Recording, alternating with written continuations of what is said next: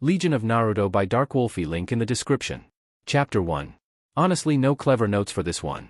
Not sure if I will do anything with it long term or leave it as a one-shot to fester until I come back to it with some interest. But it's been bugging me, so I had to get it written down. Updated description: the first 15-ish chapters are really a slow burn as we build up the setting, characters and run through some canon events. Everything goes way off the rails after that. Please stick around and give it a shot, we're having a lot of fun down the road.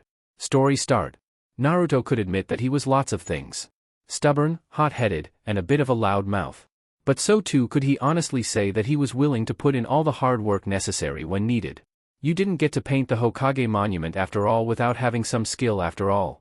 That being said, after his sensei had dismissed his team early after another dull day of team training, Naruto really was beginning to think they were being shafted. They could sort of work together, sure, but they weren't learning anything. No jutsu, no skills, hell, even Dog Breath was talking about the awesome stuff his teacher was showing them. Not that he was into eavesdropping. Not at all. Frustrated and ready for the day to be over, Naruto shoved his hands in his jacket pockets and made his way home. Maybe old man Tucci would have a story or two for him. Course set for ramen, Naruto set off. The sun was still decently high in the sky and there was a good breeze that rustled through the trees around him. As he got into the village proper, he wanted to enjoy the outside as much as possible. Though with the looks the villagers sent his way as he started making his way through the crowd, that hope was dashed as well. Pulling his jacket tighter but keeping a wide smile on his face, Naruto focused on nothing else but hitting the ramen stand. Tucci had been around for a decent amount of time in this village. From the last war to the Kyuubi attack till now, he'd heard some crazy stories and served everyone from civilians to Hokages. That said, watching Naruto drag himself into his stand to sit with a bright but fake smile on his face never sat well with him. Already working on and preparing a miso ramen for the kid, he'd lend an ear just as he always did. "How's it going, Naruto? Another hard day of training? If you could call it that. I want to train, but Kakashi-sensei says training too much would be just as bad as not training enough." Secretly, Naruto got the feeling that Kakashi didn't want to train them at all. "Well, why don't you go train on your own then?" Ayame poked her head out from the back where she was preparing more broth, ever chipper and happy to see the young blonde. She was like an older sister Naruto never had. "That'd be great if I knew what to train in. Sure, I can work out for hours and hours, but that's it, and I can only do so much of that in one day. Why don't you get scrolls from the library? You're a genin now, aren't you?" Tucci mentioned offhandedly as he remembered several previous genin and chunin mentioning the ninja library. I didn't think about it. While school hadn't been the greatest for him as it was full of teachers who either saw a demon not worth training, or eventually a knucklehead who only wanted attention. No one had mentioned being able to go in the library once he was a genin. He had tried once while in the academy and been turned away, but maybe it'd be different now?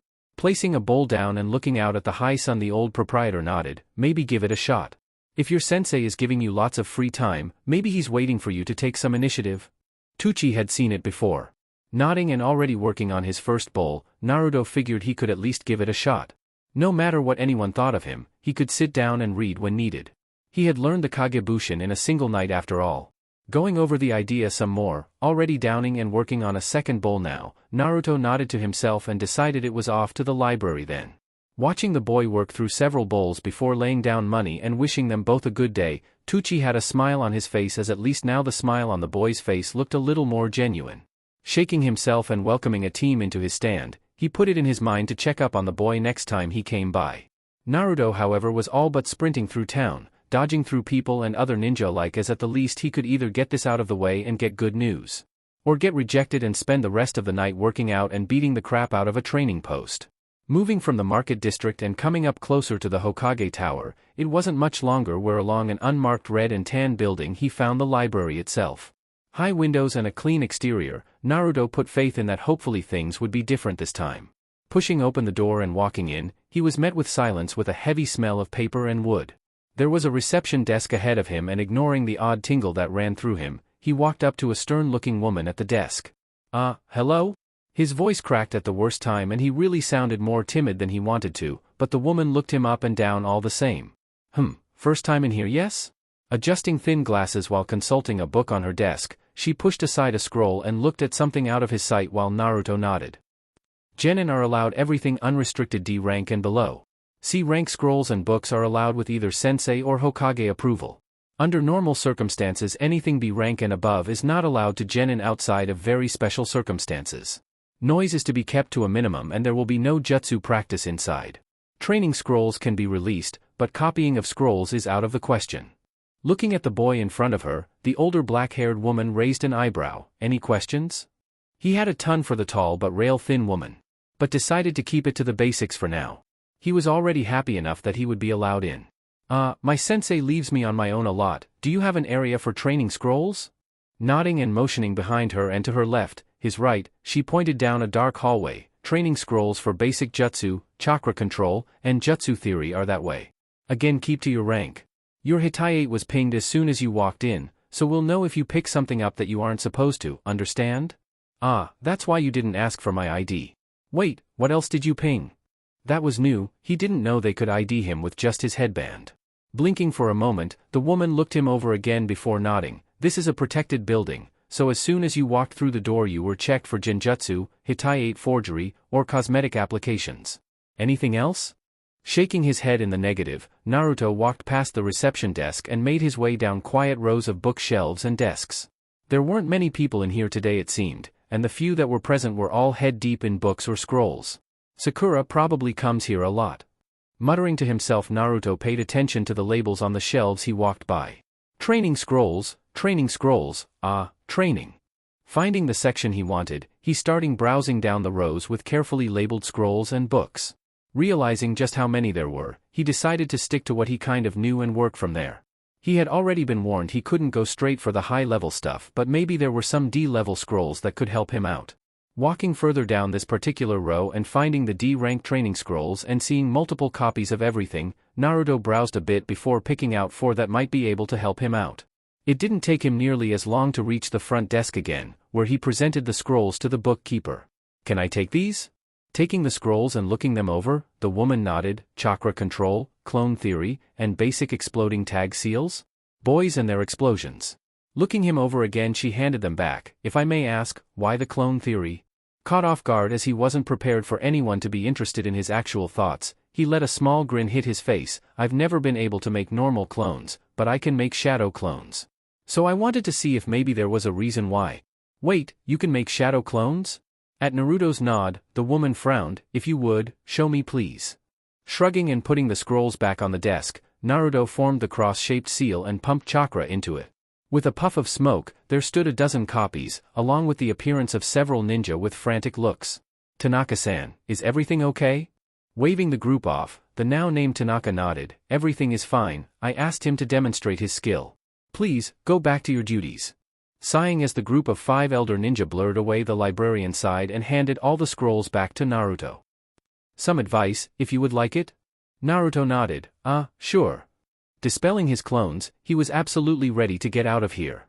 Did your teacher mention the special skill of the shadow clones, or did you learn this on your own? On my own.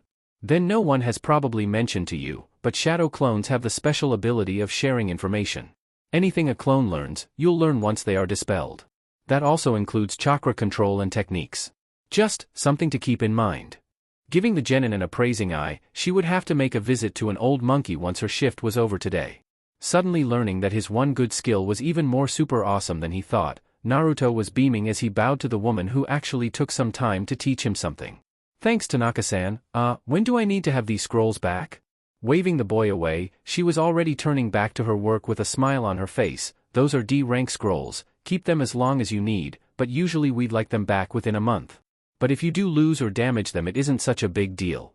At least the boy was polite, she noted as he waved and ran out the door. Naruto was only focused on one thing at the moment though, and that was that he had the chance to do something finally. He would be training properly now. Oh, he was going to be busy this week for sure. Kakashi was a lot of things he knew, a pervert, lazy, constantly lost. But he generally always had an idea of what he was getting himself into. That said, today, as he strolled into practice at his usual 3 hours late, he was met with an odd sight. Sasuke was fuming, which normally wouldn't be that odd, but it wasn't directed at him, which was. Sakura was fawning over Sasuke, which wasn't new, so that he could ignore. But multiple copies of Naruto running up and down trees while hopefully the real one was doing push-ups with a rock on his back was not something he expected to see. Seeing though that everyone was here, Kakashi clapped his hands with a nice smile. Alright everyone, let's get to our mission for the day. Kakashi-sensei, you're late. Sakura was as always, predictable. Clones popping and shrugging off the rock, a sweating Naruto jogged up to the group. About time sensei, what are we doing today? Motioning for the kids to follow him, Kakashi pulled out his favorite book, the usual, another D-rank mission, followed by team drills. Then you're off on your own. The three genin following along behind him, Sasuke in the middle with Sakura and Naruto on either side of him, they made their way to the tower. Sasuke had his hands deep in his pockets while Sakura continued to pester him over some gossip overheard by Ino and the village busybodies. Naruto had his arms crossed behind his head while he walked, for once not inclined to bother the Pinkette. He had trained all night at their training ground before passing out, then waking up and starting up again before anyone else had shown up. At first he had started with clone theory, sure that somewhere in the scroll he might find the secret as to why he couldn't do a basic clone. But after reading through it all the answer wasn't any better than he already had a feeling for. It all came down to control that he didn't have. Sure he could pump chakra for days but even he knew that he used way too much. So instead that had moved him to chakra control exercises. He ignored the simple ones that explained holding leaves to parts of his bodies and instead moved on to harder ones. That was what he worked on all night and this morning, the tree climbing. Using chakra to stick to solid surfaces sounded super useful, both for ninja stuff and for pranks. So he trained and trained, dispelling clones after so long to learn what they knew and creating new ones to continue the process. The first thing he learned was that dispelling too many clones all at once was a quick way to guarantee a big headache for himself. So for now he limited himself to groups of 20 or less. Maybe as he got better he'd be able to do more at once? The ideas were already churning in his head. Already at the mission collection desk and retrieving their mission for the day, Kakashi was doing his best to ignore the distracted and muttering Uzumaki. While he was happy at least one of his students was taking initiative, being truly distracted wasn't a good thing. He'd have to clue the kid in on how to keep at least partial attention to his surroundings. Thank you Hokage-sama, is there anything else? Yes actually. Naruto-kun, could you stay for a moment? The elderly ninja was decked out in his white and red Hokage robes today, hat firmly planted on his head. To either side of him Chunin assistants were helping sort and distribute missions along with him. Feeling Kakashi nudge him and break his train of thought, Naruto came out of his daze to see that they were already at the tower. What's that? Chuckling and shaking his head, stay behind Naruto, I need a word with you. Watching the boy nod, Kakashi steered Sasuke and Sakura away. We'll be just outside Naruto. We're after Tora again today. Without another word the masked ninja moved to guide his students out the door. Turning his now full attention to the elder Hokage, Naruto put his hands in his pockets and grinned. What's up old man? Ready to recognize my greatness? Sighing at Naruto's antics, Sarutobi shook his head. No Naruto, though I did get some news yesterday. You showed off your clone technique at the library, yes? While not exactly against the rules, the employees there were very nervous with any jutsu used within their halls. Yeah, am I in trouble for that? Tanaka-san asked me to show I could do it after all. While it wouldn't have been the first time someone had tricked him in order to make him look bad, it really would suck if the librarian was someone who would be on the hate Naruto train. No, but I have something for you. Handing over a small but sealed scroll to the boy who took it without a word and backed away, the Hokage nodded. I'm giving you access to C-rank chakra control exercises and clone theory only. Nothing more. Considering your position, I thought it might help you to get ahead on those subjects. Nothing else for now, understand? I can revoke your access and make you wait until Chunin like everyone else at any time. Giving the boy a stern look, his weathered skin pulling in a way that made Naruto shake his head quickly. No way, just what you've told me I can look at and nothing else. I'll be good. Not wanting to give up this good fortune, Naruto pocketed the scroll and saluted. Anything else old man? Waving the boy off as the next team was walking in, Sarutobi shook his head. Be on your way then, and I'll be watching you. Leaving the boy with that cryptic message, the aging man watched as Naruto turned and jogged out of the room. Outside was bright, and while Naruto didn't have to look hard to find his team, somehow everything felt better today. Sorry, I'm here now. Seeing his teacher nod, they all turned to complete their turn of hunting down the dreaded demon cat of Konoha. Today found Team 7 early in the morning and waiting for their errant sensei to show up from wherever his latest excuse put him this time. Sasuke had taken to following Naruto's example but was training his great fireball technique, while Naruto's clones were again continuing chakra control exercises on the trees. Naruto himself was doing something that even had Sakura trying to puzzle him out. And that? Naruto had a scroll open and was repeatedly writing something down. Around him were another dozen clones doing the same. Walking over to stand over one of them, Sakura tilted her head and the vaguely familiar scrawl, "What's that, Naruto?" Not looking up from what he was doing, Naruto, or a clone of him at least, continued his work while answering his crush, trying to make exploding tags. Confused as to why he would go through that effort at all, Sakura stood up straight with her hands on her hips. "Couldn't you just buy a bunch of those? Why learn how to make them? That's what everyone else did after all, and they worked just fine." Explaining to the girl that some shops still didn't want to sell things to him and that it would be dumb expensive if he was able to buy the amount he needed for what he had planned, he instead went with a more bookish answer. "If I learn how to make them, I can make traps with them besides just using paper bombs." Nodding at the actual thoughtful answer, Sakura walked away. "If you say so, I think you're just wasting your time. Sasuke could just blow everyone away with his fireball anyway." Strutting away from the loudmouth blonde, Sakura's curiosity was sated for now. "Yada. Think I got it."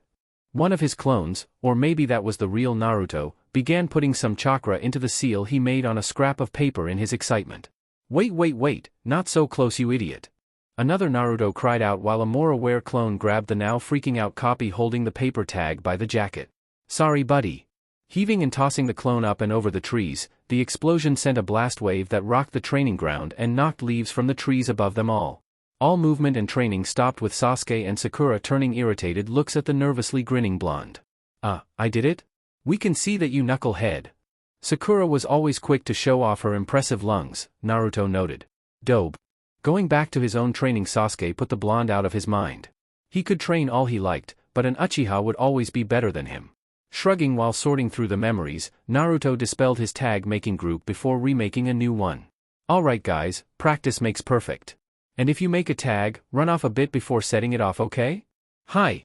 Getting a chorus of responses, they all set to work. This was what Kakashi walked into this morning, a disgruntled Sakura and slightly exhausted Sasuke watching as a procession of Narutos ran off towards the lake only to explode in spectacular fashion. Shaking his head and clapping his hands together, Kakashi got everyone's attention. "Sorry everyone, a black cat tried to cross my path, so I had to find a new route where I ran into this snake that tried to bite me. But I'm here now." "Liar." Sakura and for once even Sasuke joined in on her finger pointing. That couldn't bode well for him, could it? "Mama, come on now, let's go get our mission and we'll end early for today and Smiling as his cute students all formed up before him, they all turned and started heading for the tower. Naruto idly dispelled his clones while pocketing his seal-making tools in his thigh pouch. Before making his now very familiar seal and creating an even larger group of clones that ran back to the training ground.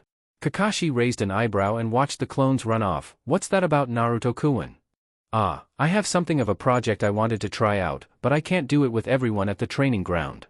It's..." Not having to answer as an explosion rocked the area and everyone turned to look at the Uzumaki sharply. "Ehehe, explosions are cool." Sighing and turning away, Kakashi nodded. "Just don't overdo it, okay? We need you all in one piece, not scattered all over the Fire Nation." It wasn't long after that the team had all made it to the tower, picked up their next lackluster mission, and were on their way to the east side fields to help with some weeding for civilian farmers. All of the genin wanted to complain, but after their first few attempts, and Naruto getting swatted for trying to use clones, they all relented and got to work. Sakura had already given up on keeping her dress clean, eventually covered up to the knees in dirt and grass. Sasuke and Naruto weren't much better after too long, though somehow Naruto shivered from time to time, which Kakashi figured was a clone exploding and sending its memories back to him. Shrugging at the teenager's antics, Kakashi returned to his book and watched as the sun rose past noon and slowly began to sink in the sky. The more experienced ninja mentally lamented that it was probably too much to ask for every day to be this peaceful. But at least these kids didn't have to go through what he and his team did. At least not if he could help it. The day coming to an end on its own, the team reported their mission complete and went their separate ways. Sakura trying to follow Sasuke home and pester him for a date, and Naruto now heading back to the training field instead of going to his empty apartment. It was as he returned to the now empty training ground and sat down in the middle of it that he pulled a new training scroll from his pocket to begin reading. After getting the go-ahead from Gigi, he had made it a point to return his last set of scrolls and left with only 2 new ones. A book on basic seals, where he was working on the first set of his exploding tags, and a scroll about the Shunshin. He hadn't realized that the jutsu was only a D rank, but after reading the description on it he sort of got it. Sure, he could move really fast and appear wherever he could see or knew. But it left him open for a moment if he wasn't prepared. However, if he had a clone do it, that vulnerability became a mood issue. especially if the clone was supposed to be caught. Reading and memorizing the scroll over the next half hour. Naruto stashed it away before filling the clearing with clones. Alright. We have all night, let's get this technique down pat by morning. Yosh! It was going to be a long night for the boy. B. Contrary to what his students thought, Kakashi wasn't always the late one to team meetings. In fact, he was usually the first. He liked to watch them, see if they were in fact there on time, or slacking off. While at first he had been worried as they did nothing but wait for him for hours on end, he was slightly proud that at least one of them had started taking the time to start training on his own. Though, now as he looked at an exhausted but snoring Uzumaki, Kakashi felt he should probably step in this once. Hopping from the trees and walking over to a battered but whole Naruto, his sensei squatted down to shake the boy by his shoulder. Naruto, wake up, the ground isn't your bed. NGH, 5 more minutes Kakashi-sensei, I promise I dash. It took a moment for Naruto to wake up slightly and another one to realize he wasn't at home again. Bleary eyes opened to an eye smiling sensei and a just past dawn training ground. Looking around and seeing his teammates not around, Naruto let his head thump heavily on the dirt. I overdid it, didn't I? Nodding and standing up straight, Kakashi sighed. You did. Do you think you're up for a mission today? Standing slowly with a groan and stretching to work out the kinks in his muscles, Naruto nodded with slowly building enthusiasm. I'll run off and get some morning ramen, and I'll be good to go. Already turning to leave, he was forced to pause as Kakashi stopped him with a hand on his shoulder. Alright, wait a minute, time to be a sensei for a minute. Sit down and listen to me, alright? Watching the boy do just as he asked, listening to the stern tone for once, Kakashi nodded in approval. I have new training rules for you, and I expect you to follow them, got it? Come on sensei. I'm fine, honest. Finally feeling like he was catching up, the attention-starved boy didn't want to slow down now. I'm not going to tell you to stop training, but no more all-nighters. You need to be in bed by 10 and you can't be at the training ground before 7 unless it's for a mission. Got it?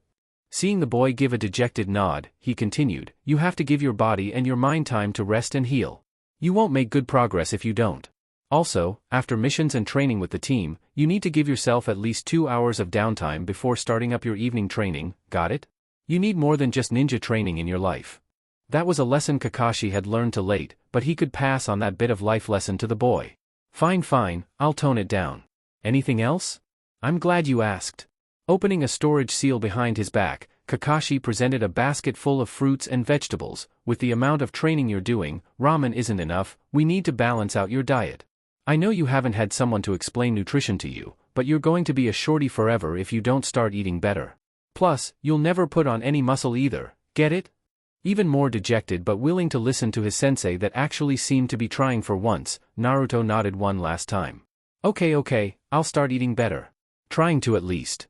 He hadn't said ramen was out, just that he needed to eat other stuff too. Good, now off you go. I don't want to see you back here for at least 2 hours. Plus, Kakashi figured, it'd irritate his other 2 students to see Naruto late as well. They needed to relax some. Ignoring his sensei as he pulled free his pervy book and disappeared into the trees, Naruto himself made a half-ram sign and disappeared into a swirl of leaves, basket in hand. Not more than a few moments later Naruto was walking through his front door with a yawn and a frown. Guess I gotta eat some cruddy rabbit food and take a quick nap before heading back. His stomach deciding to grumble loudly in that moment, he would admit that he was hungry enough to ignore the fact that what he had wasn't ramen. That didn't mean he couldn't grab a quick snack on the way back to the team meeting. Thought in mind Naruto set about putting his basket of groceries on the table before heading to his room to shower and change. It wouldn't do to show back up smelling like one of the Inuzuka dogs after all. After cleaning up and changing into a new outfit, he was back to making a quick breakfast of eggs and toast, with some added vegetables from what his sensei had graciously given him. Complain he would, but he wouldn't waste food, ever. Carefully folding his eggs into a neat omelette, he placed everything on a plate on his table before putting the dirty pan back on the stove. Not as carefully as he should have as some hot oil splashed out and into the still-going flame. Shutting the flame off and patting out the small fire with his jacket, Naruto had to groan at the singed sleeve of his coat. Already knowing he wasn't about to put his dirty jacket back on, he ripped this one off and decided today was a t-shirt day. Putting the rest of his gifted groceries away in his fridge and scarfing down his quickly made breakfast, it wasn't even an hour later before he was headed back out of the door and towards the Ichiraku stand, a spare black jacket now over his shoulders and open, showing his black t-shirt with red Uzumaki swirl on the front. Tucci was only just opening up and warming up the stoves and grills while a clearly energetic Naruto was already bursting through the door with a smile. "Hey there old man, how about a couple bowls of miso before I join my team for training?" Shaking his head with a chuckle, Tucci motioned around the early morning emptiness of the shop. "We've only barely opened, Naruto, so no ramen yet, but I think I can put together some onigiri instead. How about it?" Seeing the dejected look the boy put on, he eventually smiled and nodded anyway. "Good, give me just a minute." Next to him, I smiled at the younger blonde and leaned on the bar. "Hey there Naruto. Liking the new look, trying something new?" While he still had his usual orange pants, the black shirt and jacket combo seemed to even it out a tad. It was kinda cool, she thought. Yeah, that's it. Trying a different look. He wasn't going to admit to burning his spare jacket. Any good news or rumors to share? Shaking her head as her dad came back with a plate of 3 carefully made rice balls, I sighed. "Not really anything interesting. Though check with me later, you know I usually have something after lunchtime." Nodding and stuffing one ball in his mouth while leaving his pay and a tip on the counter, Naruto waved to them as he was already out of the door with the other 2 in his hands. Already at a light jog, he took a little more time to finish the last 2 rice creations while appreciating the sleepy morning atmosphere of the village. While the sun was low and not many people were out, it was easy to forget that people weren't that happy to have him here in the village, and some were more than happy to see him dead. Gripping his shirt over where the seal for the QB was, Naruto directed some anger at the beast. If it hadn't attacked when it did, maybe his life would have been more normal. Maybe he would have had parents. Shaking himself out of that thought, as that only lead to sadness and pain, Naruto instead resolved to make sure today was a great day. Of course, as he made it to the training ground, sun now slightly higher in the sky, the look Sakura was giving him had him feeling like his day was already doomed. "Where have you been? How could she be so loud first thing in the morning?" Kakashi-sensei isn't here yet, so technically not late." As a forever prankster and skirter of the rules, Naruto lived in the technicalities of life. "Well, whatever, just don't slow us down, Sasuke-kun can't watch out for you too." While she assumed Sasuke would protect her if anything happened, both boys knew that wasn't going to happen, for one reason or another. Hi, Sasuke good, Naruto bad, I got it Sakura." For some reason not feeling up to appeasing the loud Haruno so early this morning, Naruto started his normal routine and created a horde of clones. Maybe they could start on water walking today? Slightly put off by the change in the boy's attitude but not enough to actually say anything, Sakura sat back under a tree and went back to reading. While the boys had taken to training while waiting for their sensei, she was content to read a book in her spare time. Sasuke hadn't even batted an eye as Naruto showed up, nor flinched as the horde of clones got to work with equal parts tree climbing and working on exploding tags. Though one thing was different this morning. Naruto himself had unrolled a truly long blank scroll, and had himself plus a dozen others all covering every inch of it in seals. Shaking his head as the dobe was going to blow himself up one day, he returned to his own training on increasing the heat of his signature jutsu. And this was what their sensei walked in on. Sakura reading and not paying attention to the world around her. Sasuke exhausting himself practicing his family's main technique and Naruto finishing on something in a scroll and now working it into some type of bracelet. Clapping his hand, all eyes were suddenly on him. "No mission today, so we'll do some team drills for a few hours and call it a day." Clones dispersing and almost fully energized, Naruto was ready and able. "Alright, we're gonna get you today sensei." They would not, however, get even close to Kakashi. But tomorrow would be a new day, and who knew, miracles happen sometimes. Trying to be understanding but still ending up grumpy, a bored Naruto Uzumaki wandered the streets of Konoha. Today was like any other, training before Kakashi-sensei had shown up, work on some of his basic jutsu, and then head out for a D rank mission before finishing and coming back for training. Except instead of training they were told explicitly to relax and take the rest of the day off, which meant very loud and clear that if their sensei caught any of them training, Naruto, they'd be in for a world of trouble. With a sigh Naruto understood that in his own way Kakashi wanted to make sure they weren't wearing themselves out. With a chuckle Naruto figured Sakura didn't have to worry about that at all, but him and Sasuke might. Shaking it off and spotting a shop full of plants, he figured he could at least get a small bag of fertilizer for his houseplants while he was out. It wouldn't do to neglect his housemates after all. Walking in and taking in the heady humid smell of plants and earth, he was overcome with peace for just a moment. "Welcome to the Yamanaka nursery, what can I help you with?" A bored voice answered from the counter. Face down in a fashion magazine, Ino Yamanaka in all her pretty blonde glory was manning the counter. Naruto hadn't seen the girl since the end of the academy but hoped her usual antics weren't about to come out to play. "Hey Ino. Where do you guys keep your fertilizer? Deciding to get what he came for and leave quick, he made his way to the counter. Looking up and spotting the loud troublemaker, Ino had to pause for a moment at the different look of the boy. The open black jacket and black tee wasn't a big change, but it was significant enough to give her some pause and made her give the boy a quick once-over. You're not gonna use it for a prank, are you? Still wary even if he seemed to be taking things a little more serious. If the change of his wardrobe was an indication, she still had to make sure his usual antics didn't come back to her parents' shop. No, I have some house plants that need a little love, that's all.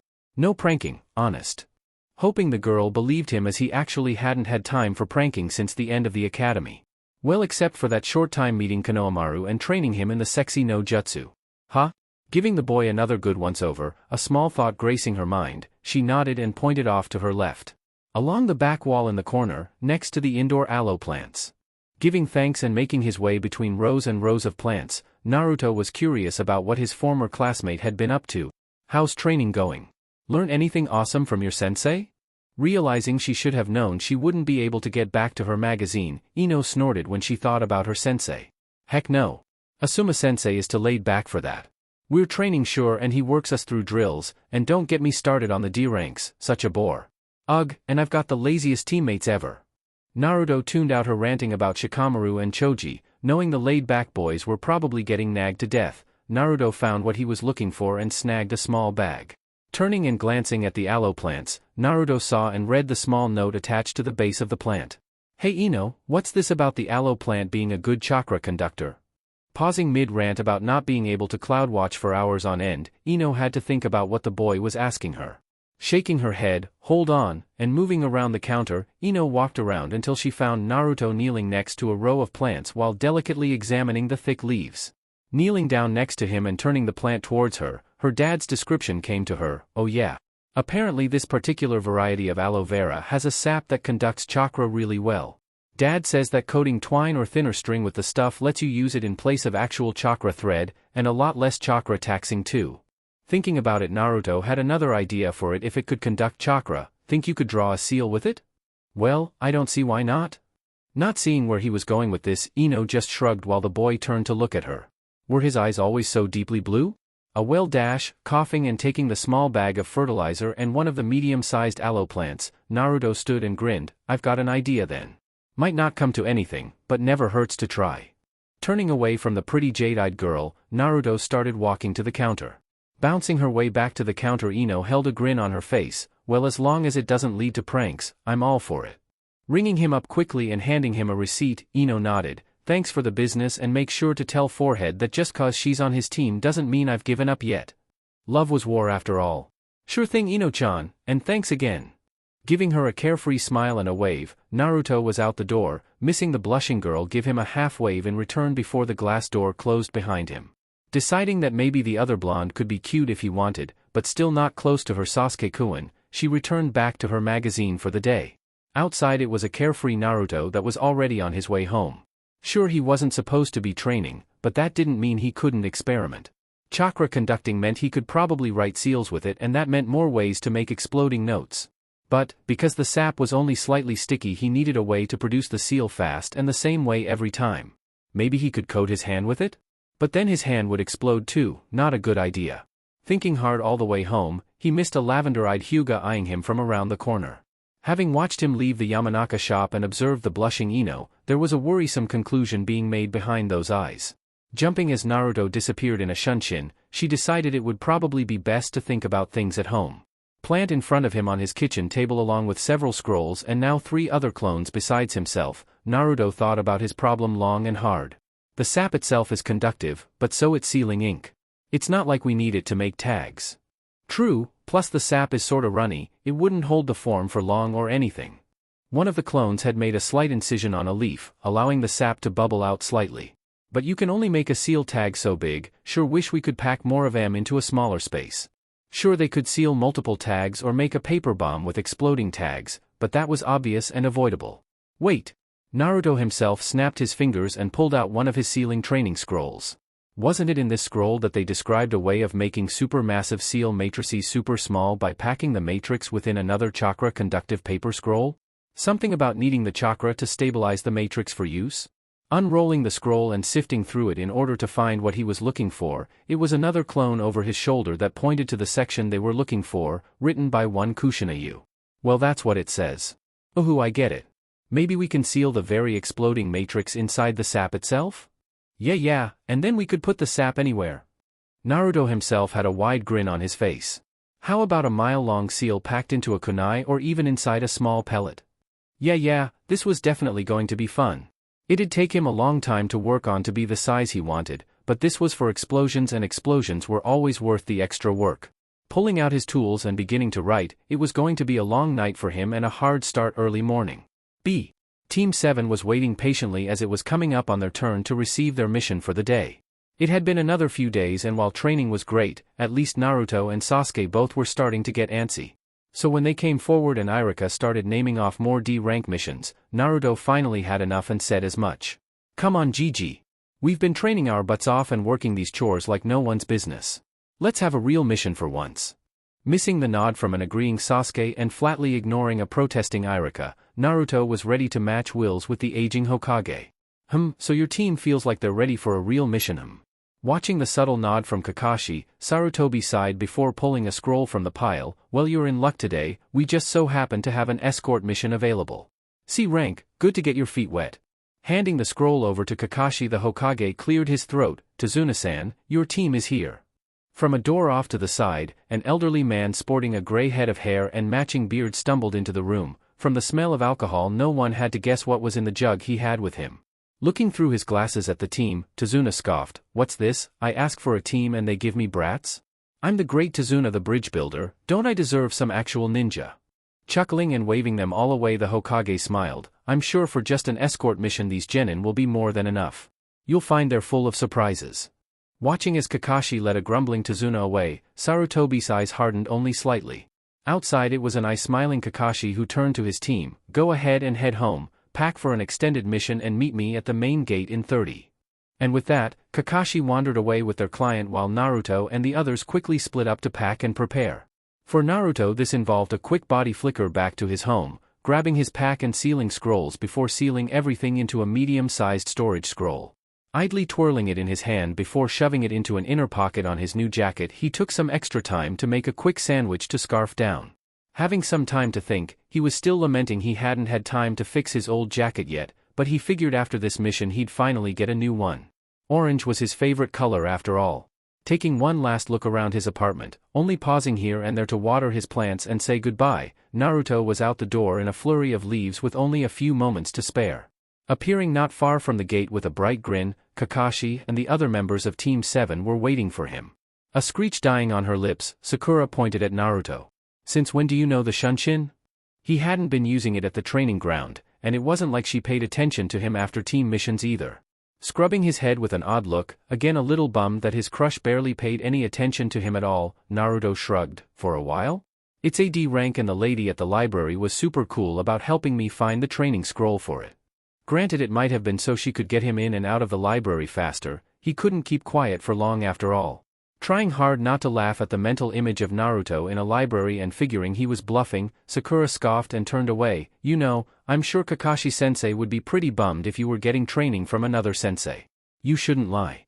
There was no way the dead last knew something even her Sasuke-kun didn't after all. And since he didn't know Shunshin yet, she knew their teacher hadn't thought to train them with it yet. Feelings taking a mental slap and then some, Naruto stuffed his hands in his pockets and formed up behind everyone. Kakashi leading the charge, Naruto was only slightly looking forward to the mission at this point. On the other side of their client, Sasuke was looking at him with a calculating look, but didn't say much.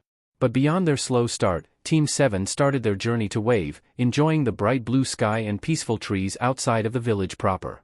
Naruto had never been outside of the village before, outside of a few times when he was younger and had been run off from the orphanage. The road currently was nice and peaceful so far at least. Sakura wasn't paying all that much attention, mentally planning how she could somehow share a tent with her love interest, while said love interest was trying to pay attention and scan the road as per their mission while being bored out of his mind. After about 15 minutes of walking and cresting a hill, Naruto took note of a puddle in the middle of the road. Looking up again at the clear sky and warm sun just to make sure, he again puzzled out what was niggling at the back of his mind. Kakashi-sensei didn't seem bothered, then again he never seemed bothered, nose deep in his book. Sakura was a lost cause and Sasuke seemed to be doing his best to ignore the girl. And then it clicked, it hasn't rained in weeks. Subtly making a clone and switching with it at the tree line just in case, Naruto figured the others had already seen through the illusion and made similar plans. In the darkness of the tree line as their group and his doppelganger finally passed the puddle, Naruto was ready to admit that maybe his prank senses were letting him down.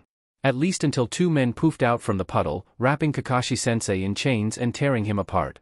Knowing that if he could see through that lame illusion then his sensei for sure was fine, Naruto made ready to jump back into the fray if his clone failed its task. Look at that Gozu, their sensei was quick to put down. The first ninja bearing a horned Hittite gloated. That just leaves the brats to clean up Meizu. Lunging forward, the second horned ninja wasn't fully prepared for the previously frozen blonde to charge forward, attempting to tackle and hold Gozu around the waist. Ha ha ha ha, give it up kid, you're 100 years too early to take me down. Seals around his wrist glowing unnoticed to Gozu, the Naruto clone grinned, it's been a blast. Katsu. And then there was fire and light. What Naruto never thought to take into account as he made several hundred feet worth of explosive seals along a scroll and wove it all into a bracelet, was that each tag could and would build upon each other as they were chained together. So while a normal exploding tag alone may take off a limb or partially singe a more experienced and prepared ninja, this more exponentially powerful seal array would only feed back in on itself by a much stronger value. End result? A 10-foot wide and 3-foot crater was instantly dug into the road where Gozu used to exist. Meizu was also almost immediately tossed like a rag doll into the trees, spine snapping where he was tossed first into and then through the first tree that tried to arrest his momentum. When he finally did come to a stop several dozen meters away, he would mercifully already be unconscious.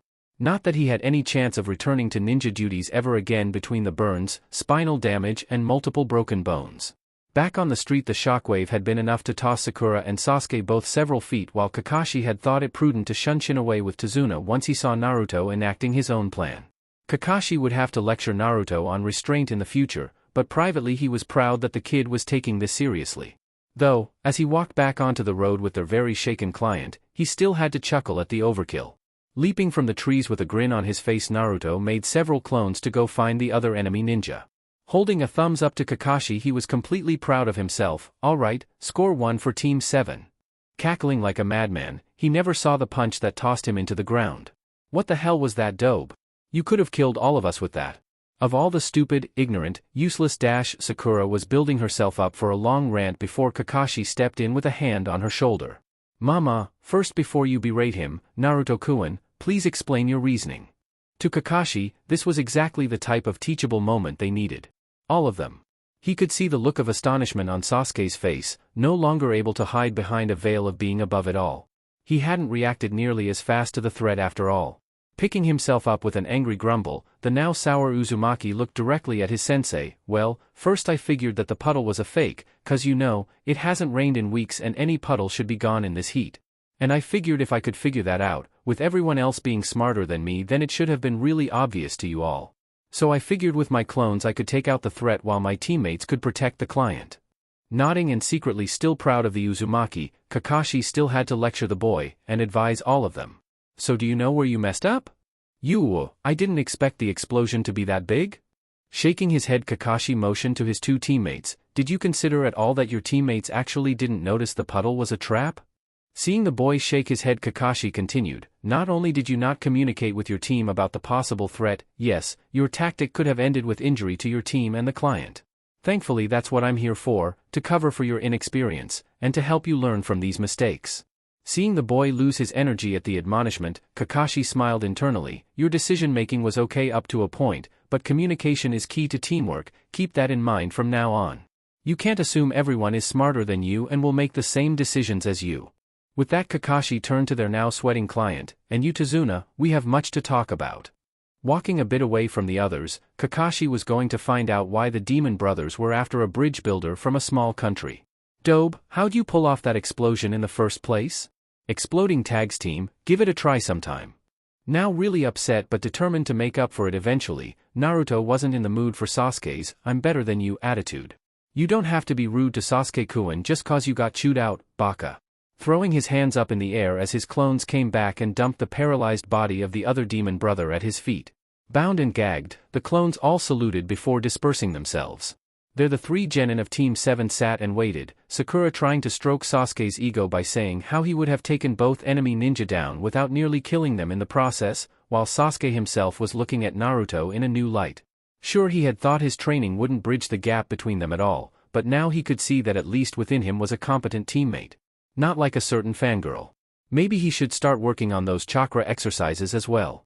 Walking back to the group with a pale Tazuna, Kakashi was all smiles. Okay troops, here's the deal. Tazuna apparently has lied about why he needed as escort and now we have a decision to make. Wave is currently under the heel of a greedy shipping magnate by the name of Gato, and Tazuna is building a bridge in order to get past his shipping embargo. In order to stop the bridge being built, Gato has apparently hired mercenaries to kill Tazuna and prevent the bridge from being built. If these two, the demon brothers, are involved, that means this is at least an B-rank mission. So we can turn back right now, or we can continue on at our own risk. Not even hesitating, Naruto threw up a fist, and missed the chance to kick some major ninja butt and save people? No way, I'm in. Nodding, Sasuke agreed with Naruto, we're ninja of the leaf, we don't get to abandon a mission once it's been given. Sakura, being of a different mind but not wanting to go against Sasuke, nodded, yeah, there's no way any ninja are a match for us. Nodding with some pride, Kakashi turned to Tazuna, welp, you heard them, we'll continue on with this mission. However, I will be making a report, and when this is over, there will be an adjustment. If the bridge is completed, we should be able to pay it no problem. While happy the ninja wouldn't abandon him, he wasn't sure how they would repay them when all this was over. Kakashi took note finally of Meizu's bound and gagged form, grinning at the young Uzumaki. Good job on the capture, Naruto. Give me a moment to prepare a scroll and send up a flare. They were still close to the village, an Umbu squad should be able to perform a quick pickup. Which, after penning a quick scroll to describe Naruto's defeat and capture of the enemy ninja along with the situation they found themselves in and their intention to continue, Kakashi sent up an emergency flare that he pulled from a pocket in his Jonin vest. Once that was done, he performed some quick hand seals and thrust his hand at the ground. Kuchios no Jutsu. From a poof of smoke, a small dog was sitting and waiting patiently for the masked ninja to give it orders. Tucking the scroll into the pug's collar, Kakashi nodded, Umbu should be here soon, watch over this guy and give them the scroll when they get here. Moving the ninja off into the bushes and out of sight, Kakashi's summon nodded. Gotcha, wait and play babysitter. Chuckling and turning to his team, Kakashi motioned for them to continue finally, welp, let's get going team. We have a lot of ground to cover. Hey, Kakashi-sensei, can you teach us that? Naruto was as always quick to try to learn something new. Maybe one day, but you have a long way to go before trying to summon anything. Sure, Naruto had the chakra for it, but considering his parentage, he wasn't going to step on those toes. Just in case someone else had a plan already. Ah, fine. Also, Naruto, from here on, can you create clones to follow us in the tree line? I'd rather have some warning just in case. Give the boy some practice in using the clones in different ways. Which, considering the light shining in his eyes, Naruto hadn't even thought to use the clones as a kind of early warning system before. Sure thing, sensei. Making his seal and disappearing in a fog bank worth of smoke, 36 clones sat in the road. Without a word, all but one leapt into the trees. Looking at the Naruto who was with them, Sasuke voiced a question, how will we know you're the real one? Couldn't someone kill a clone and transform into you? Nodding, Naruto figured that was true, well sure, but you're my team, so ask me an easy question only I would know, like what's the best flavor of ramen? Naruto, you like all ramen. It was Sakura who spoke up, Sasuke not getting it right away. Exactly, all ramen is my favorite. Seeing the kids begin to actually make plans and feed off one another, Kakashi decided not to chime in just yet. It had taken a little bit, but it seemed they were starting to take things a little more seriously as a team. Even Sakura was starting to use her head a bit, even if it took some coaxing.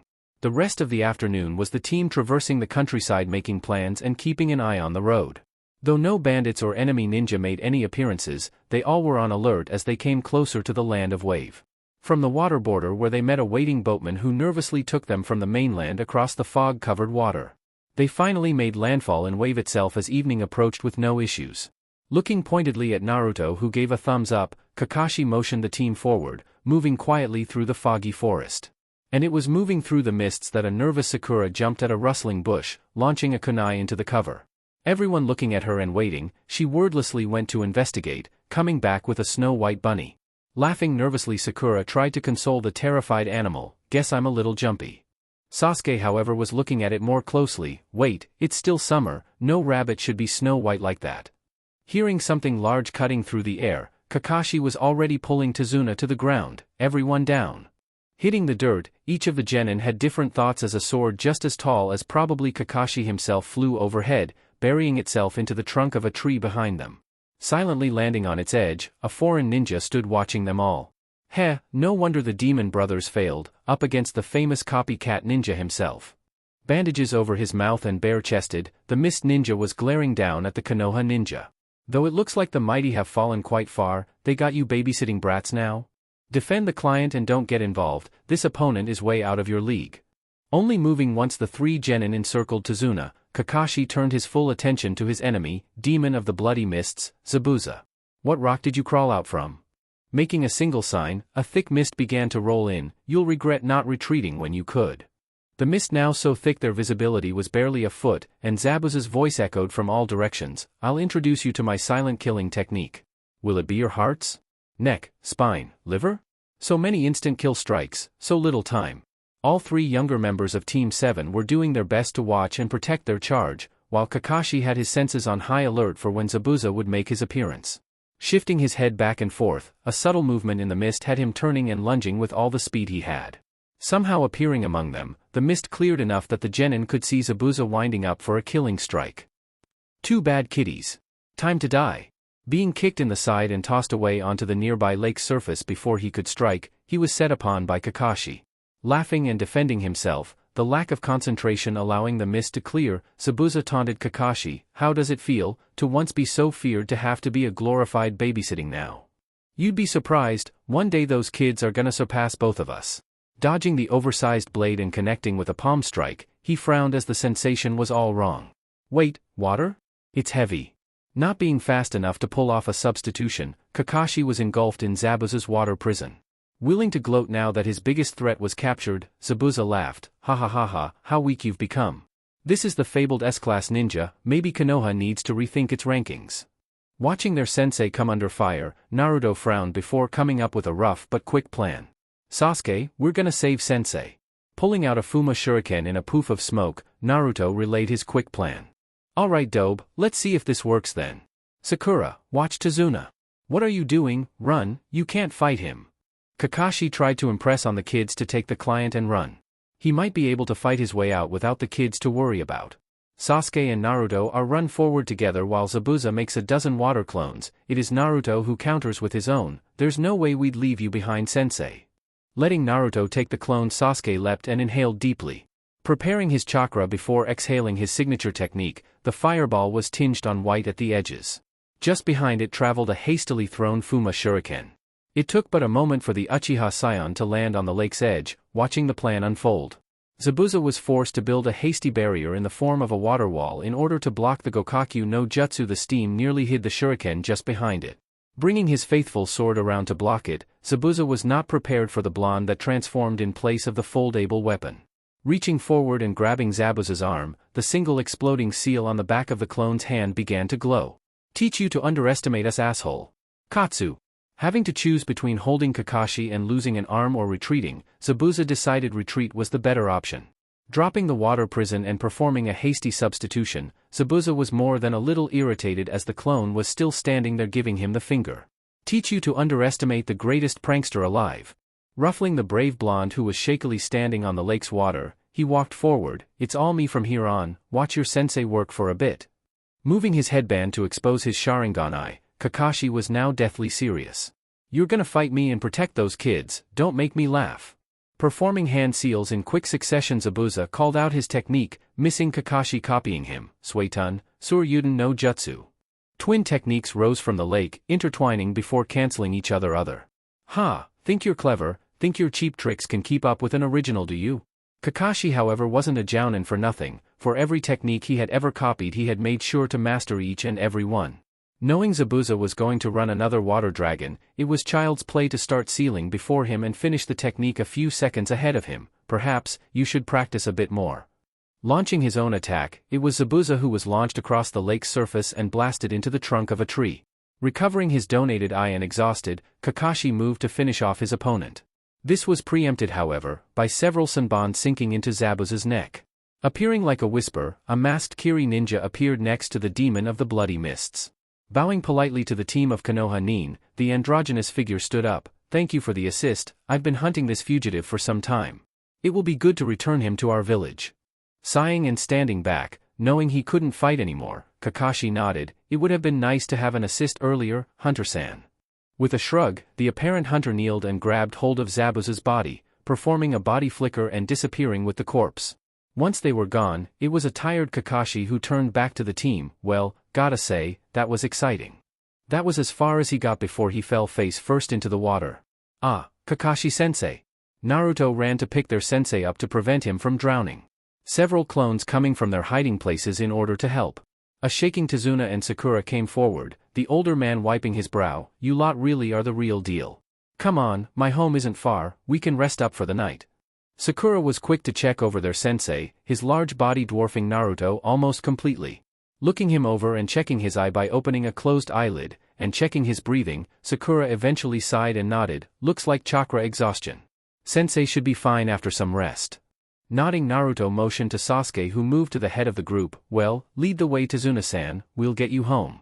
While Sasuke wouldn't admit to taking orders from Naruto, ever, at the moment even he could admit that the blonde was trustworthy. And maybe they were wrong about him being the dead last after all. So with some newfound respect in his heart, Sasuke walked next to Tazuna as he led them to his home and a happy daughter who was more than happy to take them all in after seeing her father safe and sound at home. The night came to an end with Team 7 all in one piece, though each with different thoughts on their minds about just what this mission had come out to so far. Thinking ahead, I wonder how Deidara will feel about someone else showing him up in his art? Think he'd be impressed with Naruto? Maybe grab some tissues, we're in the wave arc y'all. Story start. With a start, Kakashi awoke to a dark but comfortable room. Mind racing, it took a few moments before he could piece together what had led to him being laid up in a bed in an unknown place. The mission, the battle, winning, and overusing his cursed eye. It all came back to him in a flash and he groaned in half embarrassment. To think he'd exhaust himself to quickly in front on his students. Well, they lived to tell the tale, so he could live with it for now. Though when they got back to the village he was sure to hear it from Asuma and the others when he filed his report. With a tired groan the exhausted ninja rolled and rose to his feet, shuffling out the door and down the stairs where he could hear people. Downstairs it was 3 bored genin who were waiting on the condition of their sensei to improve. While Naruto had wanted to train like normal, he figured that since they were in unfamiliar territory that he should probably wait for some orders for once. Sakura was helping Tazuna's daughter Tsunami prepare lunch with what supplies they had. Sasuke was waiting just as Naruto was, not entirely sure how they should proceed. Tazuna had assured them that he wouldn't need protection within the village of Wave, but they were all nervous regardless. However, as they heard a thumping from the stairs, all 3 students heaved a relieved sigh as their sensei made an appearance, though slow. Well, it's good to see everyone up and so chipper. Kakashi was in good spirits at least, seeing his students all happy and in one piece. Come with me, we have much to talk about. Thanking Tsunami for the help while he was out, he ushered his students out of the house and into a clearing not far away. Arranging all 3 of them before him, Kakashi got serious for a moment. I think it's time to get a little more hands-on with your training. Seeing each of the kids focus on him a bit more, he nodded with some pride. I'm proud of you, Naruto, for taking initiative to learn more of the basics and continuing chakra control and movement techniques. I would have thought our resident bookworm would have done the same. Looking pointedly at Sakura, she raised her hand. But Kakashi-sensei, why would we need to continue exercises after the academy? Motioning to Naruto, Kakashi hoped that maybe having an example would put things in perspective. Because first, you should always be working towards improvement. And second, many of these basic exercises have practical uses. Like tree walking and water walking. Notice yesterday how Zabuza and myself continued our fight on the lake, or how Naruto was able to reposition using the trees. You never know what skill will have the most use and when, so it's best to learn all that you can, and practice. Plus, it'll do wonders for building up your chakra reserves. Much like a muscle, using it will build it up. Turning and motioning to the line of trees behind him, he looked mainly at Sakura and Sasuke. Your goal for the next week is to be able to reach the top of the tree with just your chakra. And not just once, you must continue the training until you can do so hours at a time without getting tired. This will increase both your control and your capacity. Turning to Naruto, Kakashi nodded. While I understand you have tree walking down, I noticed you're still working on the water walking skill. Yeah, I can hold it for short times, but varying my chakra still takes some concentration. Nodding and expecting the answer, Kakashi motioned back towards the village. Your job this week is to watch over the bridge building. practice the exercise while at the bridge, and make safe use of your clones in the meantime. Got it. Hi. Kakashi waved him off as he himself turned and trudged back to the house. Then I'm going back to bed. Chakra exhaustion is no joke, and I need to be in the best form I can be before the week is over. Not seeing the need for urgency, Sakura again raised her hand. Why's that, sensei? Kakashi looked back to them with a gleam in his eye, because that Hunter Nin was a fake. Normally Hunter cut off the head and burn the body. Considering also the weapon used to eliminate Zabuza, I have a suspicion that the hunter was actually Zabuza's accomplice. But waving them off, Kakashi turned away. But all we can do is prepare as much as possible and be ready for when they return.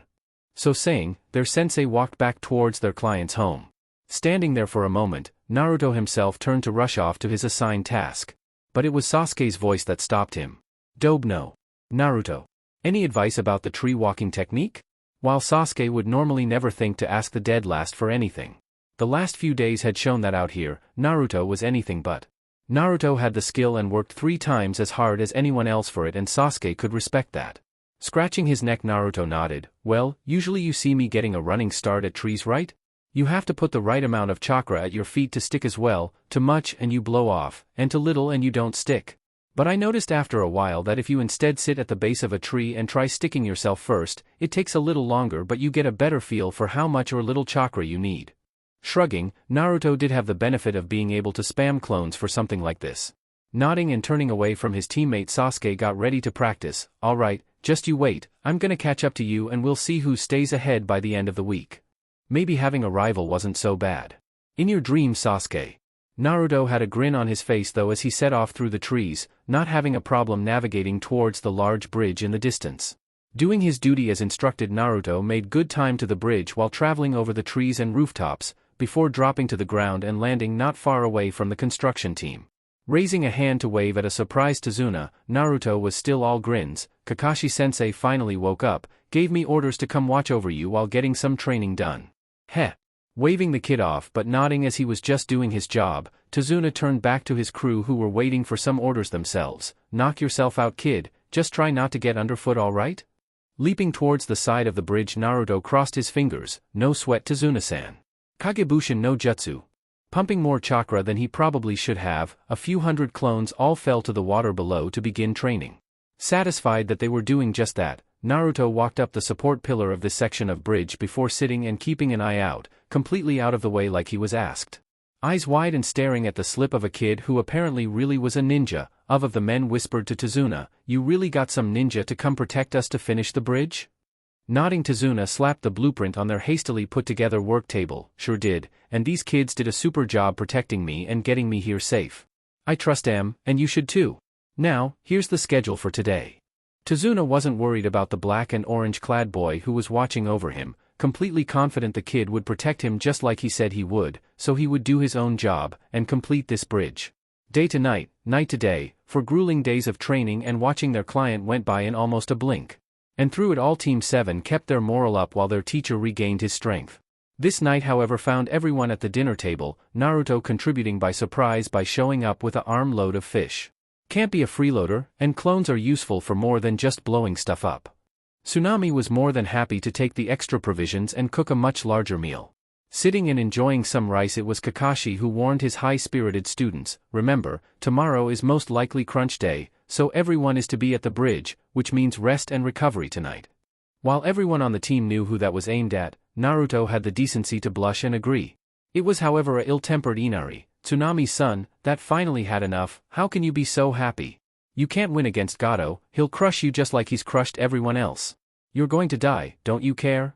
Pulling up his mask after taking a bite, ignoring the hearts in Tsunami's eyes, Kakashi sighed, I don't think you'll need to worry about us, I've dealt with worse than Gato in my time. Frowning as once between the three of them, none of the genin had seen Kakashi's face this time. It was Naruto that focused on the here and now. Yeah, we're super awesome, there's no way we're going to let some wannabe dictator stop us. Full of confidence, Naruto fully believed their team would pull through. They had Kakashi after all too. Standing up and pointing, the frustrated kid was now fully angry. I don't want to hear it from some coddled ninja.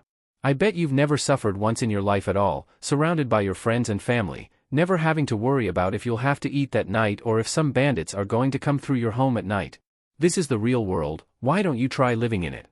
While Sakura and Sasuke didn't know much about Naruto's past, they both knew that he had been treated differently than the rest of them. So even they were a little shocked at just how quickly the happy look drained from Naruto's face, replaced with a cold glacial look that was better suited on an angry Hyuga. Maybe, you should consider not everyone who's happy actually had a happy life. I know what it's like to suffer, but at least you still have some of your parents, people who love you. That's what's most important, isn't it? Voice and tone cold, Naruto stood and bowed to Tsunami. Thank you Tsunami-san, I'll be leaving for a while. No one bothered to stop the blonde as he made for the door, opening and closing it in a fluid motion. Sakura made to go after him, but Kakashi settled her down with a wave of his hand. Let him go blow off some steam. He'll be alright. He's just mad that I'm right, so childish. Inari chose to speak up again, but the look sent his way by the Team 7 sensei froze him in place. It's not fully my story to tell, but Naruto was an orphan since birth.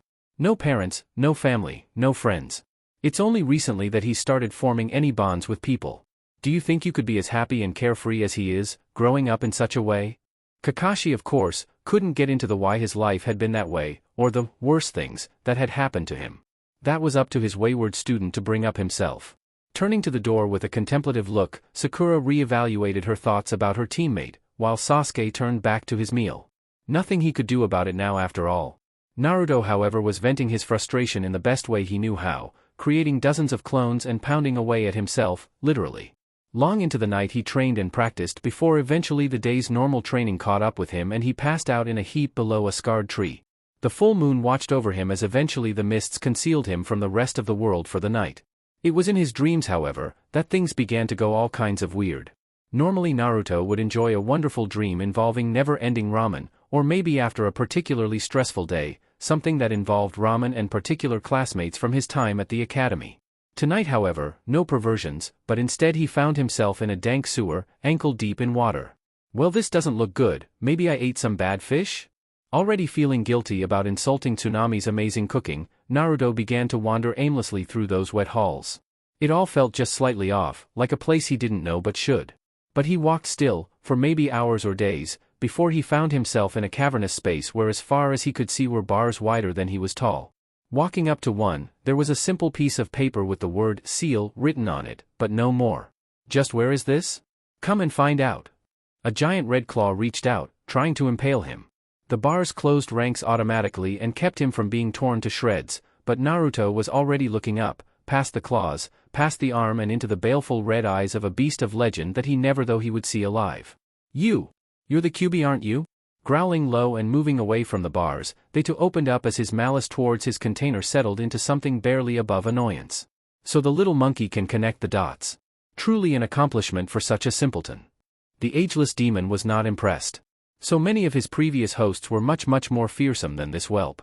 Yeah, well, I'm not the one who's locked away in this little monkey now, am I? Big bad QB, locked away in a kid. Naruto was scared, he could admit that, but he would rather spit in the eye of the kami before admitting it to this asshole. So this kid had fire, just like his mother, muahahaha. So he has teeth after all. Tell me, whelp, you've started taking life serious, but is it enough yet? Think you can take me? He'd love a challenge right now, and tricking this kid into fighting him for control so early would be a boon. Sure, they could speak already because the boy's control over his own chakra had improved a great deal, but it was nowhere near enough to truly deal with his yet. Yeah, right, I'd love to say yeah, but I've got a long way to go. Firming up his resolve, Naruto held out a fist to the beast. Just you wait though, one day I'm going to be the strongest, and when I am, me and you are going to have it out. You got it? Challenging the strongest of the tailed beasts, Naruto was, if nothing else, ambitious. You amuse me. I'll take that challenge, and I'll even help you. You are the container to the strongest Biju in existence. I deserve no less than to have the strongest container. So I will heal you when needed, and occasionally gift you my chakra. But you better continue your training and build your own strength, lest my power consume you. Smiling wide with rows of sharp fangs flashing, the bloodthirst in the QB's eyes was very apparent. Not looking this gift horse in the mouth, Naruto nodded. Oh, I'll get strong all right, and you'll see, I'm going to prove everyone wrong about me, even you. No longer caring and ready to be done with the child, the QB turned away. Time will tell, whelp, but perhaps you should consider waking. Before your throat is slit. Wha? And Naruto's mind fell. Morning, however, found a new occupant in the clearing, a black-haired beauty who stumbled upon the blonde bomber much by accident. Recognizing him, however, they waffled between ending the threat or sparing him, before deciding it wasn't his decision to make. So, taking pity on the boy currently soaked in the morning dew, they shook his shoulder. "Excuse me, but you probably shouldn't be sleeping outside here." How was it?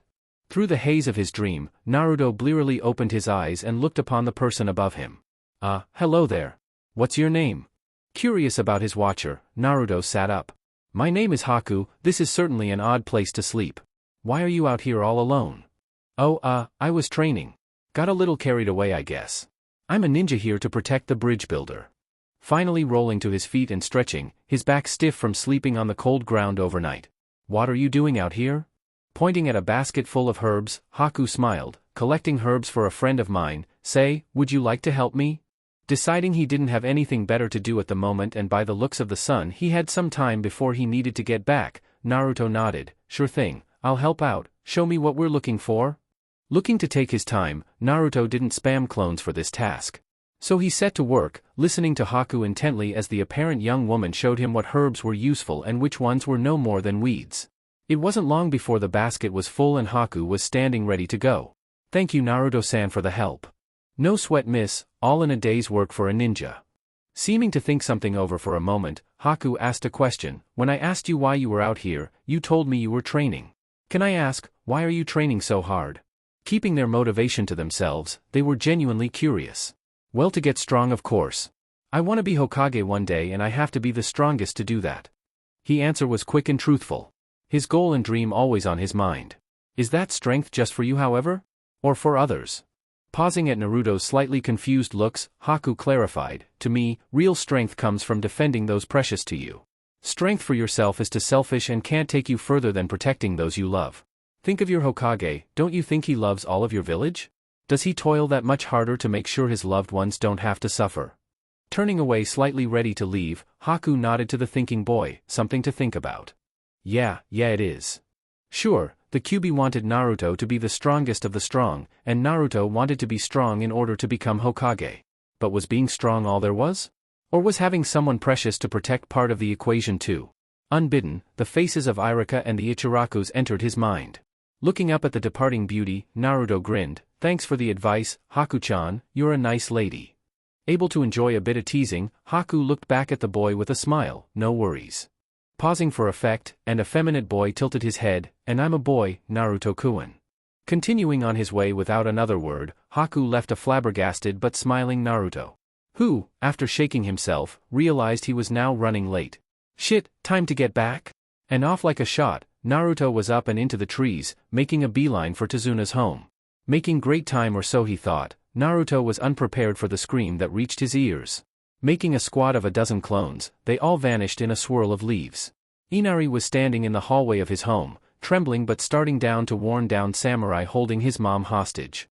Scared and worried everything was going to fall apart again, tears were already tracking down Inari's face as one of the thugs held his mom against him. Let my mom go." The unburdened thug came forward, grin on his face. "Normally I'd complain Gato doesn't pay us enough, but with this little treat I think I'll be satisfied with today."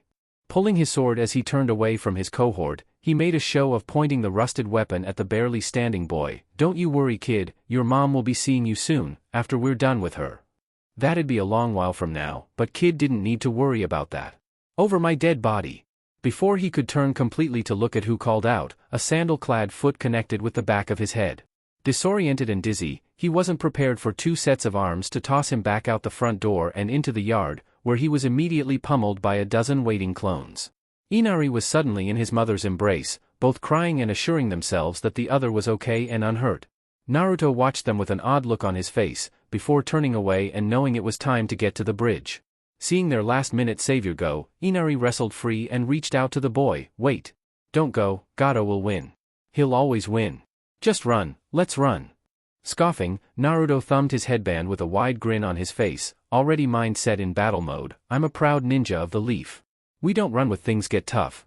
You've gotta stand up for yourself eventually, Inari, or deadbeats like Gato will keep walking all over you. I'll leave some clones, you'll both be safe here." With that, Naruto was out and into the trees, leaving behind several clones who were busy tying up the thugs. "Hey Tsunami-san? Wanna take a turn kicking the shit out of these guys?" "Hey idiot, language, she's a lady. Who you calling an idiot, idiot? And she doesn't mind, do you Tsunami-san?" I'm calling you an idiot, you idiot. Watching clones of the boy literally argue with themselves, it was Inari who was already running out of the door quickly, a plan slowly forming in the boy's mind. I'm going to get help, Mom, I'll be back as soon as I can. And he too was gone. The absurdity of everything that had happened within the last 15 minutes finally catching up to her, Tsunami decided it might be best to just roll with it. Looking upon the waking samurai, Tsunami came outside hoisting a cast iron pan. Hold them still, boys, I have a lot of frustration to let out. After several identical cheers, only pained screaming was heard. Naruto had already created another few dozen clones who had spread out as they neared the bridge, and the sight he came upon was not a welcome one. Like Kakashi-sensei had thought, Zabuza was up and in fighting form again, holding off the Leaf Jounin with his massive cleaver. However, while Sakura was protecting the bridge builder, it was Sasuke who was fighting against the masked fake hunter Nin within a dome of strange-looking mirrors. Naruto made a last leap before sliding to watch Sasuke's back, a kunai in each hand blocking or diverting Sanban. Heh, thought you'd be done by now, Sasuke, what's taking you so long with this loser? Panting but watching the hunter's movements, Sasuke wanting to be irritated with the blonde but just couldn't. For once happy to see the knucklehead. Oh, wanted to give you a chance to see how much more awesome I am than you. Spinning to deflect a needle from his left, Naruto was already moving to his right to defend his blind spot. Aha, yeah, sure. Just admit you missed me. Having a hard time keeping up, Naruto was about to signal his clones start getting explodey. Before you do anything, know that those mirrors took my full-strength fireball and didn't budge. We're going to need something with a lot more power. Oh, I've got something all right. Figured out how to direct the blast of my clones' wrist bombs now. A creepy chuckle leaving his mouth, Naruto was ready to show off. Seeing the boys starting to rally, Haku blurred between all of the mirrors again, readying more Sanban while a half-hand seal formed even more made of ice. I'm sorry, but I can't let you interfere with Zabuza-sama's plans. Letting loose the weapons, it was with a heavy heart that Haku put these boys down. Knowing he wasn't going to be able to recall enough clones in time, purely on instinct Naruto grabbed Sasuke, pulling him under himself while 3 clones burst into existence. The next moment Naruto knew nothing but pain, the vision in his left eye going dark in the same moment. Under him Sasuke barely had time to register what had happened, but the feeling of something wet dripping on his face was a clue that things were not going as planned. Damn it, team, why don't you toughen up a bit? I'm not going to always be here to save your hide after all. Left eye a ruined mess from a needle entering through the side of his face, the rest of his body looked like a pincushion. And while the other clones had taken enough hits and dispersed, Sasuke himself was unharmed. In the end, he decided to protect you. Truly he must have been a good friend to you. It's a pity that it has to end this way. Goodbye. Conjuring more ice needles, Haku ready to end this. Feeling something inside of him change and feeling a heat in his eyes that he'd never felt before, Sasuke didn't feel like stopping the hot tears breaking free. You dope. You aren't supposed to sacrifice yourself for me. I've been shitty to you, all of us have. You're supposed to be Hokage one day, aren't you? You can't die if you're gonna make that happen, can you? Feeling his clones closing in, a strange calm washing over him, Naruto nodded. You're right, team. I can't let it end here. Grabbing a fistful of the red-eyed Uchiha's shirt, Naruto heaved the boy out and through the gaps in the dome to land at Sakura's and Tazuna's feet. "'Cause my job is to protect my precious friends, and that includes you." Starting from his navel, chakra exploded forth from Naruto, forcing loose all of the Sanban and evaporating the ice versions as well. In an instant every mirror suddenly had a Naruto palming its surface, volatile seal bracelets glowing. You want me dead, huh? Well, you better make it flashy. The explosions were properly directed this time and blew apart the ice mirrors with ease. One of which held the real Haku, who was sent tumbling end over end before coming to a shaky stop on legs that barely supported him. What are you? You shouldn't be standing. Mask cracked but not broken, the fake hunter only had a moment to raise his head. Appearing directly in front of him in a body flicker, was a glowing red ninja with a dark eye reforming by the moment, and his fist was already crashing into his face. I'm gonna be the next Hokage. And I'll be damned if I watch anyone in front of me die. And if fresh chakra coursing through him, his fist crashed into and through Haku's face mask, shattering it and tossing the now barely conscious boy on his back in a heap. Seeing his opponent down, it took a few moments for Naruto to heave a few breaths before finally calming down, the angry red chakra slowly leaving him as well. He was tired, and his eye ached, but he was happy to note his loss of vision was only temporary. Guess the bastard fox was good on its word. Walking up to the groggy boy, Naruto frowned. So it's you. What about protecting your precious people? Sighing and spent, Haku had for all purposes seemed to give up. Zabuza is my most precious person. He raised me, gave me a home, saved me from the loneliness crushing down on me from the savageness of this world. Looking at Naruto, at something deeper in him, he sighed, you know it as well, what people are willing to do to others who don't fit in, who don't belong. My mother was a victim of the bloodline purges in the mists. I only live because I killed my father to save my own life. All I have is Zabuza, who I considered like a real father, and so I became his tool to repay that. And now I'm broken. And a broken tool can only be thrown away. Ready to bite his own tongue if needed, Haku was ready for his end. Well, screw that. You said only the truly strong get so in order to protect their precious people, right? Well, if Zabuza is so precious to you, you've got to be just as precious to him. As a person, not as a tool. And someone like that wouldn't want you to give up so easily. You aren't just a tool, you're special to him. Not far away and deep in their own fight, Kakashi and Zabuza were both tired and nearing the end of their limits. They were however listening to a very impassioned blonde. Your brat needs to learn when to leave well enough alone. Little shit. You don't know the half of it. He has a way of getting under people's skin. How about we end this then, with one last original move? Barking out a laugh, Zabuza nodded, an original move from you. Why, I'm honored, let's see what you got, Kakashi. Breaking away to ready his blade, Zabuza was met with what sounded like thousands of birds chirping. Crouched and holding his right arm, Kakashi had wreathed his hand in lightning, Sharingan eye blazing for the extra reaction time. Meet my one original move, the Chidori. Lunging forward at breakneck speeds, Kakashi was aiming straight for the heart this time. Ha! So simple. I'll cleave you in two. At least, that was what Zabuza wanted, but that was thwarted by several dogs latching onto his extremities. What's this? While I may get tunnel vision with this move, I've learned to work through that weakness. This is goodbye, Zabuza. Thrusting his hand forward, Kakashi was unprepared for the body that came in between the two.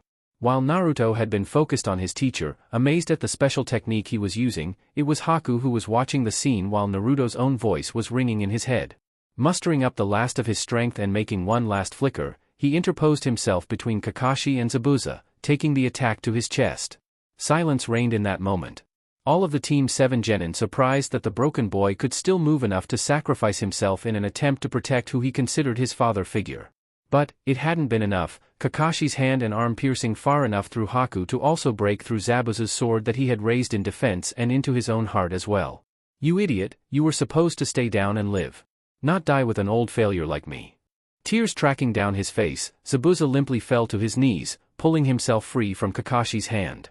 Pulling his arm free and recognizing the battle was over, the leaf Jounin covered his Sharingan eye and laid the dying boy in Zabuza's lap.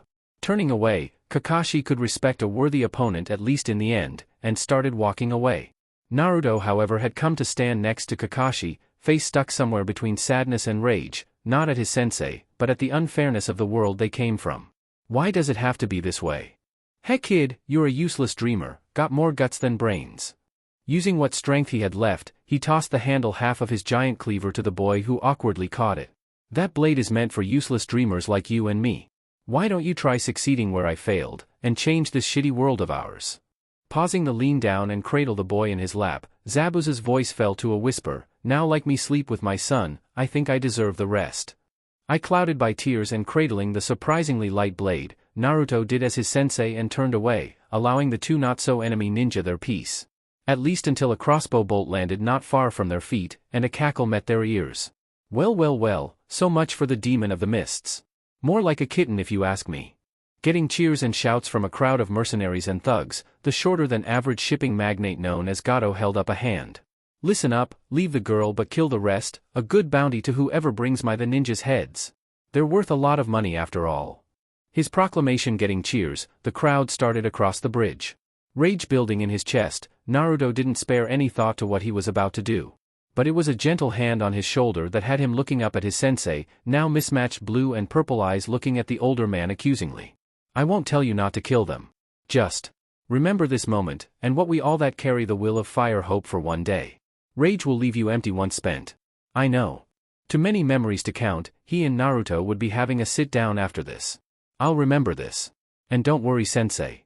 Turning back to the approaching mob, summoning more than 100 clones before him, all of their faces grim, he uttered one last thing quietly, not noticing the townspeople showing up. This is just pest control. Foregoing the blade in his hand as these scum weren't worth its edge, Naruto silently commanded his clones forward. The explosions and fire would at least give Haku and Zabuza a flashy send-off. B. Another week, full of construction and rebuilding and raiding Gato's mansion, found at the end of it a completed bridge and a tired Team 7 saying their goodbyes to Tazuna and his family. Shaking the hand of the elder ninja, Tazuna himself was happy things had turned out as well as they had. Thank you for everything. Nodding, Kakashi motioned down to his team. They're the ones who believed in continuing, and I'm proud of them for what they've achieved. It had taken a few nights of quiet talks to work Naruto through what had happened on the bridge. Killing so many all at once a very large burden, but Naruto was working through it, and have promised that if he was affected that he would see a Yamanaka therapist back in the village right away. Grinning and listening to Inari tell him again how he rallied all the townspeople together to come fight with them, Naruto was a bit more subdued by still happy to be heading back home. Little more than half of the giant cleaver strapped to his back, he felt like they had really done some good here, even if things could have gone better. But he learned some important lessons, more than just fighting or techniques. Something that he'd stick in his core for a long time. Feeling Inari finally break down and hug him tightly, Naruto returned it just the same. You take care of your mom, okay? And next time you gotta come visit me in Konoha, got it? Sure thing, bro, mom's got nothing to worry about with me around. Backing away and standing next to Tsunami, the entire town was out to wish the team goodbye. And with Kakashi signaling the quiet teens, they turned and walked back home, over the newly completed bridge and back to the lives they knew. Looking to her father, Tsunami smiled softly. Do you have a name for your bridge, now that it's complete? Grinning and adjusting his glasses, Tazuna laughed. Well, at first I was going to call it Tazuna's Super Awesome Bridge of Salvation. Getting a few chuckles from the crowd, instead Tazuna watched the influential team of Konoha ninja walk away, the loudest of the group waving at Inari as they left. But I'm thinking instead, the Great Naruto Bridge, after someone who inspired all of us to rise up for ourselves, and was willing to risk himself for nothing more than knowing it was the right thing to do. Down the road and now out of sight, it was that very blonde who had a tired grin on his face. Oh, I'm so ready to be back home. I've got so much to tell the Ikarakus. Looking at his teammate, momentarily forgetting about his unlocked Jujutsu, Sasuke could help but smirk along with the blonde. Well, with as much as you talk about their ramen, guess I'll join you this time around, and to make sure you don't butcher the story too much. Hey, I resent that. I was gonna make you look good too, but now you can forget it. Well, I better come along too then, just to make sure both of your egos don't get in the way. While Sakura had a long way to go to fix her mentality about Naruto, this mission had really put a big rip in the image she had of the blonde. While she still wouldn't date him, she could now at least see him as a capable teammate. Looking left and right at his teammates, friends, the now heterocomic blonde grinned. Alright then. Team 7 is gonna pig out on ramen when we get back. Believe it.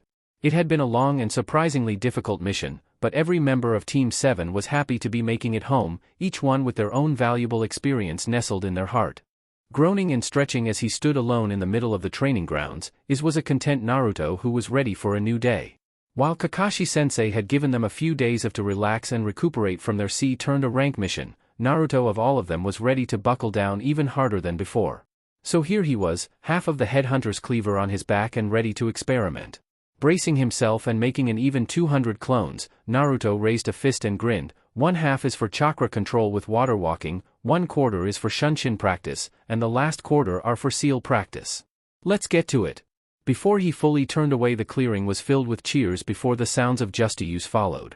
Sitting down under a tree while placing the still just as large as him sword down against the wood next to him, Naruto unsealed a jar of sealing ink and a brush.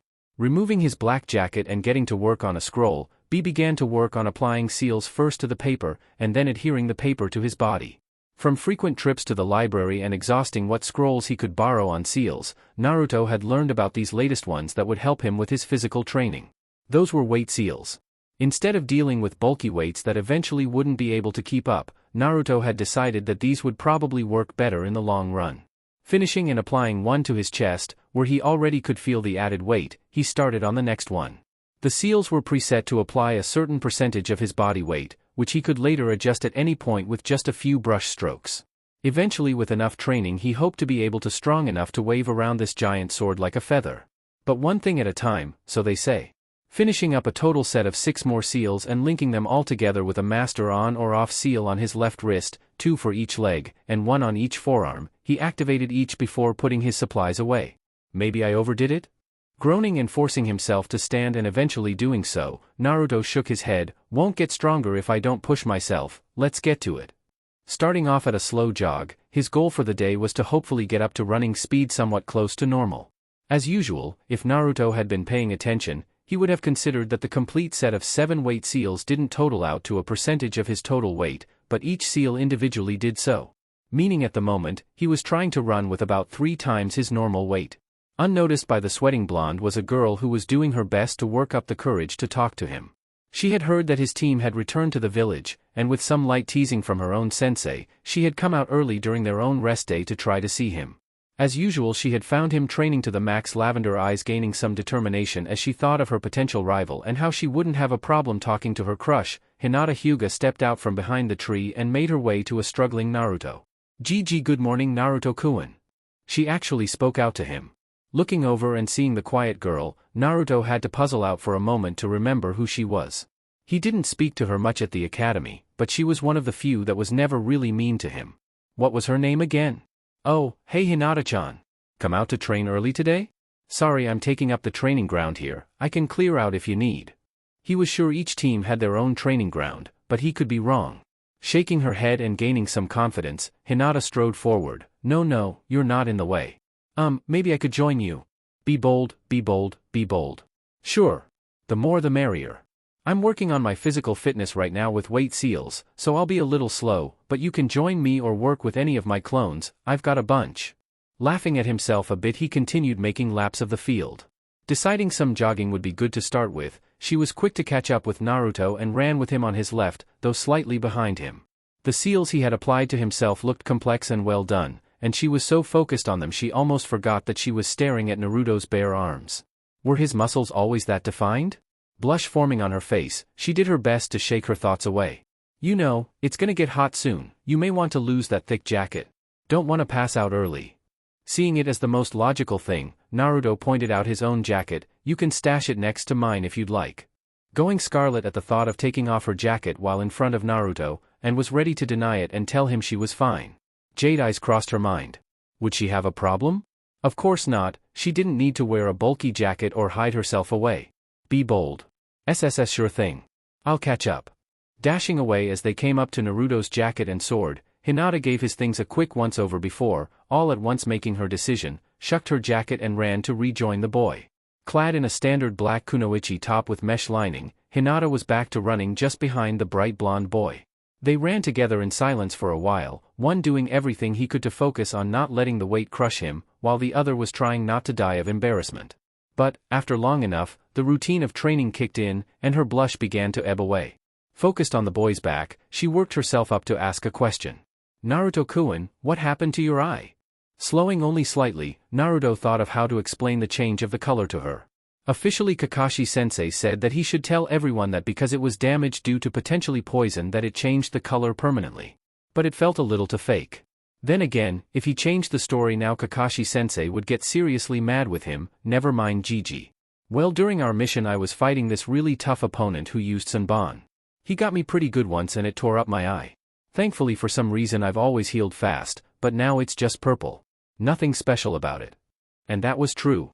Besides one of his eyes now being purple, there was nothing different about it. "I'm glad to see you've recovered. Though that scar looks painful." Hinata was alluding to the long but thin scar that went from the corner of his left eye to nearly his temple. It didn't bug him at all, only occasionally itching, but that was it. Slowing and motioning that he was getting on the ground, Naruto began a long series of push-ups while Hinata absently dropped in front of him and did the same. "Well, it doesn't hurt all, promise. Just a little itchy sometimes." Gulping down air and focusing on the ground, Naruto wasn't fully prepared when he looked up to make eye contact with the lavender-eyed girl. Because while her cute face was watching him with an inquisitive look, the front of her shirt drooped quite a bit. Blushing and forcefully staring directly into her eyes, Naruto swore to the kami he wasn't turning into his sensei. Seeing her crush turn red, she had to note that he had a lot of weight on him if the amount of chakra flowing through those seals were an idea. And it was starting to warm up now that the sun was rising. Thinking for a while as she hadn't talked to him, ever, she was curious about what else he had gotten up to. It was pretty easy to talk to him once she got going. "How was it, your first mission outside?" Diverting his eyes down and focusing intently on the dirt, unintentionally giving Hinata the idea that things weren't all that great, even if that was the truth, Naruto eventually started recounting the mission. From start to finish he talked about their grumpy old man client, the not-so-smart demon brothers, their first run-in with Zabuza, and all the craziness that followed. His tale took long enough for both young ninja to move one from push-ups to sit-ups. Then from sit-ups to squats. Finishing his normal strength training and standing straight finally with a smile, Naruto wound down his story and pointed at his sword, and then we've been back for a few days. I still haven't started really training with Headhunter. But Kakashi said I have plenty of time, and at my level he said it's more of a one-motion weapon anyway, so I should focus on simple movements first. Which he would, and eventually he would find a teacher. Mesmerized by the determination and grit of the boy in front of her, Hinata internally had to hope that one day she could measure up to that same standard. I think you've made a lot of progress, Naruto-kun. Pausing as she looked up at a now visibly higher sun she smiled, I think you'll make your dreams come true, one day. Happy that he had a friend who believed in him, Naruto hooked a thumb towards the tree where their stuff was. Wanna spar for a bit before taking a break for lunch? I've never fought a Hyuga before. Nodding without a thought and waiting for the boy to get situated across from her, she eventually lowered into her family stance. I'm ready. Grinning, Naruto fired forward, seemingly no longer hindered by the extra weight. Let's do this. For the rest of the morning Naruto and Hinata sparred back and forth. Hinata showing flexibility and amazing skill in both evading Naruto's wild strikes and punishing his overextensions when she could. In turn, while Naruto was slowed down somewhat, he still hit a lot harder than she was used to, but she was happy that someone was taking her seriously. Kiba had a tendency to pull his punches with her, and Shino wasn't the physical type at all. Both children happy, and in the moment it was a carefree Naruto who eventually slipped up, not being able to back away from a strike from Hinata completely and taking a full-force juken to the side for his error. Yow! That smarts. Lifting his shirt and looking at the bruise forming, Hinata was too frazzled to continue herself. While normally she would be blushing at Naruto's brazen abs display, she was more worried about the damage she may have done. She had moved completely on instinct and hadn't meant to strike with such force. But as Naruto just grinned and laughed, he shrugged and put down his shirt. Are you okay, Naruto-kun? Never better. Man, your hits pack a punch. No wonder you're so good. I bet your team really appreciates you. Ever one to dish out compliments, Naruto was all smiles. Plus he was sure the fox was already healing the damage, more than likely he'd be fine in a few minutes. While the huffing and puffing girl wasn't too sure about that, she did look around as there seemed to be a lot less clones on the training field with them. Naruto, what happened to your clones? Ah? Looking around and then looking up, Naruto nodded. It's lunchtime. They usually disperse to warn me that it's time to eat. Guess I'm a little distracted. With a chuckle, Naruto was already turning to pick up his down jacket and sword. I didn't mean to break your routine, Naruto-kun. She hadn't meant to be a bother, she knew how important a routine could be to some people. No sweat, I had fun. We should train together again sometime. Working up a sweat together is the best way to spend a morning. Hearing a thump behind him, Naruto looked back at the passed-out Hinata, steam billowing from her ears. Wait, Hinata-chan. You okay? Hey. Wake up. Poor boy would learn to choose his words better in the future with someone who had such an active imagination. Blushing but walking next to the grinning boy, Hinata was poking her fingers together as they walked to Ichiraku's ramen stand. I'm sorry for the trouble. Waving his hand with no concern, Naruto was all smiles. It's no sweat, I pass out after a good workout lots of times. I wouldn't judge. Turning and holding the flap for the stand open, Naruto called out, Hey there, old man. Need a dozen bowls or pork ramen today. Tons of training to catch up on. Looking up to see his favorite customer waltz in, his grin grew a few sizes seeing a blue-haired and lavender-eyed girl coming in along with him. And what was this? Naruto pulled out a seat for her. Oh ho! Well my boy, order coming up. And what about the little lady? Nearly overwhelmed by the smiling face above them, Hinata pointed at the sign behind him. Miso would be nice please. Watching the man nod and turn away, there was a pretty girl who came out from the back room upon hearing Naruto was there. Hey there, I am Nei-chan. Any good news today? Naruto, as always, considered these two some of his most important people in this village. Now if only he had Irika here, it'd be a nearly perfect lunch. Nope, Naruto, nothing new so far. Though it's a sight to see you in here with such a cutie. Who's this? Both teasing and curious, I am turned to the Hyuga girl. Rocking in his seat slightly, Naruto nodded. This is Hinata-chan. She's on a different team but she's a good friend of mine. We've been catching up this morning since we haven't really seen each other since the academy. Finally getting his first bowl of ramen, Naruto started to dig in. Shaking her head at the boy's antics, I am nodded to the younger girl who had her jacket in her lap. well, if Naruto says you're good people, you're always welcome here. Looking the younger girl over, however, a sly grin worked its way on her face, plus, Naruto really needs someone level-headed to watch out for him. Don't let all the training fool you, he's kind of an airhead. Ignoring the protests from the boy, Hinata nodded to the older woman with a smile on her face. This was nice, warm, much warmer than her family at home. Turning slightly as someone else threw open the barrier, it was a loud girlish voice that drew attention. I knew I heard a loudmouth. What's up, Whiskers, you overdo it again. Ino wasn't normally one for ramen, but she was one for following things that interested her. And currently, that was a ditzy blonde. Throwing up a hand and greeting the jade-eyed girl, Naruto was still in high spirits. Ino-chan. You ditched the lazy trio? While he and the Yamanaka hadn't hung out all that much, they had occasionally chatted about plants and their uses and meanings. Ino hadn't been prepared for a boy to know stuff like that, and it was what got her started watching the boy. And as she slid into the seat next to him and placed her own order, she had to silently beg forgiveness from Hinata. Sorry, but you snooze you lose. While it wasn't a done deal that she had a serious interest in him, she was curious, and that was enough right now. They're all laying out over on the hill near our training ground. Asuma said today should be a lazy day and I got bored. Figured I could track you down and watch you blow stuff up. What VE you been doing?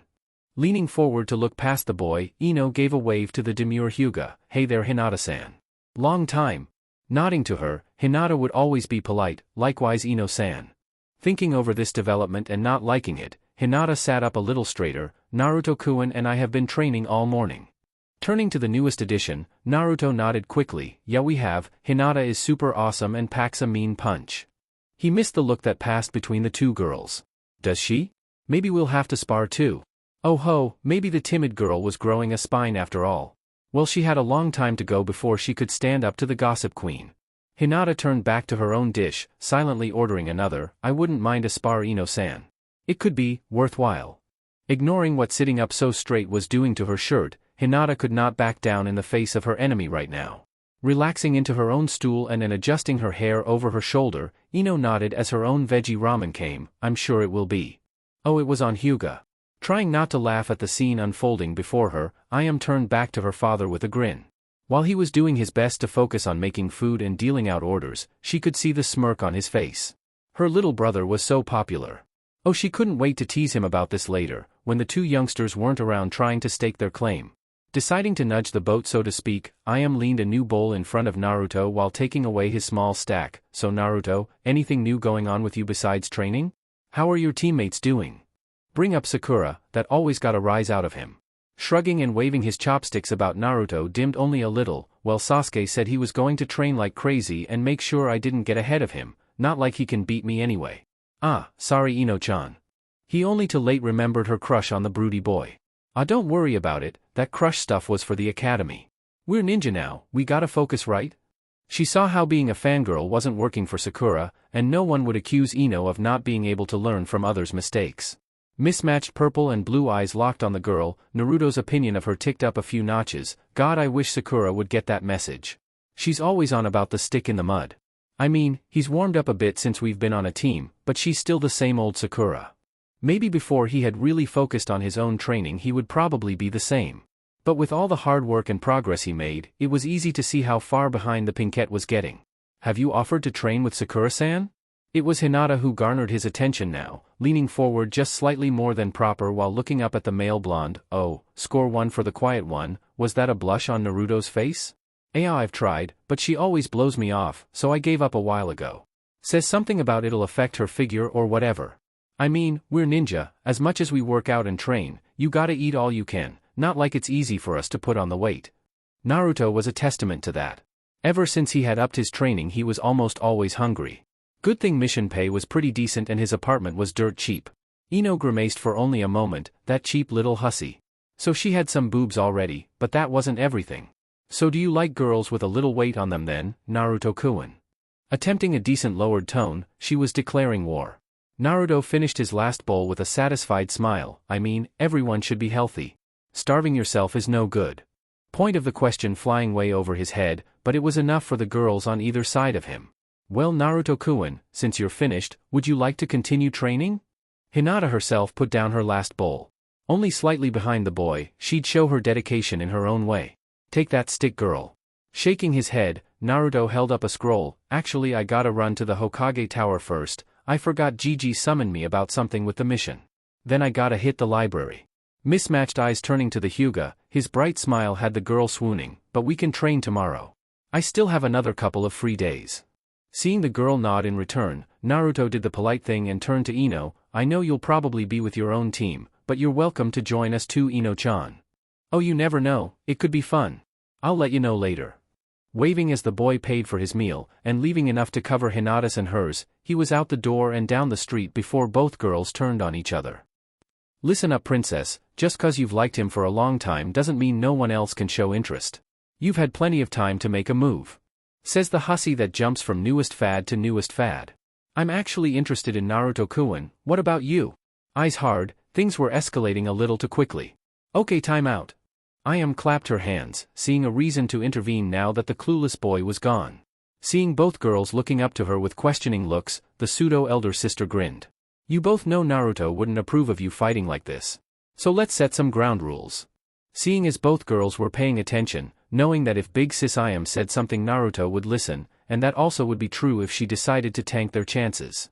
Use your minds, not your fists. I know ninja are a more physical bunch, but Naruto doesn't have a lot of people he calls friends, and seeing two friends fighting would crush him. 2. No tricks, at least on Naruto. 3. This is neutral ground, if you're all here, you're here as friends. Got it. Sitting and thinking about it for a moment, the more diplomatic Hyuga had no problem agreeing. That's fair, Iam-san. She'd spar with her father for a week straight before giving up to Ino. Big Sis makes the rules. Ino could play the game however, and knew it better than the wallflower. This was going to be easy peasy. Smiling and nodding, Iam motioned to the door, then off you go. Unless you'd like to order more without Naruto here. Seeing both girls eye each other before shaking their heads and leaving, Tucci leaned over to his daughter. Why is every ninja that comes through here so crazy? Shrugging, Iam started collecting empty bowls. I think that's just ninja, Dad. I think they're all a little cracked. Down the road and making great time to the tower, Naruto was in high spirits. He got to have lunch with probably his two best friends outside of his team. Iam seemed to like them, and they agreed to train with him. What more could today ask for? Bounding into the building and slowing only moderately at the stairs, the Uzumaki was before the Hokage's secretary after only a few moments. Naruto Uzumaki, answering the Hokage's summons. Shuffling some papers around before shooting the boy a bored look, the Chunin guard nodded before waving him through. Go on, he was expecting you a while ago. Missing the boy chuckle and bow as he walked away, the wondered if he could finally take lunch. Inside the office, closing the door behind him, Naruto was met with his Gigi leaning back into his chair, pipe in hand. With a groan and a weary smile, the Hokage made eye contact with Naruto. It's good to see you, my boy. Took you long enough to stop by. Feeling bad that he hadn't been able to check up on the boy. He could at least give him some good news today. Sorry, Gigi, woke up and started training right away. Hinata-chan joined me today, and we had lunch too. And Ino-chan stopped by as well. And dash. Chuckling and cutting the boy off, Sarutobi could always appreciate Naruto's energy. I'm sorry, Naruto, as much as I would love for you to tell me all about your day, you are a bit late, and I have something to give you before continuing other duties.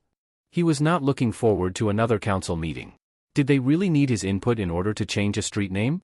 Scratching his neck, Naruto nodded. Sorry, Gigi, so what's up? Reaching into his desk, the elder ninja pulled out a scroll and leaned forward to hand it to Naruto, who took it slowly and waited for an explanation. We forgot about it during your debriefing of your mission. But because you were the one to solely take down the demon brothers, their bounty also goes to you. So that's your extra payment. Be responsible with it. Sarutobi had watched the boy long enough to know he'd just buy more ramen with it at most. Boy saved quiet a lot of money that way. Already thinking of hitting the weapons shop. He needed scrolls and sealing ink. Thanks a lot, Gigi, this'll help out a ton. Standing a little straighter, Naruto gave his Hokage a laid-back thumbs up. Nodding and waving the boy away with a smile, Sarutobi starting piling together his paperwork. Go on now, and take care of yourself. Watching the boy turn and run off, he wondered briefly if he could get some time with his favorite book. Naruto, however, was already down the stairs and making a break for the outside world. Lunch with his friends and now extra pay, today was just about perfect. And he knew just what he needed to finish out such a great day. The weapons shop owner Higurashi-san had been talking about some explosive liquid the other day. Nitric, nitrous, well, nitro something or other. And he just had to get some of it to play with. It was time to get back to his other favorite thing in the whole world. Several days and a much poorer Naruto later, all of the genin members of Team 7 were looking at their sensei with disgruntled looks. Though it was Sasuke who spoke up first, "You want to run that by us again?" Naruto wiggled a finger in his ear. "Yeah, I'm pretty sure I had something crazy in my ear just now." Cheeky brats. Kakashi was just showing them how proud he was of them. By signing them up for the next Chunin exams. "I think the Chunin exams will be good for you. And plus, they're here in the village so you'll have the home field advantage, which is a big plus. Less likely for anything to happen to you." Sure, they hadn't graduated all that long enough, but they had already been through a lot. They had talent. And if they happened to actually make it further than, say, Kurenai's team or Asuma's team, he'd win a pretty decent wager too. He wouldn't even consider his team not making it further than the other sensei's teams, because giving up his book was blasphemy. "I mean, do you think we're ready?" Sakura was trying to be a voice of reason here, thinking of possibly her own shortcomings for once. Shrugging, it was Sasuke who spoke up. "I mean, it would be good experience. It's not like we're expected to make Chunin as rookies anyway. We could see what we have to look forward to." Naruto agreed and said as much, "Plus we could show off and you never know, wouldn't it be super cool if we did make Chunin first try?" Ever the optimist, Naruto was all for full steam ahead. Passing the kids their information sheets, he nodded to them before getting ready to go. "Well, there are your forms. Fill them out and meet at the designated location in 2 days. And don't get into any trouble." Looking pointedly at Naruto, the Jounin left in a swirl of leaves. Looking at each other, the three got comfortable in their training ground, now willing to take it seriously now that their teacher had left. It was Naruto who held up a finger first. "So do we really want to do this?" Sasuke nodded. "I do. It'd be a good test of our skills to see how far we've come. And personally, to see how much further he had to go before reaching his older brother." Sakura made a show of sighing heavily before nodding. "It'd be good for learn something new. Plus, we do things as a team, so if you both want to do it, then I'm in." She was trying to warm up to the blonde and not treat him as she had before. It was easier now that he wasn't asking her out all the time. Naruto nodded. "So what do you think, going into an unexpected situation, should we be worried about anything?" Sakura shrugged. "We have our passcodes in case someone tries to take our place or we get separated. Maybe spying options? If we're fighting against other teams, it'd be good to have some idea of how to spy on others and relay information." Book smart she was, that knowledge could be applied when she was focused. Shrugging, Naruto made several clones. "I mean, I kinda have that covered." Sasuke saw where the mistake was, however. "Remember the bridge? Unless you've already made them, you might be at a disadvantage." Remembering the blood on his face, that missing eye, no. They were alive and here now, that was what mattered. Sakura tapped a clone. "Couldn't you transform a few? Turn them into pieces of your clothes, or maybe something small so it wouldn't be noticed moving around? Like a bug? Sure, you wouldn't get past an Aburame, but plenty of others would be fooled." Thinking about it, Naruto looked at all of his clones, about a dozen or so, before trying to plan it out. "How about 6 of your transform into beetles, while 3 can transform into fake kunai and 3 are fake shuriken?" Watching the clones nod and do as they were told. With puffs of smoke, the requested items and insects were on the ground before them all. All of the bugs quickly disappeared into his jacket, while he pocketed the kunai and shuriken into a special pocket. "Funny, like this because they're so much smaller they should probably last much longer. I'll experiment with it today and tomorrow to get an idea for how long they can last this way. Thanks, Sakura, I never would have thought of using my clones this way." Nodding, Sakura had a superior smirk on her face. "And that's why I'm the smart one and you're the explosion nut." Sasuke shrugged. "Anything else we should maybe worry about?" Sakura giggled. "Being vastly outnumbered? I'd have to be dead, Sakura-chan. Being vastly overpowered?" It was Sasuke with the thoughtful question. Naruto almost immediately wanted to boast that that wouldn't happen. But he too remembered Zabuza and Haku. "I could use my clones to force some distance, help us regroup and decide to either fight or retreat." Sakura nodded. "I wish I had the chakra to reliably use the Shunshin like you. It'd help." Sasuke stood up for her. "I can't use it well either right now. So we'll have to rely on Naruto for distraction. It's what he's best at after all." "I want to be offended, but I can't be." Spending another half an hour thinking about possible scenarios and plans. The 3 Chunin hopefuls all stood at the sound of Naruto's stomach grumbling. "Are you ever not hungry?" Sakura was looking sidelong at the boy. Sasuke stuck between them as per their new norm. "I train tons, of course I'm always hungry." That reminded him, he'd have to take the training seals off during the exam. Wouldn't do to be slowed down. Joking and laughing as they made it back to the village proper, it was a distracted Konohamaru that slammed into their pink teammate. "Hey, watch where you're going." "Ugh, why don't you watch it?" With a forehead that big it's amazing you don't fall over on your face. Giving the girl the stink eye, both of his friends and Naruto were trying to warn him. What was that? The low tone and growl were all Naruto needed to know. You better run, Konohamaru. Seeing the girl getting angry, the grandson of the Hokage did just that, turning tail and running as fast as his legs could carry him. Sakura was hot on his heels. You know, should we be worried she can't keep up with an academy student? Naruto was leaning over to Sasuke as they followed much slower and much further back. Depressed is a better word. Sighing at the skill of their third teammate, the reforming broodster wasn't sure how to help her get over her habits. You know, if you told her you liked girls who could fight, she'd probably start training more than me. Naruto had his hands behind his head, more comfortable than usual on the topic of the girl he used to like. Huh, finally over that crush? Yeah, I guess so. Seems too dumb now, chasing after someone who barely knows you exist. Ow. Hey, watch where you're going, brat. How about I put you in your place? Not recognizing the voice, Sasuke and Naruto both blurred ahead, Naruto taking to the roof and scattering clones, and Sasuke stayed low and angled into the alley the kids had tried to hide in.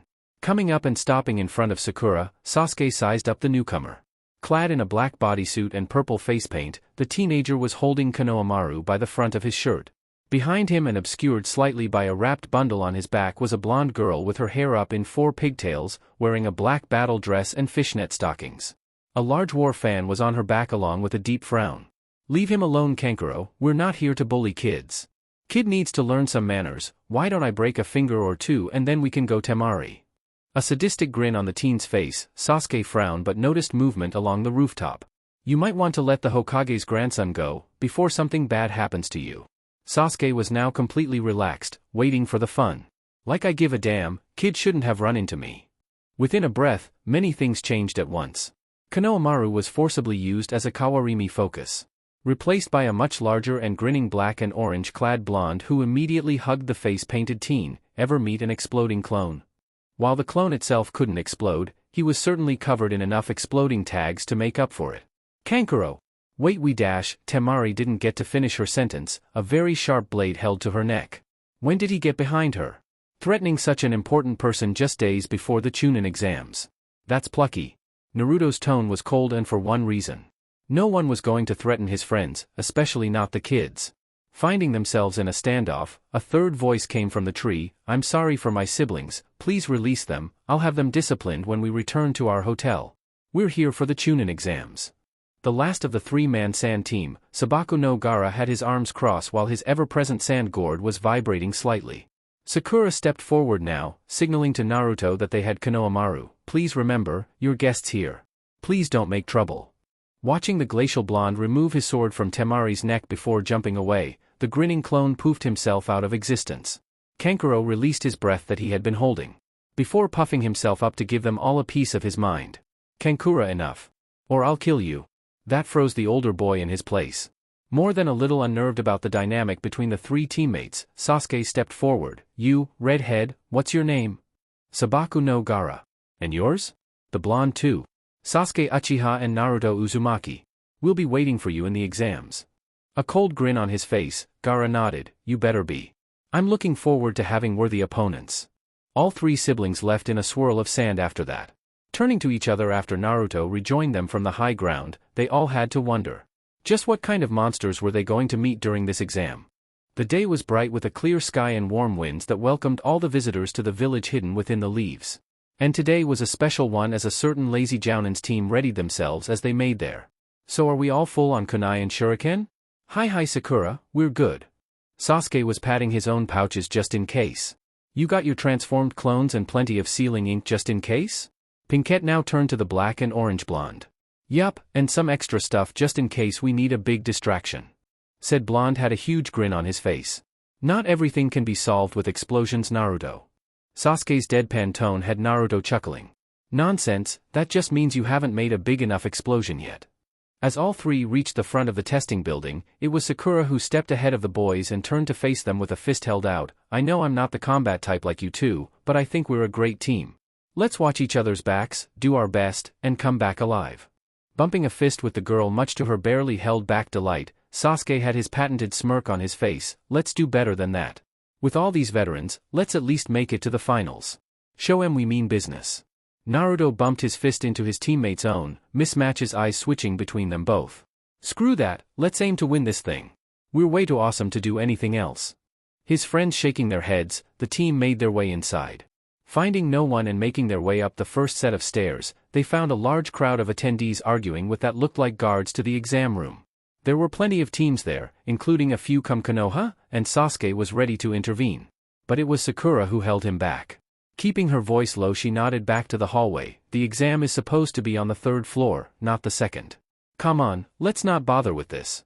Seeing Sasuke think it over and then nod, they took the hallway to wrap around the building and take a second set of stairs, reaching the 3rd floor without further incident, and were surprised to see their sensei waiting for them. Holding up a hand in greeting, the masked ninja was all smiles. I see you made it. I'm glad. If you hadn't come all together I would have had to send you back home. All three looked at each other before turning back to the sensei, Sasuke taking the lead. You're the one that taught us. We're a team, either we all go, or no one goes. Nodding with pride, Kakashi stepped aside. Then good luck, and I'll be seeing you again soon. The 3 genin walked by their sensei, each offering him either a salute or a smile. And then they were inside the exam room, and greeted by the disgruntled faces of older genin and out-of-village teams. Naruto and Sasuke unconsciously stepped slightly ahead of Sakura, casually keeping a hand near his weapon pouch while the other twitched his fingers in anticipation. But, when no attack came, instead they were met with more of their own rookie genin. Yo-ho, forehead. Long time no see. Ino made her appearance, dragging Shikamaru and Choji behind her. Almost didn't think you'd make it. Rolling her eyes and crossing her arms, the last member of Team 7 scoffed. If they let you in here, pig, then we for sure would be ready to go. Try not to get in the way. Another team, Hinata, Kiba and the quiet Shino made their way over. Kiba all grins and swagger. Look what the dog dragged in. What happened to your idobe? Sasuke have to come save your ass or something? Not having kept up with his former classmate and ignoring an annoyed Hinata, he still fist bumped the blonde. Oh, you know, took on some missing ninja, learned some neat tricks. Can't wait to show ya. While Naruto was working on being actually confident in his own skills. Having Kiba rib him like that cut a little too close to home. Turning to the boy, it was Hinata who bowed. Sorry Naruto-kun, I didn't know if it was okay to tell them about your mission or not. I wanted to ask you first but hadn't had the chance. Seeing the boy's face soften, he nodded.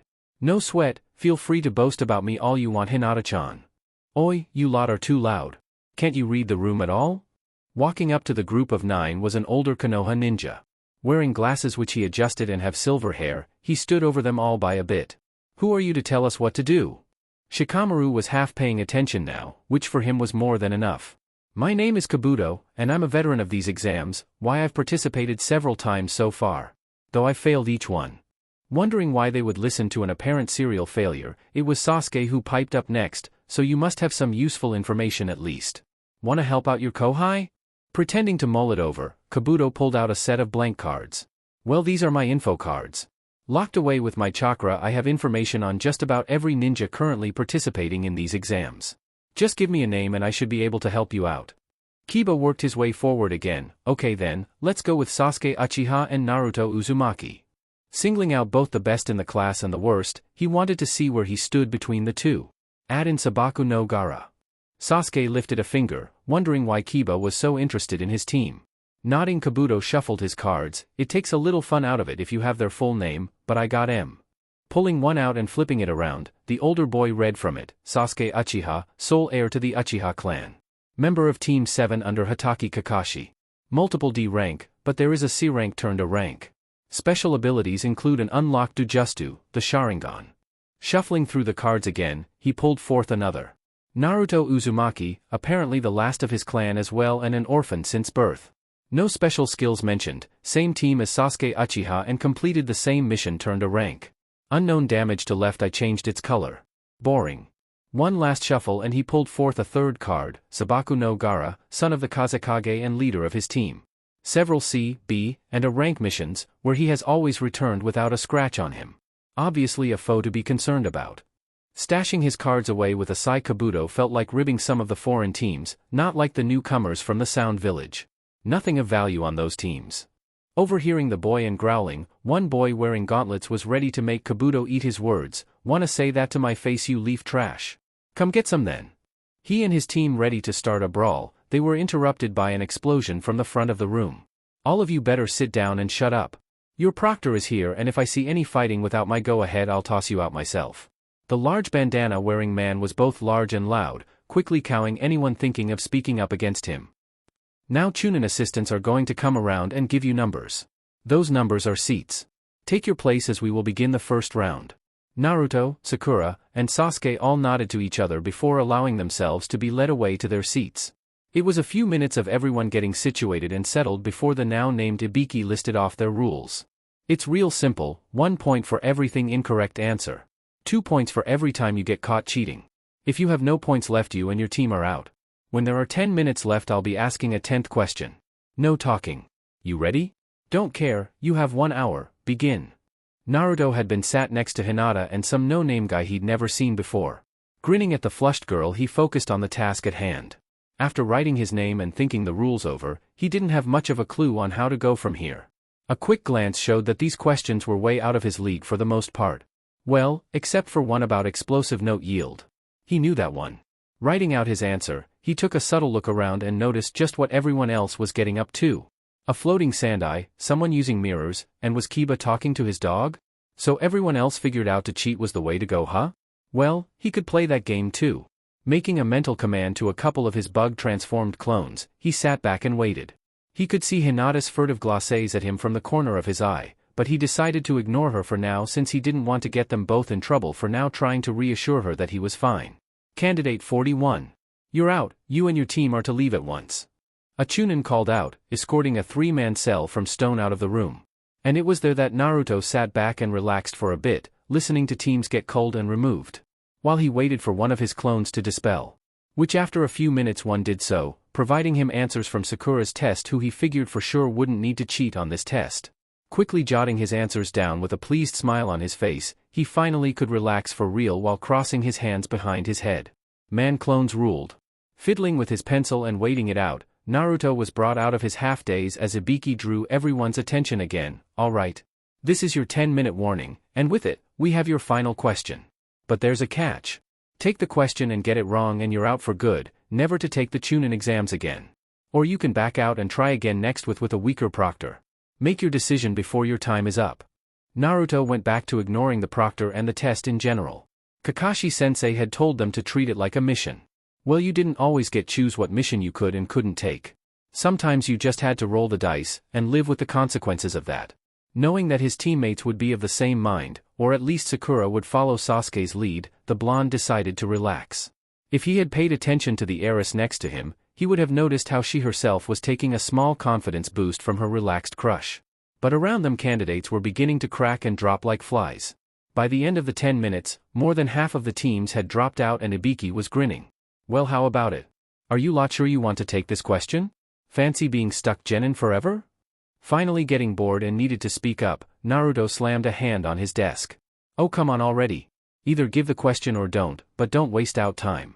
I know if I fail I'll just have to be the first genin to Hokage ever. Believe that, you old goat. Frowning and looking directly at the blonde with odd eyes, Ibiki went silent for a moment. Though after a bit and with a savage grin he started laughing. Good Kami, you've got some stones on you, kid. Well, don't worry. Everyone left here passes the test. Ignoring the various outcries and protests from everyone left, Ibiki removed his headband with bandana and began to explain the reasoning behind this information-gathering test. How sometimes a mission could and would be compromised because intel could be lost or leaked. That you didn't get to choose not to take the mission at all unless you wanted to be a traitor and leave your village. It was a hard lesson some ninja sometimes had to learn the hard way, and using his scarred and tortured head as an aid, he showed he was living proof. Before he could go further, however, a large mass broke through one of the windows. Spinning and launching kunai at the floor and ceiling, a banner unfurled next to a grinning and scantily clad woman. The banner proclaiming her as sexy and single, the newest jonin to grace them, was pointing in the air. Your next proctor, Anko Mitarashi, is here. Leaning from behind the banner, Ibiki sighed, his carefully built-up aura of menace suddenly gone. You're early, again. Well, you're too slow and I was bored. Looking back among the genin, adjusting her jacket just so and relishing in the attention, she scoffed, too many passed again.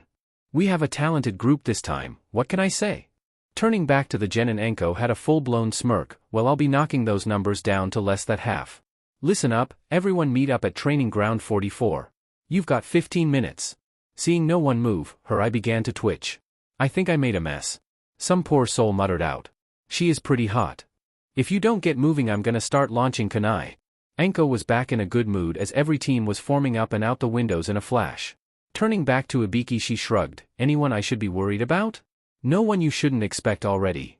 Waving a salute, Anko was out the window as well. 10 minutes and several panting teams later, Anko was standing before the assembled group. Holding up a sheet of paper, she was ready to begin explaining.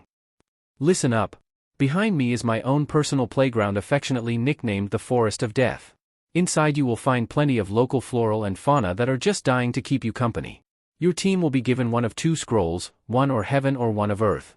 Your task is to take another team's scroll and make it to the center of the forest to the exam tower within 5 days. Any questions? A plump hand rose from the crowd. What about food? Anko's grin only grew. Why, the forest will provide. Either it'll feed you, or you'll feed it.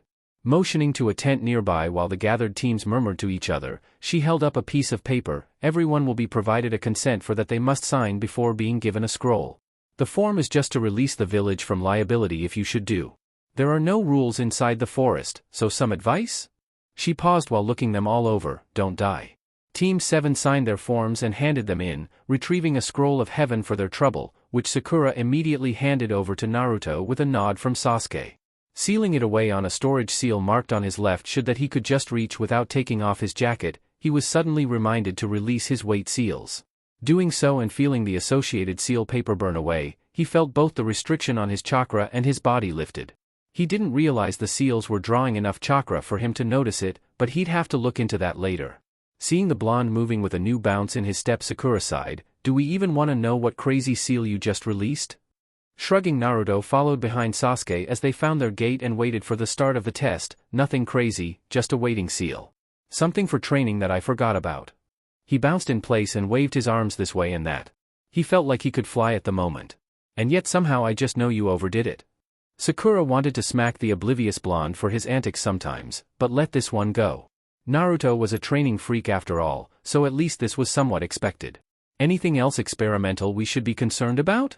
Tilting his head from side to side in thought, Naruto donned a foxy grin and gave his friends a thumbs up. If you see me running full speed away from something, either smoking or something I just threw, you'd better just start running with me, no questions. Sasuke sighed. That's just our standard procedure now, you maniac. Training with you has clued us into your nonsense. Explosions are life. Explosions are going to get you killed. But it'll be flashy as hell. Hearing a buzzer and their gate open up, all three looked into the darkness of the forest, and it was Sakura who punched both boys in their arms. Let's go, you can argue about who's a bigger idiot after we get to the tower. I don't want to spend any more time than I need to in this shitty place. Jumping into the trees, Sasuke and Naruto high-fived and followed after her. How long do you think it'll take before she figures out we do it on purpose? Give it a few years. She's book smart, but too trusting. Catching up to the long-haired girl and flanking her, Naruto immediately set about making a few dozen clones who immediately set off into the trees. So what's the idea? Hunt down some teams right away and get our scroll, or make our way closer to the tower. Naruto was now fully in battle mode, and the others were learning that this Naruto was much better at on-the-fly plans. Sakura twirled over a branch and launched herself a little higher. For the hell of it, given our manpower advantage, we should try out hunting while heading toward the tower. If we don't get a scroll by then, we'll hide out and wait. Sasuke as well agreed, plus if we get to the tower early we'll have an advantage against the other teams.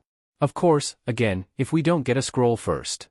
Naruto nodded and they continued on in silence for the next hour, casually making a serpentine path towards the tower. Eventually Naruto frowned and motioned ahead of them, waving 3 fingers. Rain team ahead, I've got a group of clones on M, wanna take M out?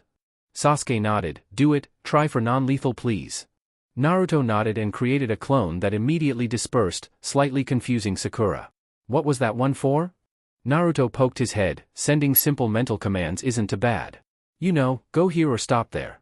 But making a battle plan takes more work, so it's easier to make a new clone with my memories that then disperses and sends the information to all of my clones. Nodding and understanding how it worked now, Sakura fell behind the 2 boys while producing a kunai in her right hand. As Naruto dropped down to the ground level, weaving through the trees and vines, Sasuke and Sakura followed after him to come upon a group of struggling and hog-tied rain genin. 4 clones were surrounding them, who all saluted Naruto before jumping back up into the tree cover. Where'd you get the rope? Trade secret. Baka. Knocking the other ninja out and rifling in their pockets and packs, it was Sasuke who came upon another heaven scroll. Wrong one, but we could keep it as a bargaining chip if we run into a leaf team. Sounds good to me. Naruto was already looking around and scanning the trees. Sakura sighed as she helped Sasuke drag the 3 genin against a tree and leaned them up against it. They'd be pissed when they awoke, but that was the exam. Let's get moving then, we still have a lot of daylight after all. Both boys nodded and they were quickly back into the trees and onto their meandering path toward the tower. Naruto frowned and twitched for a moment, drawing the other two's attention, and he mimed a fist crushing something. That Gaara kid, he can control sand. Crushed one of my clones with it. Sakura nodded, being from the sand village that has to be an amazing skill to have. Better steer clear of them. Yeah, having the memories of getting crushed once is more than enough. But Naruto didn't get to finish as a large burst of wind knocked him away from his teammates. Naruto. Almost instantly they were set upon by a grass ninja, who was going after Sasuke like it was his only goal in life. Naruto however was trying to right himself and return back to his team. Some was trying to split them up, and he was going to show them why that was a bad idea. Something large hissing at him however had him looking over his shoulder. Oh, you gotta be kidding me. A snake easily 3 times as tall as he was already had its mouth open wide, ready to swallow him whole. I blame the team. Disappearing from sight, Naruto vanished into the maw of the jungle predator. The small clearing was quiet while the snake swallowed and looked around lazily for its next meal, before something stung from inside its gullet. Retching once, twice, before bloody foam began to escape its mouth, the reptile began to thrash and twist into the trees and dirt while obviously in pain. And just as suddenly as it had swallowed its easy meal, a black and gleaming sword carved its way out from its soft underbelly. With furious motion, the sword twisted and turned several different ways before, in a shower of blood and gore, Naruto burst free from the snake's belly, landing on a knee while holding the sword over his shoulder. Standing and shaking himself free of snake guts and saliva, Naruto pouted. Well, no one saw that, so maybe getting eaten by a snake can be my own secret. Man, I'm just racking up once-in-a-lifetime events here. Pulling his sword to look at it, the balance throwing him off a bit, he noticed it was much longer than before. The tip was still missing, looking like the start of the circular cutout was just beginning. Trying to puzzle it out, Naruto decided he didn't have the time right now. Readying it on this back with a roll of bandages, he crossed his fingers, Tajuo, Kage Bushin no Jutsu. Sasuke was already panting and aching from where this extremely skilled ninja had him on the ropes. Even with his dojutsu active, he was having a hard time keeping up at all. And the enemy Nin hit like Kakashi-sensei. Frowning as he saw a clone of Naruto flit behind a tree, Sasuke relented that this was indeed an opponent they should run from. So this is the vaulted Uchiha. I'm not impressed, but I guess I shouldn't have gotten my hopes up leftovers. Quickly squashing down the rage that fired up in his chest, Sasuke leapt from one tree to another, twisting in midair and launching several shuriken at his attacker. Catching them by surprise, the trailing ninja wire locked them against the tree Sasuke had just fled. Without missing a beat, Sasuke molded as much chakra as he could and let loose this technique, Katan, Gokakyu no Justu. The larger-than-normally fire ball slammed into the ninja following the ninja wire. Sasuke pumped more chakra into the technique until he was sure the other Nin was down and out before releasing the seal and panting for breath. However, that was moot as a sandaled foot slammed into his gut and tossed him to the ground. Oh my, struck a nerve did I? Oh well. The Nin's voice slowly changing as he kept talking, Sasuke and a freaking out Sakura looked on as their face was literally peeling away. With a yank, the skin was pulled away to show a pale-skinned man with purple tattoos on his face. Who are you? Do you even want our scroll or not? Sakura's mind was racing. The Nin hadn't asked for the scroll and they didn't seem to be with a team. The fact that they were so much better than Sasuke was also something bothering her. Scroll? What use would I have with that? I'm just here to test out little Sasuke-chan, and I'm finding him very lacking. Ripping the rest of his disguise away, revealing a dusty tunic with an purple obi rope tied around his waist, the intruder was licking his lips with an unnaturally long tongue. Let's see if we can spur some quick improvement to Dash. He didn't get to finish as a fist connected with his face and launched him away. The real Naruto landing in the middle of his teammates, he had both by the shoulder. What do you say, time to go? Sasuke nodded, pride losing over survival this once. This guy is definitely not a genin. Something is majorly wrong with him. As one, all three turned and booked it. Having to dodge another clone that lunged for him and dispersing it, Orochimaru frowned. You can't run from me for long, kiddies. However, he had to dodge yet another clone that attempted to grab him, dispersing it with a knife hand to the neck. Then another dodge from a kunai with an exploding tag. From there was a running battle, the older ninja trying to catch up to the genin while clones delayed him however they could. At first he applauded the boy for smart use of the clones, but after 5 minutes of this he was beyond annoyed with them. Any longer and he wouldn't have time to give Sasuke his seal, which was out of the question. Waving back and launching several wads of mud at a group of clones, Orochimaru missed one that had just materialized from behind him. How? What Naruto hadn't paid attention to in his training, was exactly why the Shunshin wasn't good to battle. Simply put, the chakra needed to move a human body was very noticeable, and any nin worth their salt would see it coming from a mile away.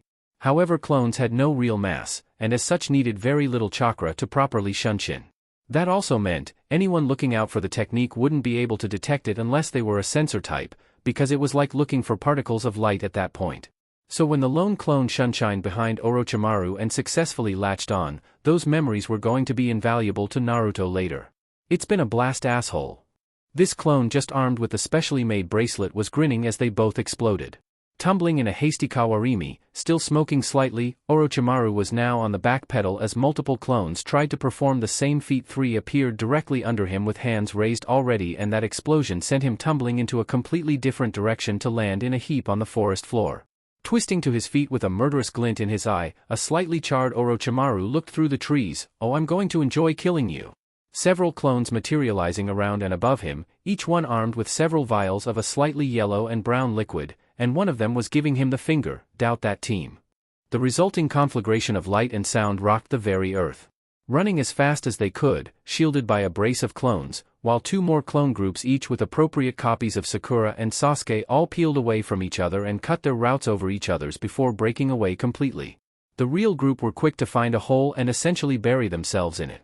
Panting but slowly catching their breath, Naruto commanded his clones to conceal themselves and wait for orders. While they hadn't heard or felt anything since that last major explosion, the team still held their breath as they waited. After an agonizing half an hour passed them by, they finally allowed themselves to relax in their hidey hole. Who the hell was that freak? He was waxing you pretty good there, Sasuke. Too tired to argue, Sasuke chose instead to give the blonde his finger estimation of his IQ. Well, whoever that was, we need to stay far away from him. Naruto nodded. No problem there. He's either in a training ground-sized crater in pieces, or at least hurt enough for someone else to deal with him. He was definitely using that nitroglycerin stuff more from now on. And I told you all problems could be solved with more explosions. Hi, much boom, very safe now. Thank you, Lord Naruto. Sasuke was laying on the sarcasm thick, but he was happy he was alive. Ah yes, please, praise me and my explosions more, it's my fuel. Just what we need, a Naruto with an even bigger ego. Sakura was smiling all the same, happy that for the moment at least they were safe. Twisting his head quickly in a different direction, Naruto's eyes were wide. You've gotta be kidding me. Yup, I take it back, you're still an idiot.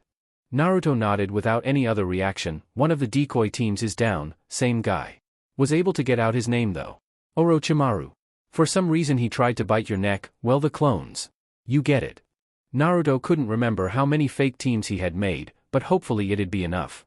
Wincing as one particularly unlucky clone slammed head to tits into their exam proctor and paid the price, he knew he was going to be feeling this in the morning. Sakura looked over to the slightly shaking boy before reaching into her small pack and handing him a ration bar. Just like we planned, zone out and concentrate on your clones, we got things here. The hole they found themselves in was barely big enough for the 3 of them as it was, and the entrance would force anyone to have to crawl on the belly like they had to get in. Nodding and scarfing the bar down, Naruto laid back against his sword and closed his eyes. I'll try directly the guy either away from us or maybe to that sand team. See how he deals with Gaara. After that he was quiet, eyes moving rapidly behind his eyelids. It's creepy when he does that. Sakura shrugged. It's the best way for his to coordinate with a massive amount of clones. How many do you think he made? Sasuke shrugged, rubbing a sore shoulder. Bet it was close to 1,000 with how depleted his chakra feels. Bet he didn't even notice it himself. They had come up with this plan with one big drawback. Naruto making too many clones would either have them run free uncontrolled, or he'd have to pretty much shut his main body down so he could give detailed mental orders. He'd only done it once before in training, but this was a real field test that was holding up so far. So, he said Orochimaru, didn't he? Name ring any bells? Sasuke was looking at Sakura directly now. Thinking about it and paling as her mind came to an impossible conclusion, she nodded slowly. One man comes to mind. One of the Leaf's greatest defectors. Orochimaru of the Densetsu no Sannin, legendary ninja trained by the Hokage himself. Looking at Sasuke, the girl's heart dropped, and he said he was after you. Leaning back against tree roots, Sasuke nodded, gotta be my eyes. I'm good, but I'm just a genin. So he's someone to stay far away from. They both nodded and looked at the busy blonde beside them. Guess we're here for the night. Better settle in, no fire. Sakura was already trying to get comfortable.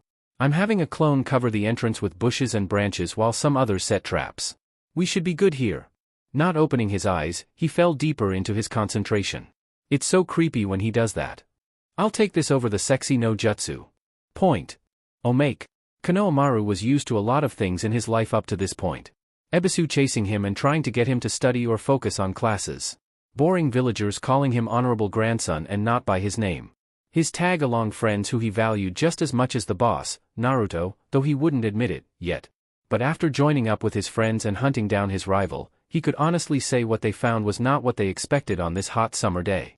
Gasping and panting for breath, Konohamaru noted 2 new additions to Naruto's daily afternoon training. Both older girls were in sleeveless tops that were rather loose on their developing frames. They both were doing push-ups while Naruto himself was between them and facing the opposite direction. None of the approaching kids knew if the blush on the boy's face from the exercise or his view. Though from the lack of bindings on either girl, Moegi was insightful enough to assume it was the view and pulled her friends into the bushes. You know, I am really glad you two took me up on my offer to train together. But are you sure you're okay? You're both getting pretty red. Naruto himself was doing his best to keep his eyes firmly latched onto their own. He wasn't a pervert, damn it, but he was still a growing boy. Gasping as her rep count reached the hundreds, Ino shook her head, long ponytail swaying behind her and bangs plastered to her forehead by sweat. I'm the one who said I wouldn't mind getting all sweaty with you whiskers. So I'm here to stay. Hinata might bow out though. Though her arms were on fire, she wouldn't lose out to the slip of a girl next to her. Her own blush coming more from her wardrobe than the activity, Hinata had to give Ino points for the innuendo. But 2 could play at that game. We're almost done here, so maybe you could help, stretch me out, Naruto-kun?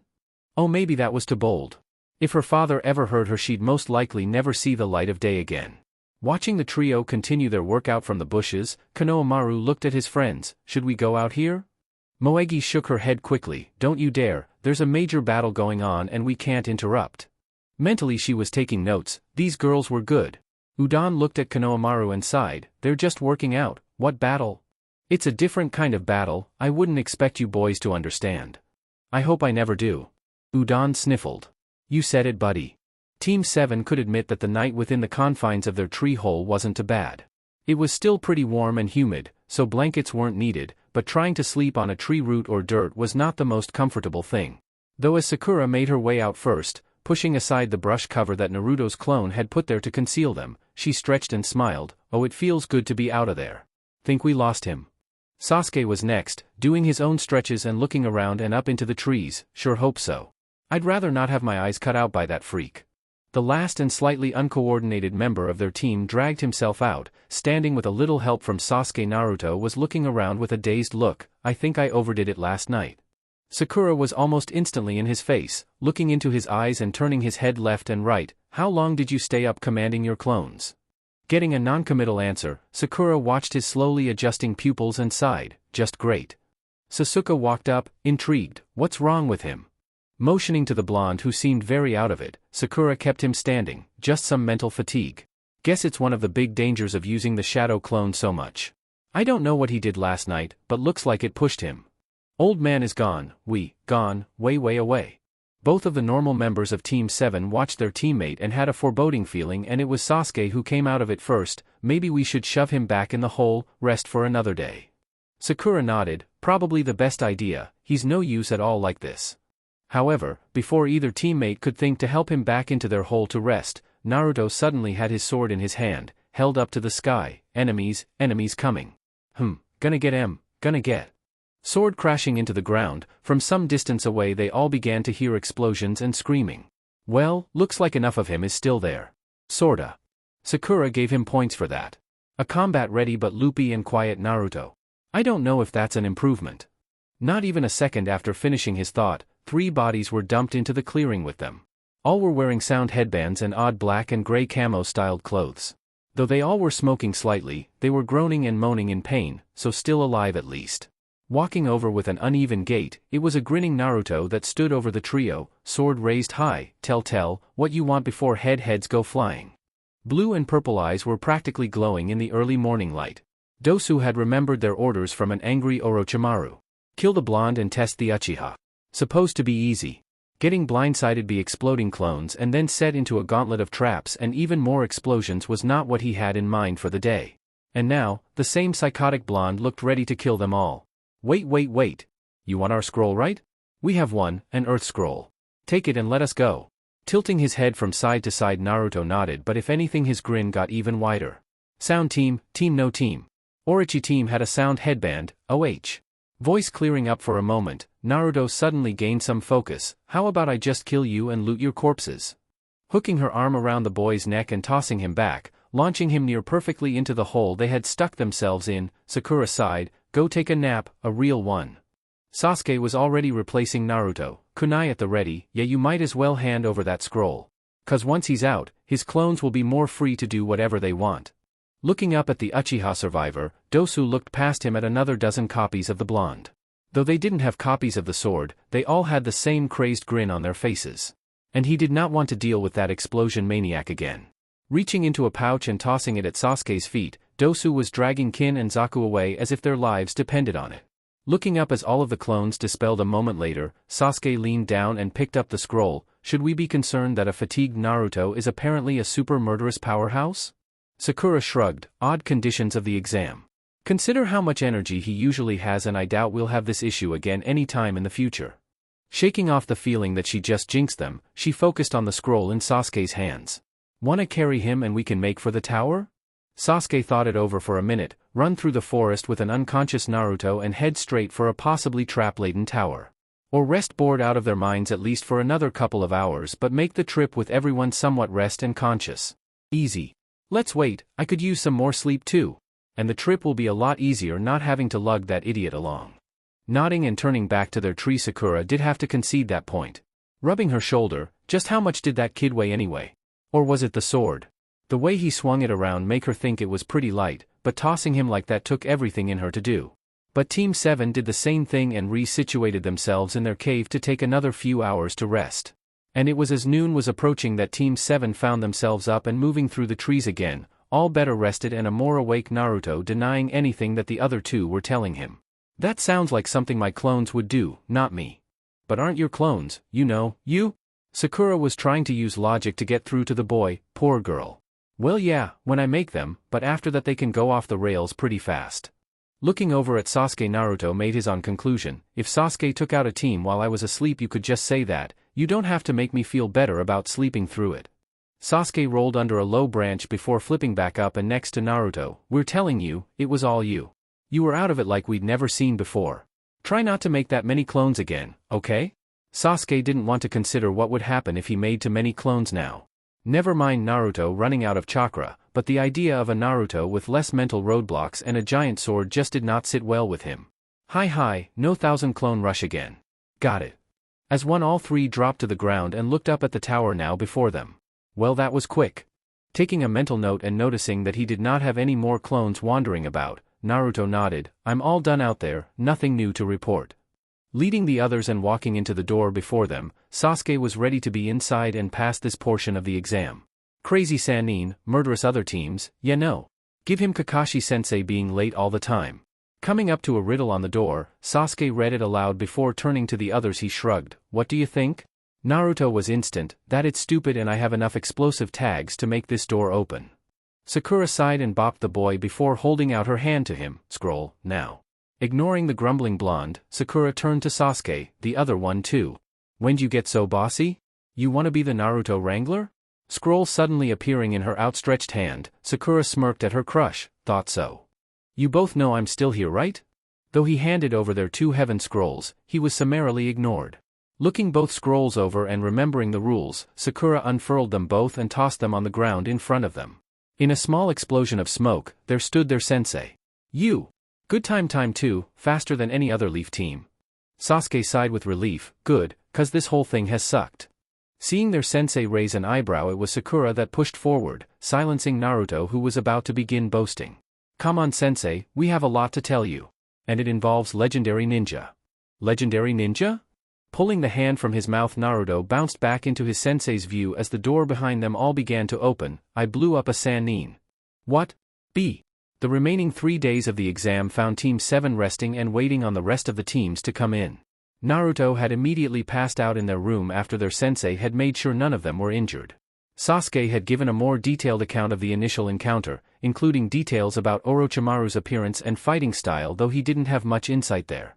While Sakura made use of her time by for once training what she could within their room, their time in the forest showing her that she was far behind the others.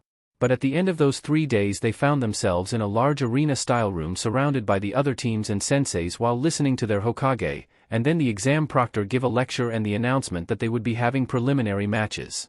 Following their sensei into the stands to wait, Sakura turned to Naruto. Are you sure you finally got enough rest?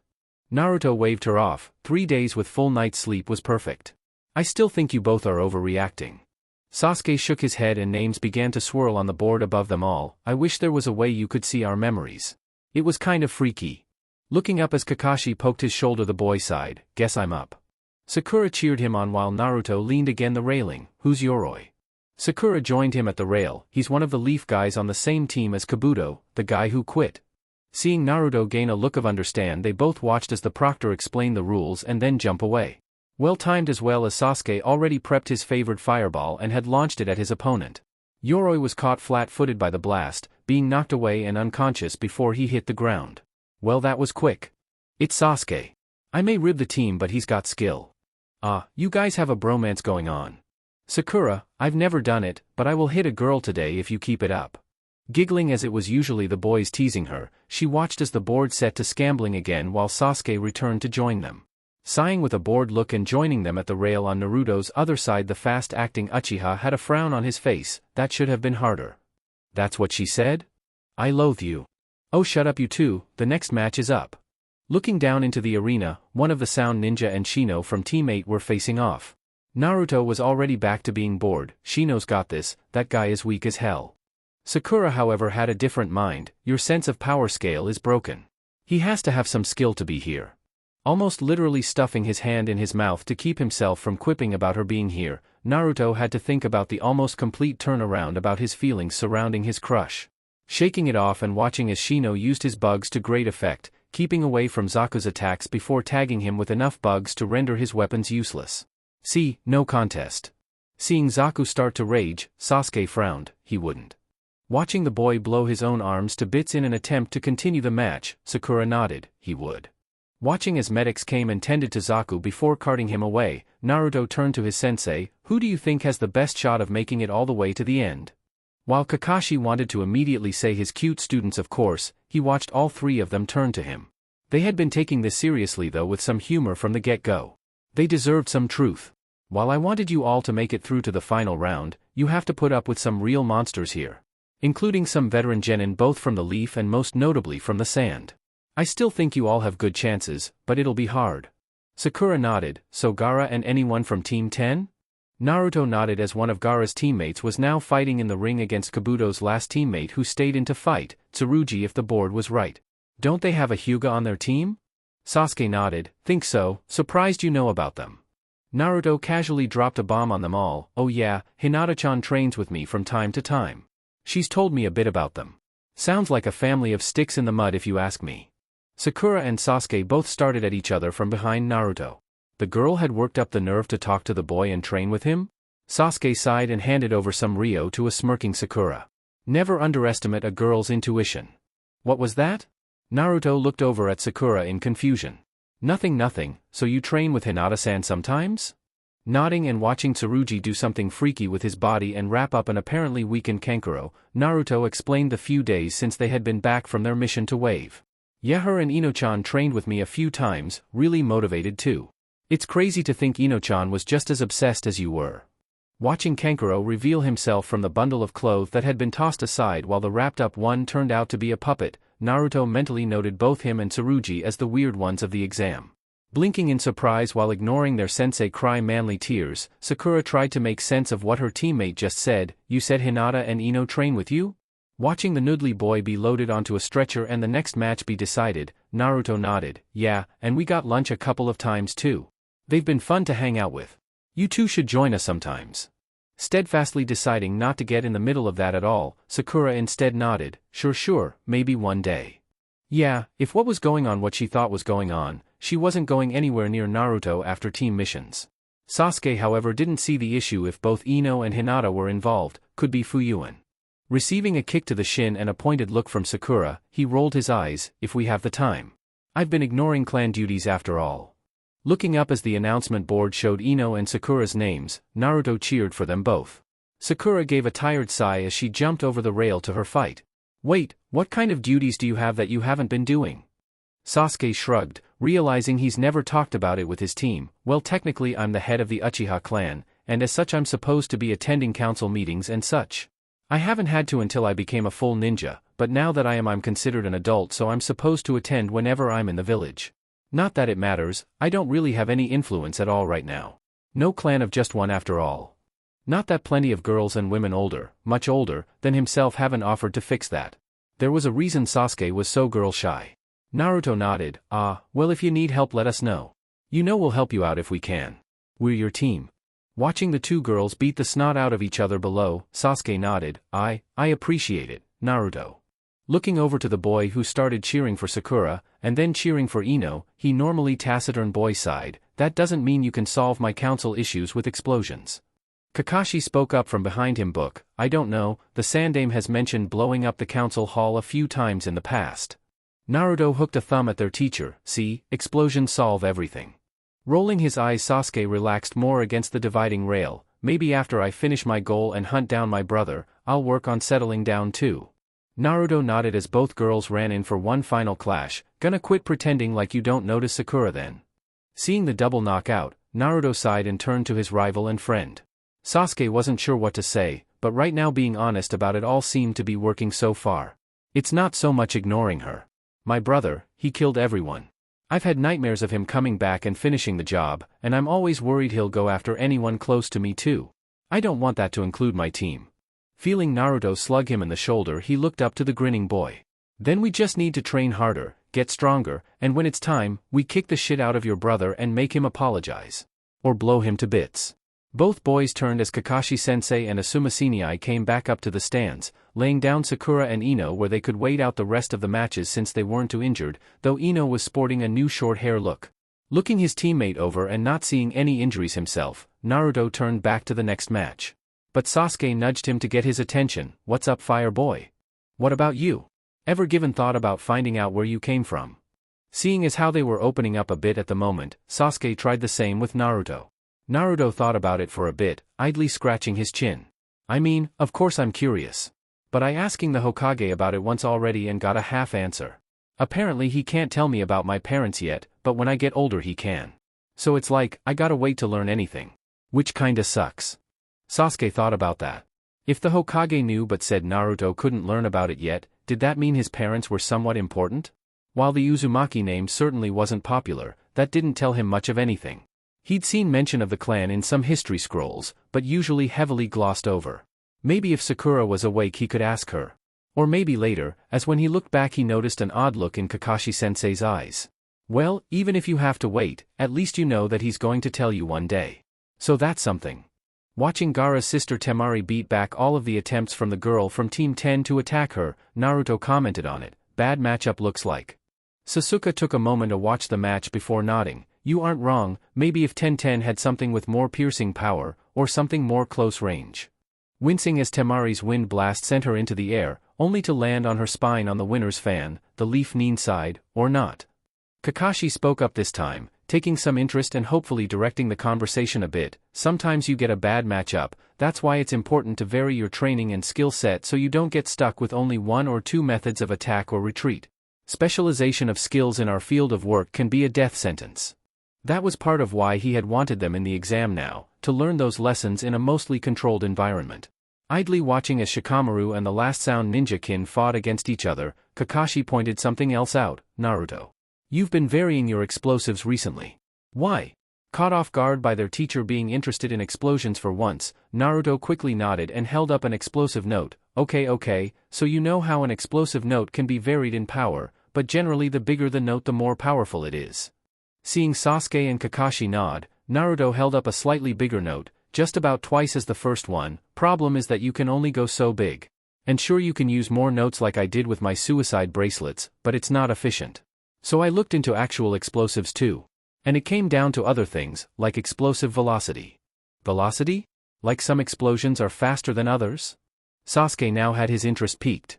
Naruto now put his tags away, before carefully unsealing a bottle of yellow-brown liquid. Sure are. This stuff is nitroglycerin. So volatile that just tossing this bottle over my shoulder or even just shaking it hard enough could cause it to explode. Seeing his teammate and sensei lean away slightly, Naruto sealed it away into his pouch again. Plus, just that one bottle, about as big as my sealing ink, is equal to about 100 explosive notes. So I can get a bigger boom with less, though it's more unstable. I'm looking into stuff that's more intense and more stable, but so far the explosive part of it isn't as strong. So I'm still looking. Seeing the boy had actually put some real thought into things, Kakashi however decided to caution him, just be care, I know you heal fast, but pretty sure you can't regrow a limb. Flinching slightly as an irate fox declared that his absolutely could if needed, Naruto covered it up by nodded, no worries sensei. As long as I keep the bottles sealed away they're stable. He wasn't going to worry them about mentioning just how much of the stuff he had on him at any given time. That was probably a bad idea. Watching as a tired Shikamaru knocked out Kin using his own shadow, Naruto cheered for the lazy boy. Talk about too smart for his own good. Sasuke scoffed, part of why he's so lazy. Missing Sakura and Ino coming to earlier, Sakura finally made her way back to the rail alongside her teammates while went to join her team again. What did I miss? Sasuke shrugged, that sand girl beat Tenten from Team 10, and Shikamaru beat the girl from the sound team. Looking up, Sasuke sighed, and you get to watch Naruto now I guess. Throwing up his fist, Naruto cheered and leapt over the rail. Alright. Let's make it flashy. Dropping into a three-pointed crouch, Naruto marveled as he finally felt used to moving without his weights on. Which meant he could go all out. Being approached by a smirking Kiba was throwing him off a bit. Look here Akamaru. We got an easy win, no way the dope who had to be saved by Sasuke and got his eye torn out is any match for us. Kiba pointed at the last Uzumaki, you might as well forfeit now before I humiliate you. Naruto bounced in place, come say that to my face Kiba. He had put into much work to be belittled by his former classmate like that. Alright fine, begin. Their proctor jumped away and without any preamble Kiba was off like a shot to attack Naruto head-on. However, Naruto had been training day and night against clones that whether he knew it or not could move at the speed of thought. Then between fighting Haku and later Orochimaru, Kiba was almost slow. Pivoting away from the overextended forward strike, Naruto thrust his own palm forward and into Kiba's gut, rocketing the boy off and into the far wall. Not slowing down, Naruto made his usual brace of a dozen clones. For underestimating me, we're gonna make this flashy. And the clones all blurred into movement. What the hell was the dash? Before Kita could fully stand, he was kicked in the side by a clone. Which led into a palm thrust, and a roundhouse, then an axe kick, and on it went. In the stands everyone watched as Naruto and his clones bounced the Inuzuka around the arena floor. It so far wasn't so much a fight as Naruto making a mockery of his opponent, but eventually Akamaru was able to disable a few clones and earn Kiba a breather. What the hell? Looking up, Kiba came face to face with another clone. Tell me how fire tastes. The clone exploded, tossing the genin and his dog away into the air, where they landed in a heap in the center of the arena. Naruto paused, waiting to see if the proctor would call it. Even though Kiba had insulted him, he was still a member of the Leaf and a teammate, sorta, so it wasn't like he wanted to kill him after all. And, after the proctor checked on him and called the match, Naruto cheered, woo yeah. Who's awesome? Sakura sighed, should we tag team him and beat some humility into him? Sasuke shook his head, heads to hard, wouldn't work. Looking over however at a lavender-eyed girl, Sasuke smirked, make Hinata or Ino do it. High-fiving the boy with a chuckle, they both congratulated a happy Naruto. Though Sakura had a question, why didn't you use your sword at all? Naruto shrugged, Kubikura Bocho is a sword of killing. At least against Leaf means I don't want to draw it. It's meant for spilling blood. Not for a friendly match. Nodding with his reasoning and watching the board, Sakura along with a few others all gasped at the names brought up. Oh no. Naruto looked up and frowned, Hinata and Neji? Wasn't that her cousin she mentioned once? Looking down as they both entered the ring and Neji immediately tried to convince Hinata to quit, Naruto didn't have good feelings about this. Why's he such an ass? Again Kakashi spoke up, the topic a little older than the kids, Neji is of the branch house of the Hyuga clan. Hinata is from the main branch. To outsiders it's like a servant-slash-master relationship, and Niji holds some resentment against Hinata. There's more to it, but I can't speak on it. That Niji somehow blamed Hinata for his father's death wasn't his business to tell, but they'd find out sooner or later with how chatty the Hyuga seemed to be. Watching Hinata hold her own, Naruto cheered loudly for the girl. You got this, Hinata. Don't give up. Sasuke shook his head. Be reasonable though. Her cousin has an extra year of experience on him, and he's apparently a gentle fist prodigy. How is she supposed to hold up against that? Naruto shrugged. Even if she can't, she should still push herself. He's family, not like he'd really hurt her in the end. Wanting to dispute that entirely but knowing now wasn't the time, Sasuke made note that Hinata's strikes were losing their power. She's slowly down. Sakura nodded. Yeah, but why? They haven't been fighting long. After watching Hinata retreat and listen to her cousin speak, the clearly tired girl pulled up her jacket sleeves, exposing the red marks from Juken strikes. Guess that's that. Naruto shook his head. That's bogus, she can't be out yet. Watching the whip off her jacket and throw it at her cousin's eyes, a tactic she had used against Naruto once during training, she got a few good hits in before he cousin freed himself and they were back at it, thought Niji was much harsher than before. See, she still has some fight in her. Kakashi sighed, having the will to fight is all well and good, so long as you don't kill yourself trying to do so. Sometimes it's better to retreat and learn from your mistakes. Everyone watched as Niji connected with a strike to the side of Hinata's chest. They both had paused there before Hinata slumped to the ground and Niji backed away, calling for the proctor to call the match. And it was here that Naruto saw something in the girl that completely had his attention. Fighting and crawling her way to her feet, she took her stance again. She was barely standing, and clearing out of the match, but she still had a smirk on her face that many would recognize as more at home or Naruto's face, and said something to her cousin.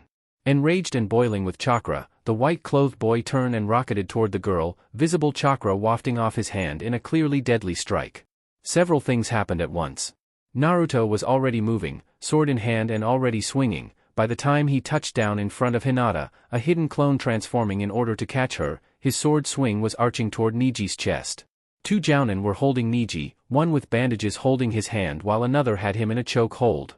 Kakashi had Naruto's sword wrapped up and anchored to the ground with ninja wire, while the proctor Hayate was holding his sword to Naruto's neck, who himself had frozen mid-step. I suggest you both cool your heads. Hayate wasn't in the mood to play around at the moment.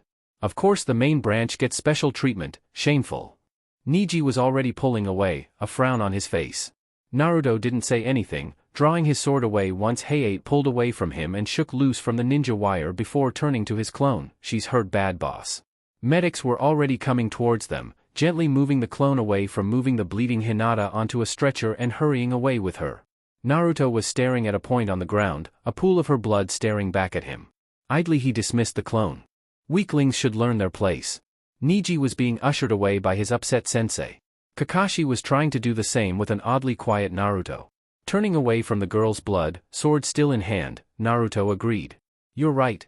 Looking up at Niji with an odd tinge to his purple eye, Naruto was grinning. The weak should learn their place. Above them the other members of Team 7 shivered when they saw the look in Naruto's eyes. And both silently offered up a prayer for Niji, the boy not realizing just what kind of enemy he just made. And as their sensei and Naruto rejoined them, leaving the kids to have a word with Guy, Naruto took their quietly, sword finally stowed away on his back. Both Sakura and Sasuke were looking for the correct thing to open up the conversation, but it was a contemplative Ino who walked over and joined them, standing shoulder to shoulder with Naruto for a moment. She'll be alright, you know. She's a lot stronger than she looks. While they were rivals in love, they were still fellow Leaf Ninja and friends. And she'd never wish what just happened on a friend. Naruto nodded but didn't say a word at first, before he took a deep breath and let it out slowly, now watching the match between Gaara and Lee. I know. But, to watch a family try to kill another over something they can't control, that's garbage. I'm gonna feed him my foot through his ass. Chuckling and nudging the boy again, the now short-haired Ino smiled as the light came back to his eyes. I'll pay to watch that, and I'm sure Hinata will too. Just, don't kill him. Even if he deserves it, shouldn't his fate be up to her? Naruto nodded. You're right. I won't. Looking at the jade-eyed girl and grinned. Thanks Ino-chan, you're the best. Turning to walk back to her team, Ino nodded with a smile. Oh, I know it, but you can praise me more all you want later. After we make sure Hinata is better. Saying her piece, Ino sashayed away. Sakura grinned. So what's the plan then? Since you moved up, you might get to fight Niji in the finals. Happy to see some life return to her teammate and friend, she was already feeling better for the boy. Naruto held up a finger as if imparting sage advice. Oh, introduce him to the wonders of explosions. Maybe kick his teeth in. You don't need teeth to talk, at least not enough to apologize. Oh, Naruto was going to plan for this. Oh yes he was. Watching the matching between the Sand Ninja and Guy's protege end in Gaara's favor brought the team down a bit, but the boy was still standing, which could have been worse.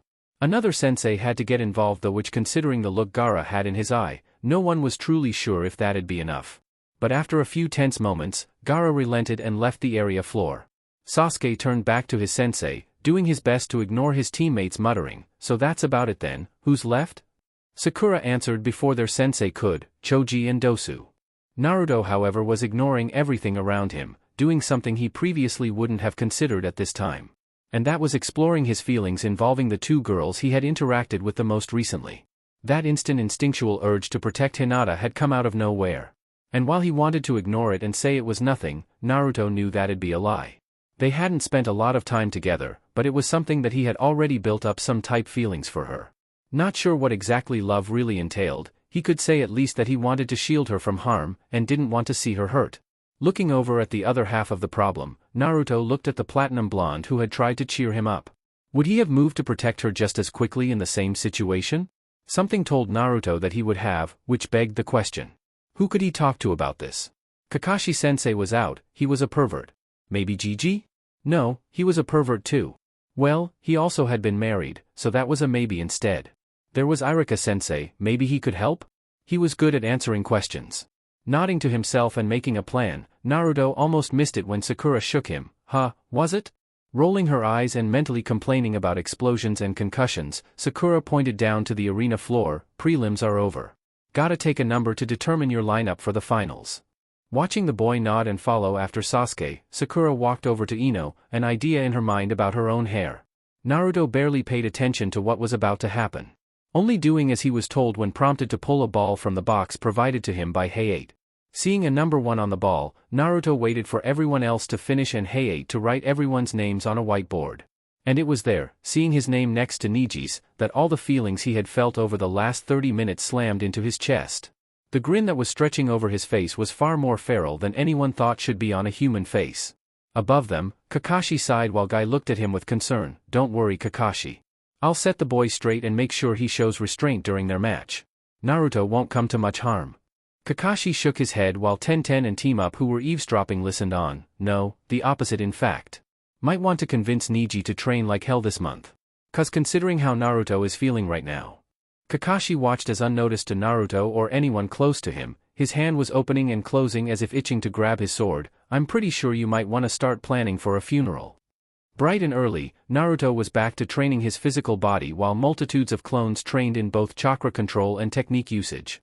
During the exam against Orochimaru and later against Kiba, Naruto puzzled over why it seemed his clones had an easier time of sneaking up on opponents. After some trial and error, he figured out what the big drawback of the Shunshin was, and how it was negated with the use of clones.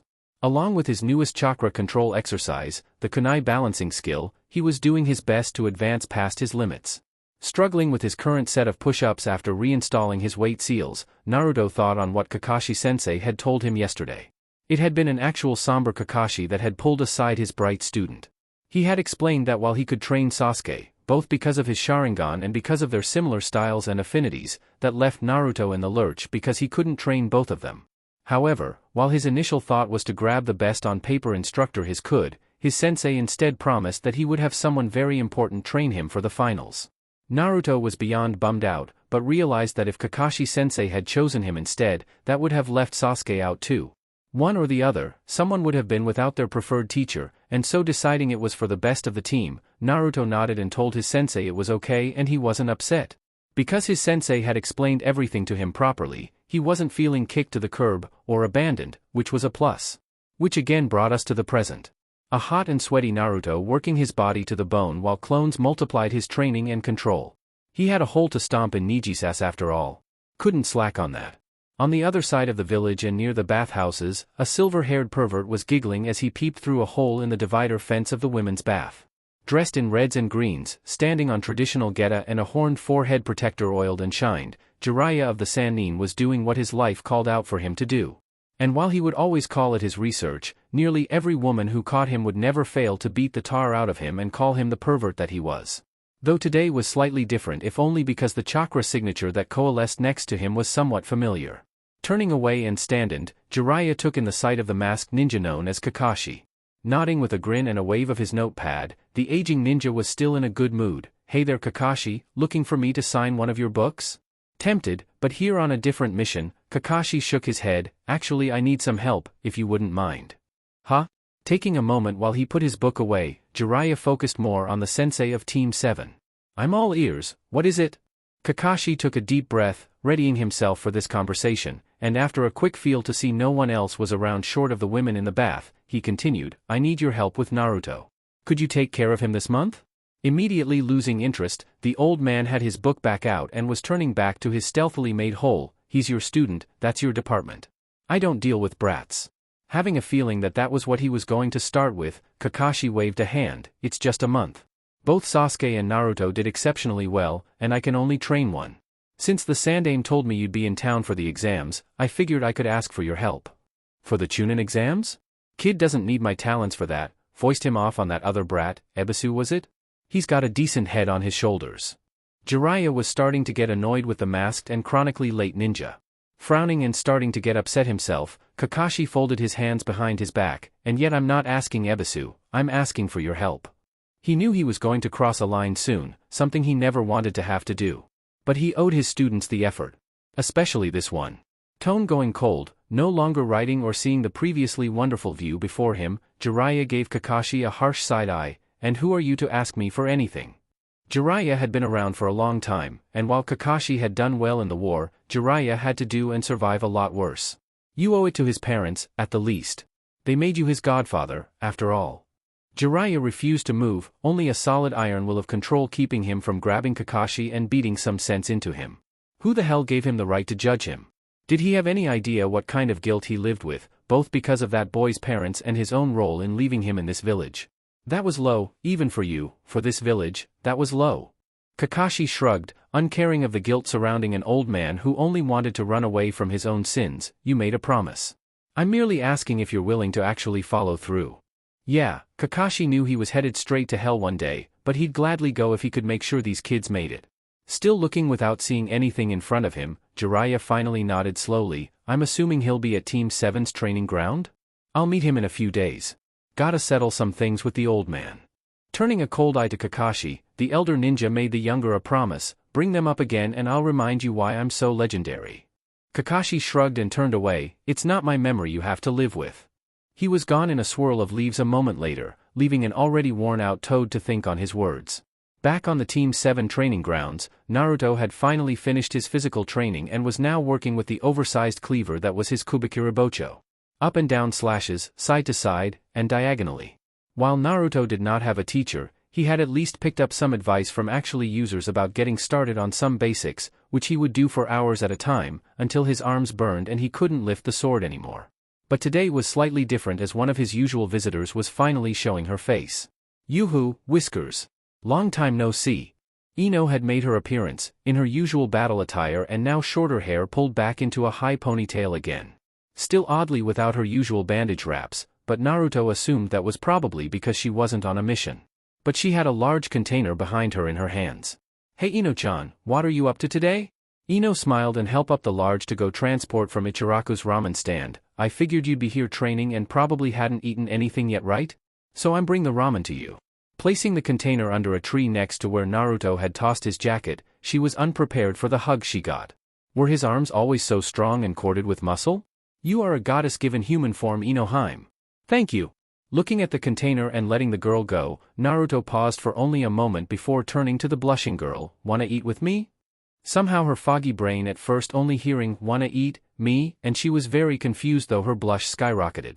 But she took a moment to think that this was Naruto and put the missing word in there. Sure yeah, I'll have a bowl." Sitting down with the boy as he opened the carrier and spied the 6 waiting bowls of ramen, Naruto took a veggie ramen to give to the girl before taking a pork bowl for himself. Saying a quick prayer, he was off to the races. Ino watched him for only a short while, breaking apart the provided travel chopsticks before a thought entered her mind at the boy being out here all alone. "You're not training with your team?" That confident about the exams? Naruto shook his head. Already halfway through this bowl, Kakashi-sensei can't train us both, Sasuke and me, so sensei is going to find a new sensei to help me out while he helps Sasuke. Taking a moment to finish off the bowl and drink down the broth, and was already on to the next one. Training always made him hungry. Ino however saw a flaw in all this. Well, that sucks. I'm sorry you have to give up your sensei for a month. Think you'll be okay for the finals? Naruto nodded through a mouthful of noodles, though he did swallow before talking. Ayamne had beat him more than once about manners around girls. It's okay, I'm not mad. And honestly I'm not too worried. I could wreck Niji now, but after a month of intense training? Oh, they'll be naming the crater I make with him after me. Naruto knew without a doubt he was going to wipe the floor with Niji. He'd still train however since crazy opponents were always waiting in the wings. Again he thought of Orochimaru and the mountain-wide gap between them. Impressed with the boy's upbeat attitude, Ino calmly ate her own noodles and just enjoyed the time with her crush. The sunny blonde just had a way of brightening the day and making things better. Which, now that she was over the broody Uchiha, she could see as an absolute delight. Sure, the edgy boy had his own mystery to him, but there was always a cold distance to him. Ino wanted to enjoy the warmth of this blonde before her, unsure however if that would be forever not. They both sat in silence for a while, finishing the food and chatting with each other for the next hour before Naruto groaned and rolled back to his feet, stashing all of the empty bowls back into the carrier. Naruto had a soft and thoughtful smile on his face as he watched the girl who he had conflicting feelings for. I appreciate you coming and checking up on me, Ino-chan. Don't worry about the carrier, I can take it back after my training. Ino stood and nodded, turning back to the village. Okay, I'll entrust that to you. Here Ino paused for a moment, an unsure look on her face that did not look normal to Naruto. But before he could ask her about it, she was looking up at him again with her usual confidence. Naruto? Would you appreciate someone making you an actual lunch? Not just ramen. Naruto was caught flat-foot and nodded slowly, never having someone think of that before. I mean, I've never had that, so, yeah, that'd be great.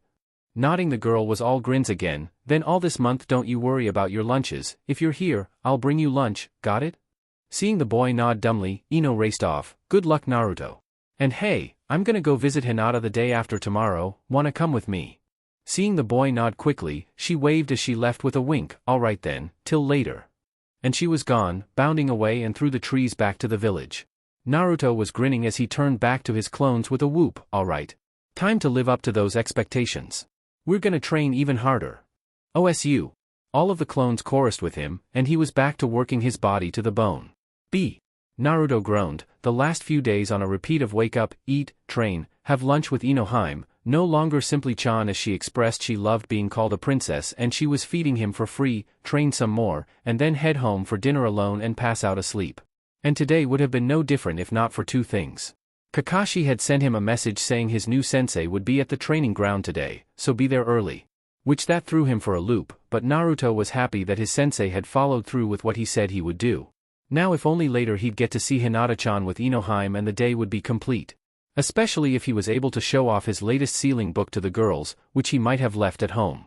Adjusting his sword and scratching his stomach, Naruto came to their training ground to the sight of a very tall but oddly dressed old man sitting in the middle of the clearing, a notepad in hand and writing away. As Naruto came closer however, the book snapped shut and their eyes met for the first time. Something odd passed behind the old man's eyes for a moment, like he recognized him or something. Well, Naruto was pretty awesome like that, though hopefully it didn't have anything to do with one of his pranks. Raising a hand, Naruto at least started out polite. Yo! I'm Naruto. Are you my temp sensei? Scoffing at the brat, Jiraiya didn't want to be like his other teammate, but he felt like he was going to need a drink today. Temp sensei? Temp? Why when I'm done with you, you'll want me full time? For I am Jiraiya. Taken aback and scratching his head, Naruto gave the sage a confused look. And what is a Jiraiya? Did they teach these kids nothing these days? This must be corrected at once. Paper fans coming from somewhere, Jiraiya began his dance. Why I am the ultimate man of mystery. Feared by my enemies from the north to the south, loved by women across the world from the east to the west. Trained by the legendary toads of Mount Mayaboku.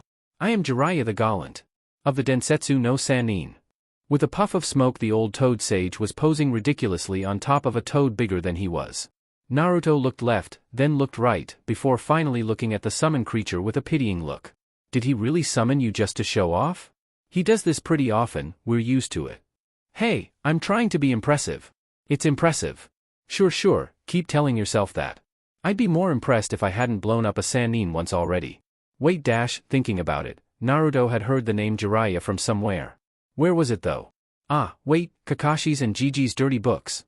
You write that porn. It's not porn. It's erotica and it's art. How dare this wet behind the ears boy belittle his craft? Art? It's smut. You're just a pervert. A pervert, as if.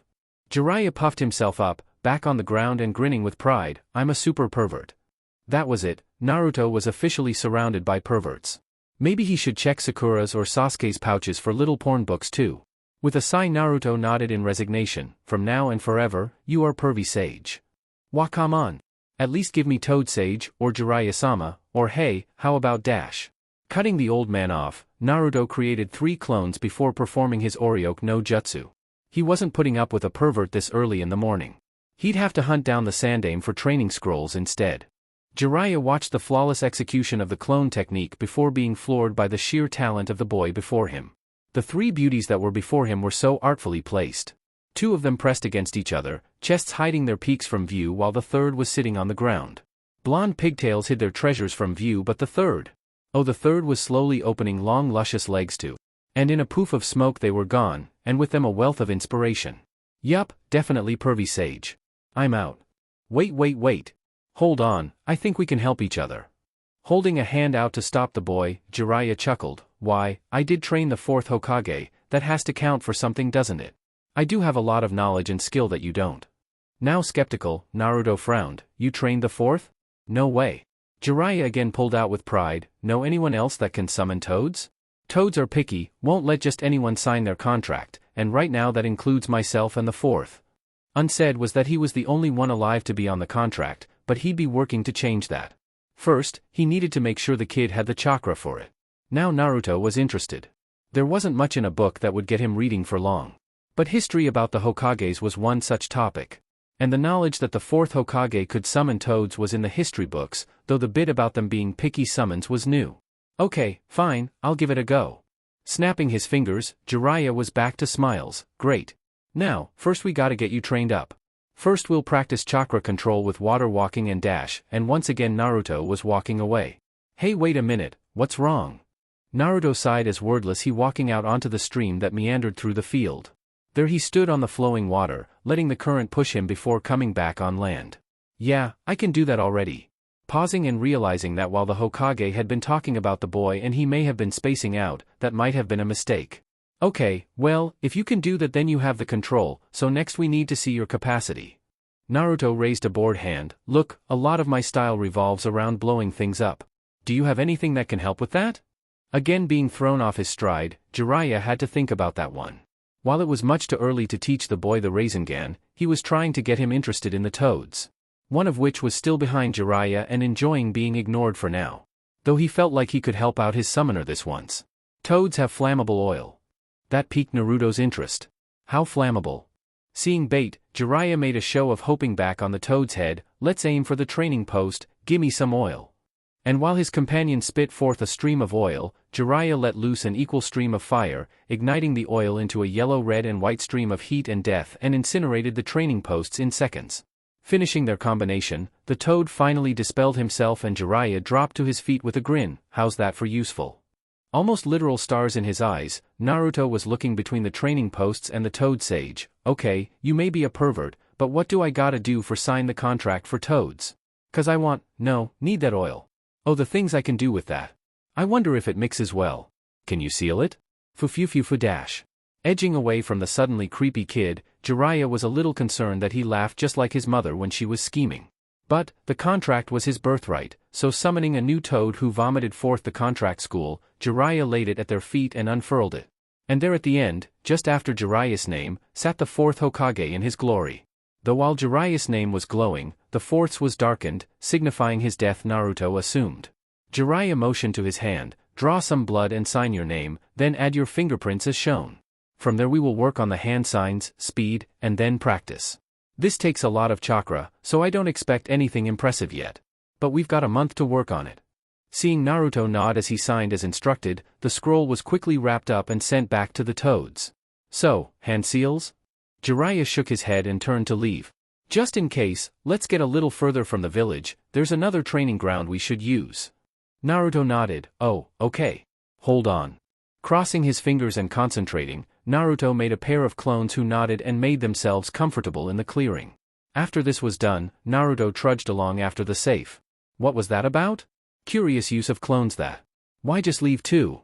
Naruto reached up to fiddle with the handle of his sword, losing himself in thought as he began making plans for toad oil. Oh, Inohime usually grabs me for lunch. But I promised her if I wasn't going to be here that I'd leave a clone for her to let her know. I left it today though because we're supposed to go see Hinata-chan in the hospital.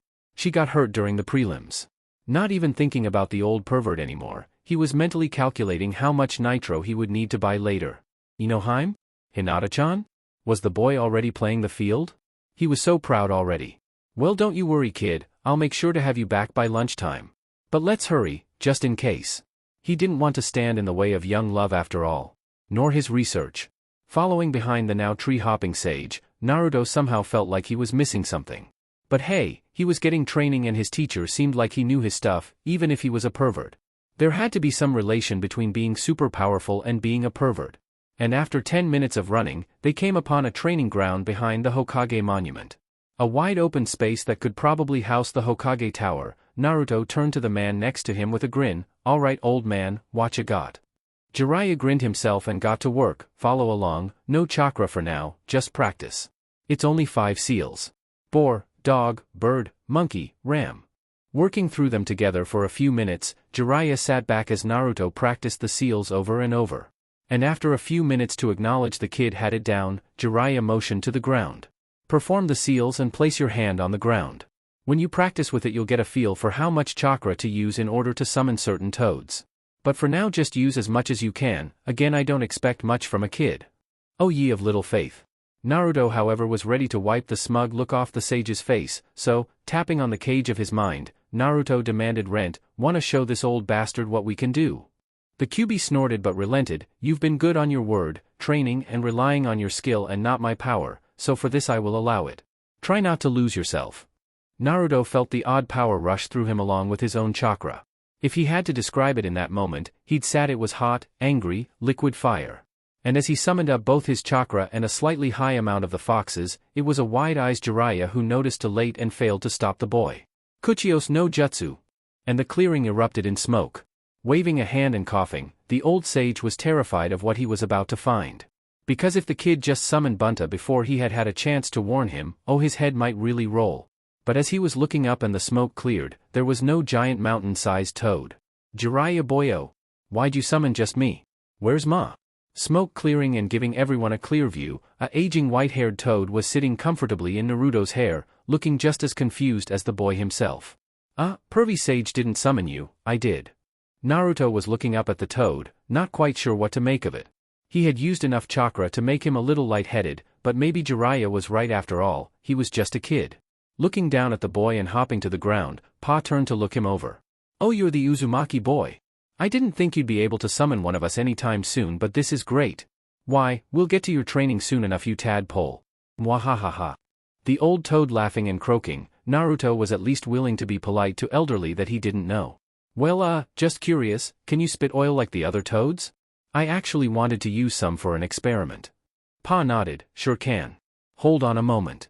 Gathering some chakra and making a few seals, the sage toad slammed a hand into the ground, making a pot of earth that he thinned spit oil into. Pot easily half the height of Naruto himself, the small toad still filled it quickly. Where does it all come from? Trade secret tadpole. Now. You used a little too much chakra there, skipped right past the boss and straight to me, one of the sages. So practice some more, get a feel for us, and we'll meet again soon. I'll let Bunta know you're a good kid so he doesn't haze you. With a wave and a cackle, Pa was gone. He was nice. Naruto was already sealing the pot into a scroll. Oh, he was so ready to get playing. Frustrated and now free to explode, the old sage did so. Wait a minute. I was tested and hazed for days. And you summoned Pa on the first go. That's it, me and Sarutobi are gonna have it out, he left a lot out about you. Turning and making to leave the clearing, Jiraiya turned a hard eye back to the boy. Meet me here at this training ground from now on in the mornings. If I'm not here, start your normal routine. You can invite your girlfriend too. Saying his piece, Jiraiya left in a swirl of leaves. Blushing, Naruto was shaking a fist in the direction of the departed sage. Inohime isn't my girlfriend. Not like she'd be interested in an idiot like him. No, he had his beautiful explosions and that was enough for now. Currently without his sword, Naruto and a humming Ino both were in quiet moods as they made their way into the Konoha hospital. Naruto was still distracted by what the old pervert had said to him, trying hard not to imagine what it would be like with Inohime as a girlfriend. He barely knew what it meant to have a girlfriend anyway. Ino on the other hand was just happy to be spending some time with the blonde. Her own training had taken an uptick since the end of the preliminaries, so she hadn't been able to join him like before. She'd have to find the time later on, like after the finals. They were directed to the ninja wing of the hospital towards the upper floors, where they both were overwhelmed by the smell of power cleaners and antiseptics. It was quieter on these floors as well, not like the lower levels, and that probably spoke to the fact that this was a clan heiress that was injured. Something Naruto didn't think about often until right now as they came upon her room. At least she didn't have any of those stuffy Hyuga guards here. Opening the door for Ino to go first, Naruto walked in behind her to get his first glimpse of his injured friend. Hinata was sitting upright at the least while reading from a scroll. Her bed was against the wall with a window that allowed the sun in to give her reading light. Naruto was happy to see that there weren't a ton of machines hooked up to her, but his anger spiked a tad when he noticed that she was breathing rather heavily. Think happy thoughts, Naruto, and focus on breathing. Niji would get his. Ino was all smiles, however, as she swung herself into a chair next to the quiet girl. Hey there, Hinata-san. We figured today would be a good day to come visit and grace you with our bright and radiant presence. Leaning forward with a grin, Ino poked the bedridden girl in the leg. So how about it, feel better? Friends first and rivals second. Ino was putting that lesson to good use lately. Smiling softly and looking up to both of her visitors, the injured girl nodded. I do feel better.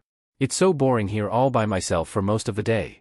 That Kurenai-sensei and her teammates had been the only ones who had visited wasn't something she was going to mention. That would spark a new wave of worries between them.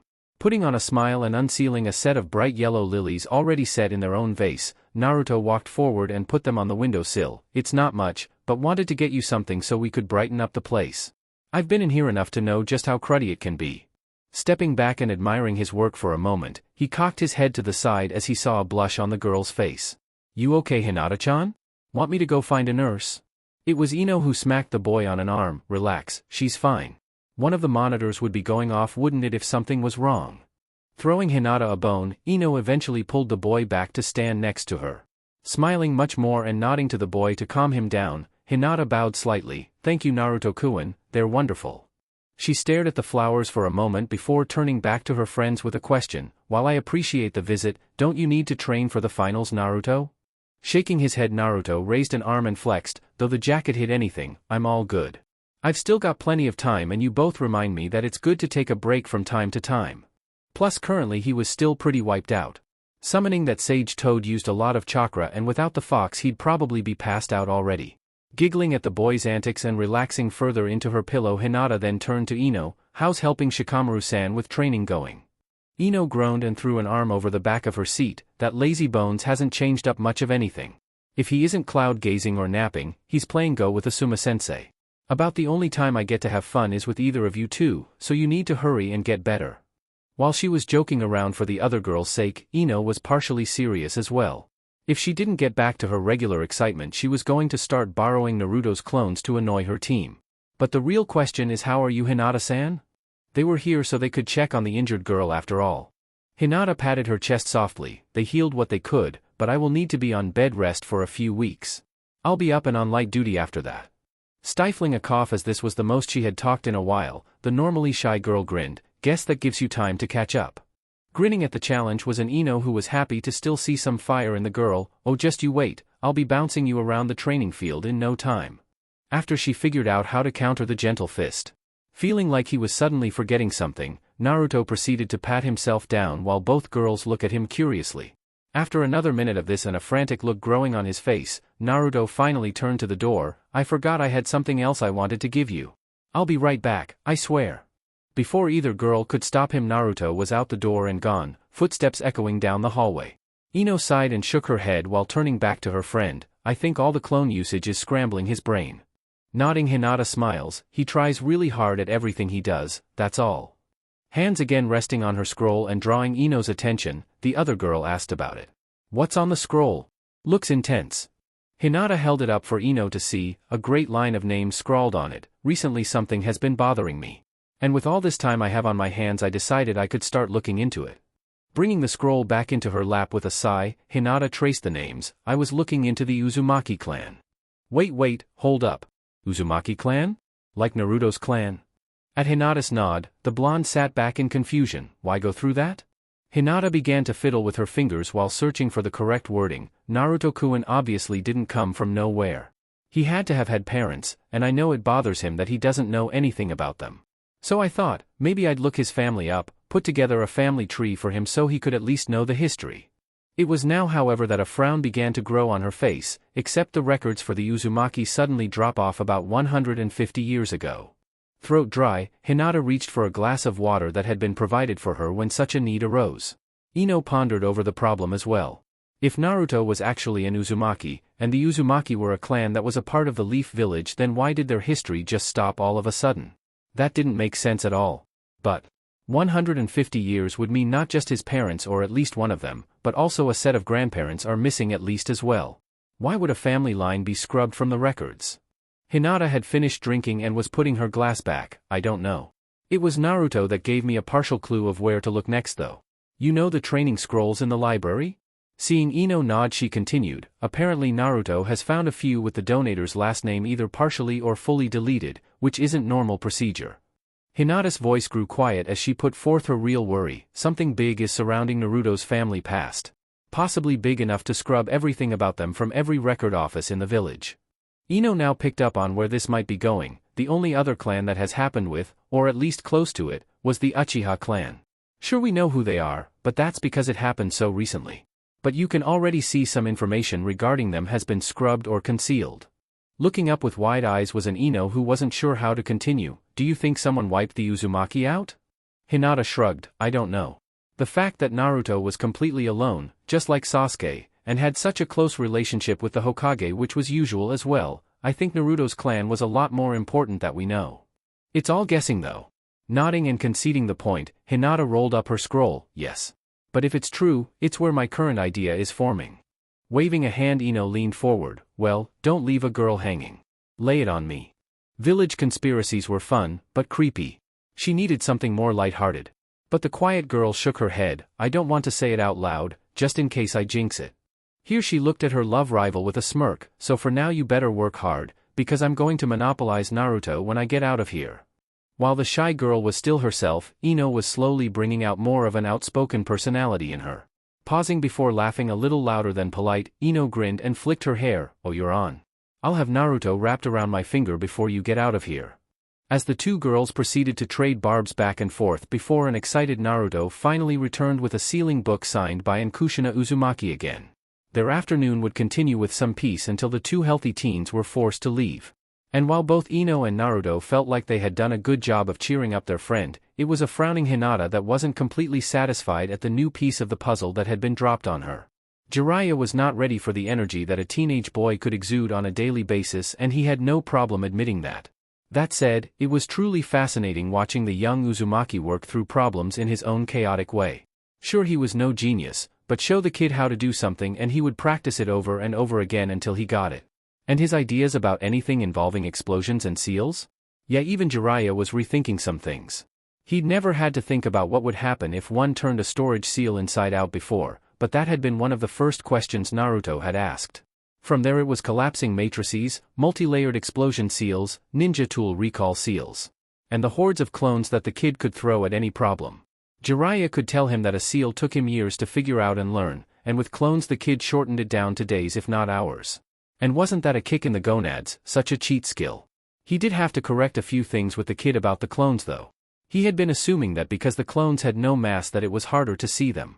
The truth was that the clones pretty much blanketed an area with chakra, and with them using Shunshin at the same time it was like trying to locate a specific drop of water in a river. Considering he was using the tactic of suicide bombing clones, this was something he was going to start doing often and with extreme prejudice. Not that the old sage would stop him, or could really. But that was the point Jiraiya was learning with the boy. Even if he was doing something wrong for a long time, it seemed all he needed was someone to correct him with genuine effort and he'd be doing things right from then on. It was exhausting to deal with really. And there was the other thing. Hey pervy sage, the Hokage said I could keep this book of seals, isn't that awesome? Cheering for himself, the boy sat down to quickly get to seal practice, some new idea in his head. Jiraiya couldn't figure out how the kid kept seeming to find leftover scrolls and books from his mother, but he shouldn't have been at all. Everything from the Uzumaki clan was supposed to be in a vault, specifically for him when he got older. Sensei had said that they must have been lost before the vault was sealed, but Jiraiya wasn't buying it. He had watched Kushina write the one Naruto currently had, and it had been around the later months of her pregnancy. No time to get lost before her death. Shaking the thought free and trusting the Hokage, Jiraiya walked forward and ignored the lines of clones balancing on kunai. Don't forget your summoning practice. Oh right. Naruto idly made the necessary seals and slammed a hand down. A much smaller poof of smoke later, and a small toad just slightly bigger than his hand was there giving a salute to the boy who was already bringing out a decent bag of candy. Yo bro! What crazy stuff are we doing today? Gamakichi, son of Bunta the Toad Boss, was summoned a few days ago as Naruto got a feel for the toads and how he could work with them. These two had become fast friends over a general love of life and flashy things. Naruto sat the bag in front of his small friend and pointed at his book. Nothing crazy today. Trying to figure out the seal idea I have. I want to seal an explosion in a storage seal, and then compress it. He really wasn't even sure if such a thing would work. But his idea was to seal way more than the normal amount of explosives in a seal, then seal that first seal within a complex matrix of compression seals. The idea was to ignite all of the explosives inside the first seal, then rupture it. The compression seals would fight it, attempting to crush the explosion in the size of a chickpea, and hopefully by the time they failed, the explosion would be beyond a critical point and would be way larger than it should be since it had the extra time to ignite all of its material. He had learned in earlier experiments that when his normal explosives ignited, not everything went off at once. That was lost material and was not efficient, and if he was exploding stuff he was going to make sure he exploded everything. Of course that would only happen if he got this to work. The rest of the day was spent like that, Jiraiya looking over Naruto's shoulder and giving him tips and advice, but mostly allowing the boy to work through the problem on his own. As per Naruto's normal routine, Ino eventually came to visit with lunch in hand. Jiraiya liked the spunky girl and approved of her methods. The way Naruto had described her at first, he was ready to meet a fangirl or some vapid body chaser. But watching the girl occasionally train alongside the boy as well as put away the food just like him, he had a better opinion now. Though he could tell this was a recent change in her, her body still on the skinny side, but she was beginning to put on some healthy weight in muscle. Now he just had to meet the little Hyuga girl to get a better idea of Naruto's tastes. Watching the sun begin to fall while Naruto was laying out a large sheet of paper, the Toad Sage sighed, "Please tell me this isn't another explosion experiment?" Unsealing a small pot of toad oil graciously given by one of the many toads he had summoned up till now, Naruto nodded without even looking. Explosions are pure beauty given form. Jiraiya knew society had done the boy wrong at some point. You mean women, not explosions. Naruto began packing explosive notes all around the pot, before adding lines of seals from the pot to connect with the paper and the storage seal he had modified. Well, sure yeah, but I'm too young for that, so explosions over women. Sighing and sitting down, Jiraiya shook his head. I'm so going to have to take you away from this village and fix you if they have your brain scrambled that badly. Maybe it would give him time to figure out how to tell the kid he was his godfather. Naruto grinned as he finished his work. He had connected and modified everything as per his and Kushina's own notes, so now was just to test it. Applying chakra to the seal, it first sealed away the pot and explosive notes, leaving behind a large sheet of chakra with excessive seals inscribed on it. Then at the second point and another poof, a sheet of chakra paper not much larger than a normal explosive note. Grinning in excitement, Naruto tied the seal to a kunai and pocketed it for later. Now with the more known value explosive experiment out of the way, it was time to move on to the unknown one. Drawing forth a second storage scroll and unsealing its contents, it was Jiraiya that again piped up. What's that all about, kid? Seeing a bedsheet-sized seal matrix that was half-finished along with several baskets worth of rocks, the old sage could only wonder at what the kid was thinking. Moving the basket of heavy metal to the center of the array and already working on seals around it, Naruto was nervous as he explained this one. Have you ever thought about what happens when you put something in a storage seal? Shrugging as something so basic wasn't on his radar, Jiraiya shook his head. Can't say that I have. Naruto nodded. I never did either. Sure yeah, anything you put in a seal is kinda set in stasis and that's it. But I was always curious, could you make the storage seal do other things? Like say turn something inside out or liquefy it. Or like I wanna do, break something down to its base pieces. And why would you wanna do that? It's just going to be in storage. Not when I destabilize the seal and turn it inside out. Missing the Jiraiya's horrified look, Naruto pressed on with his experimental seal. It was a silent 10 minutes that passed before Naruto activated the seal. Watching as first it scrolled together and miniaturized itself before rolling into a normal-looking storage scroll. The 3 black bands that held it closed were a nice touch and made sure he wouldn't mistake it for another scroll. Again into a pouch this one went and it was saved for another day. Today wasn't the day to test this out after all. Granted, there might not be any day to test that out anytime soon. Maybe after the finals he and his team could take a mission out of the village. Beginning to dispel his clones in groups so he could make sure he didn't run into a mental strain, Naruto turned to his current sensei. I'm pretty much done for the day. Thinking about it, he should probably up his weights tomorrow since it was getting pretty easy to move about again. Jiraiya looked the boy over before walking forward and laying a hand on his shoulder. You've worked hard this month, kid. I'm proud of ya. While Naruto wasn't completely warmed up to the pervert, he could admit that the man had not only done a lot for him, but had also treated him as a real ninja. He didn't automatically assume Naruto was joking around or looking to play a prank. He took him seriously like a sensei should, and Naruto appreciated that. Plus he had helped him take one more step closer towards being Hokage. Now if he just didn't have to peep so often. The finals are in a few days, so that means training time is done. Spend a few days relaxing and resting. Let your body heal. At most you can practice your seals at home, while being safe, and that's it. No explosions. Jiraiya had to get some things ready as well. He was on duty for the exams after all. Nodding and figuring the man would say something like that, Naruto turned to leave, Gamakichi in his hair. Alright pervy sage. I'll see ya later. And like that he was off, bouncing through the trees. The Kyuubi jailer was in a good mood today. His training had been going well and his experiment seemed to work out just as he had hoped. Now maybe to round out a good day he could go and visit Hinata-chan before heading home. Besides hanging out with Gamakichi there wasn't much to do after all. Hey bro, I actually need to get back, I'll see ya later.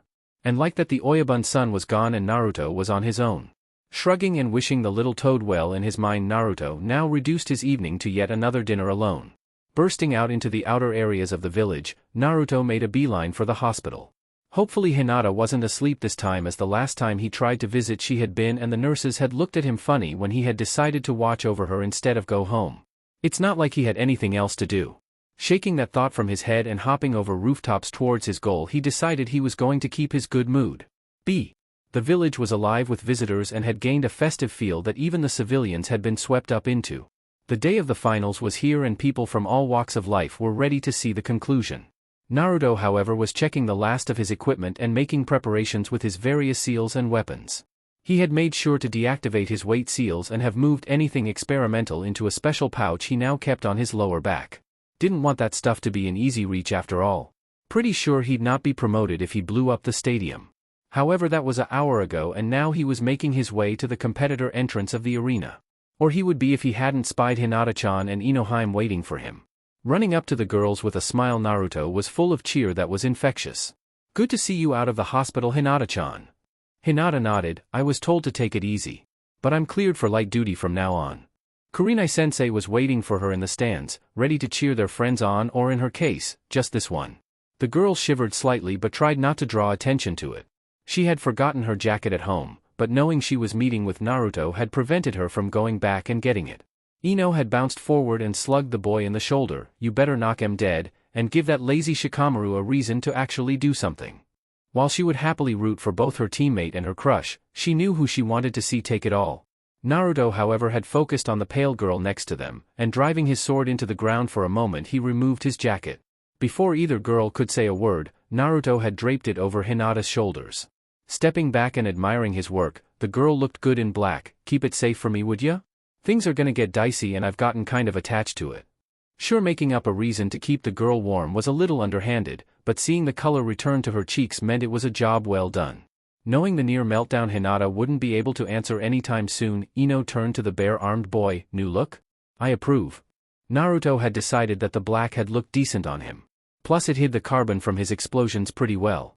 So he now wore black combat boots with mainly black cargo pants. They did have orange highlights around the ankles, knees, and the waist however. Black weapons pouches adorned each hip and the small of his back now, while pockets lined with storage seals took care of kunai and shuriken. His other addition was a black mesh shirt and orange muscle shirt. Normally his jacket would break it up, but he didn't need it today. Returning his sword to his back, Naruto chuckled, "Someone keeps harping on me about fashion and function, so I decided to listen." Happy in a way she couldn't fully describe, Ino nodded and stepped away from Naruto. "We'll be cheering for you, so you better knock 'em dead." Leaning closer in a mock whisper, the girl held a hand to her face. "Just don't blow up Shika, 'kay?" Nodding, Naruto turned to go. "Don't worry, I'll take it easy on him if we have to fight. But I plan on winning this thing." Turning and running through the entrance, he missed the slightly jealous look Ino shot Hinata. "Bet you're real warm in there, aren't you? Like you wouldn't believe, you harpy." A more bold Hinata pulled the jacket tighter around her shoulders. Rolling her eyes and walking the girl inside, "Ino couldn't let that slide, friend or not, says the cow who only has one thing going for her. Some girls just flower later. It's okay, Ino-chan. You win today, but I'll make up for it, just you wait." Snuggling deeper into the jacket with a smile, Hinata shrugged. "You never know." She had gotten closer to the truth over the last few weeks. And her idea and plan might just have some merit. Naruto, however, was no longer having thoughts about cute girls with soft curves. No, today was the day of the finals. Today he'd get a stage to show off his skill, his art. Then his eyes landed on the other competitors, and he was reminded that today was the day he got to wipe the floor with a certain stuck-up Hyuga. So as he came into the lineup and waited for instructions, Naruto's mind was already moving along with battle plans. For another 10 minutes the group waited while the proctor, a different man Naruto didn't recognize, stood watching them. An Umbu member jumped down to whisper something into his ear which had him scoffing but turning his full attention to them all. "Sasuke Uchiha is late, but is being given a bye at the moment till his match. Remember, you are all fighting for the glory and status of your villages along with your own advancement. These matches are to the death or submission. Unless I step in at any point. If I say a match is over, that means it's over. Anyone stepping out of line will be disqualified and disciplined, understood?" At everyone's nods, Gunma motioned to a stairwell. Everyone not Naruto Uzumaki or Niji Hyuga are to wait in the competitor's box. As everyone else left, Naruto and Niji paced away from each other. Niji was already bored and ready to be done. "What is some nameless loser supposed to do with me? You're weak and a failure, just quit and save yourself the shame." Naruto, however, was ignoring him, searching the stands for Inohime and Hinata-chan. He wanted to make sure they were safely seated. Belatedly he remembered that several disguised clones were on that jacket and hoped they would behave. That also meant he'd have to make some new ones for himself eventually. Turning and spotting the seething boy once he had seen them among some of their other rookies, Naruto shrugged. "Sorry, you say something? So hip and cool. Kakashi taught you well." Niji didn't, however, let him break his calm. "I said you might as well quit. You failures never know when to give up and accept life isn't fair. You can't work past your fate." Naruto shrugged, hands on his hips. "I guess we'll see in a minute, huh? Are you ladies done, or would you like to sit down for some tea?" Gunma was already over the teenage melodrama. But seeing the boys nod, he amplified his voice. "Round 1 between Niji Hyuga and Naruto Uzumaki. Begin." And he was gone in a shunshin, ready to step in if needed. Niji was already closing the distance, palm already outstretched. "I'll make this quick." Feeling his hand make contact, he already knew something was wrong. "Yeah, you will. Tada, asshole." The clone only had a split second before it exploded, sending the pale Hyuga spiraling through the air on an uncontrolled course. Hidden away in the trees by a Kawarimi, Naruto made a dozen clones with specific instructions and waited while they set upon the boy. No sense getting close to a Hyuga. Hinata had taught him that. Niji hit the ground and rolled, coming to his feet as fast as he could. Byakugan activating, he noticed with some frustration that he couldn't tell the clones from the real Naruto, each having a chakra network. Spinning in place and connecting a foot with the chest of one, he felt a hand slap his calf. Oh, so close.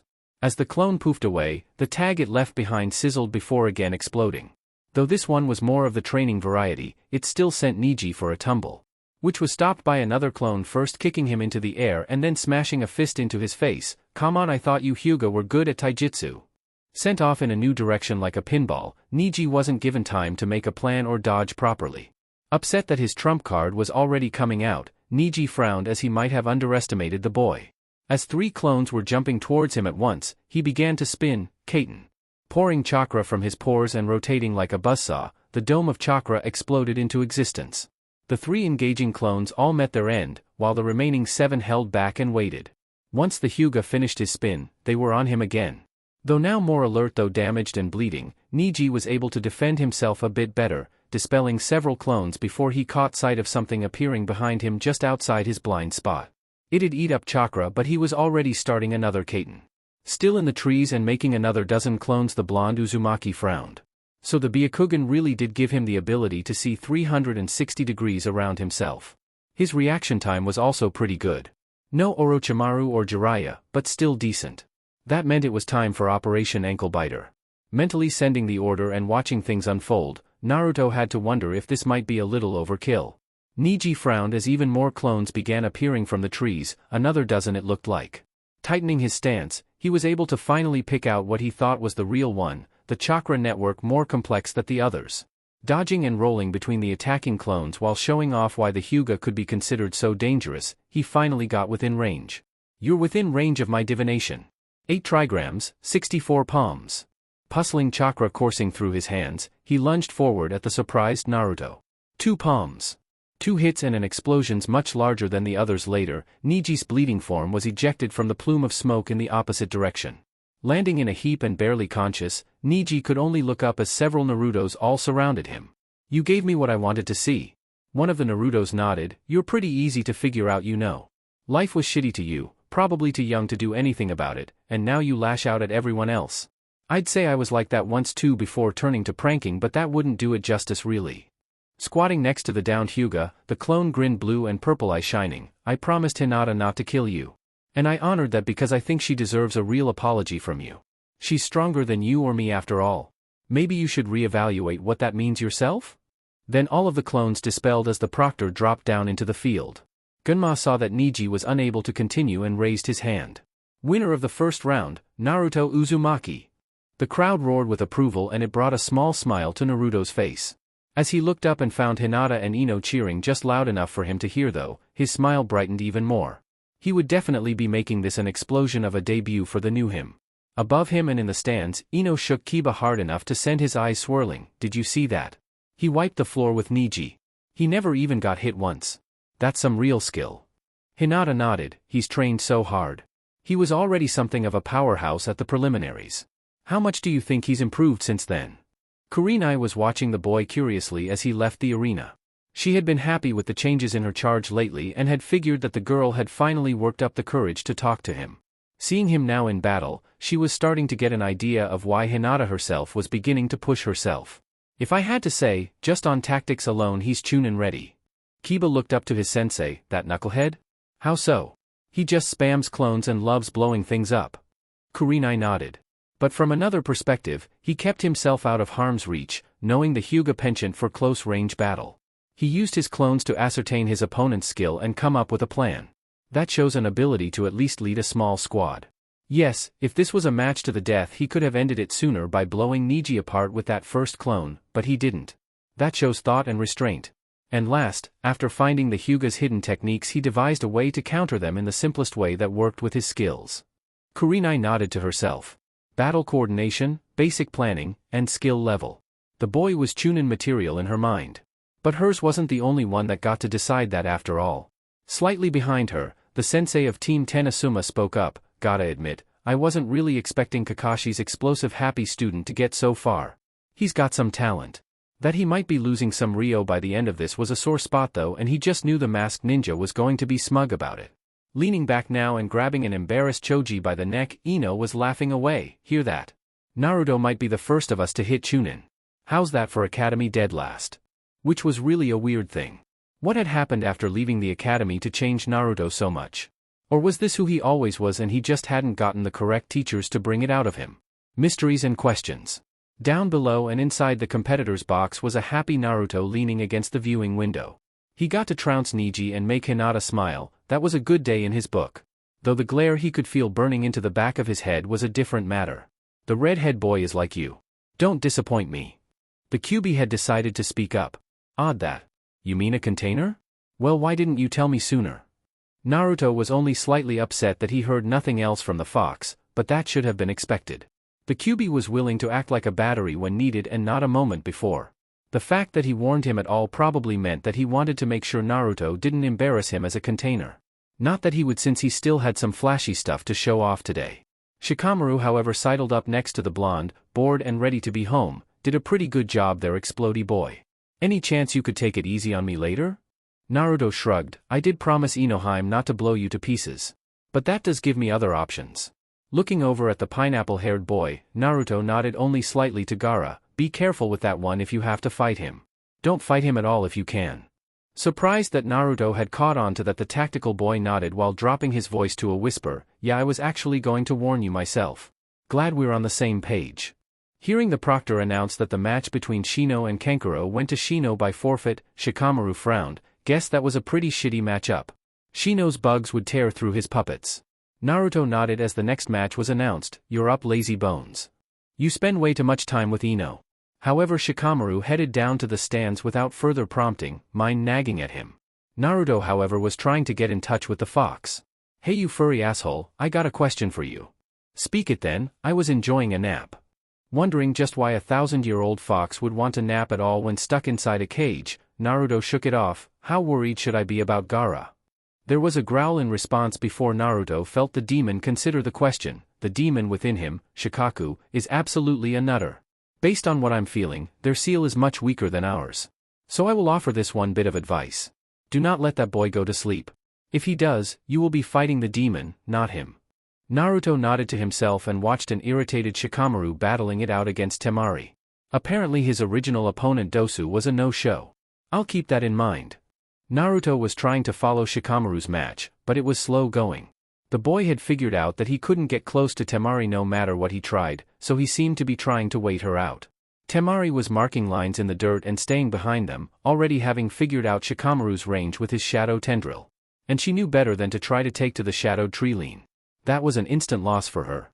Which mean as the morning turned into the afternoon and even a little further, Naruto was ready to toss a clone or two to speed things up, and from the sounds of it so were the rest of the crowd.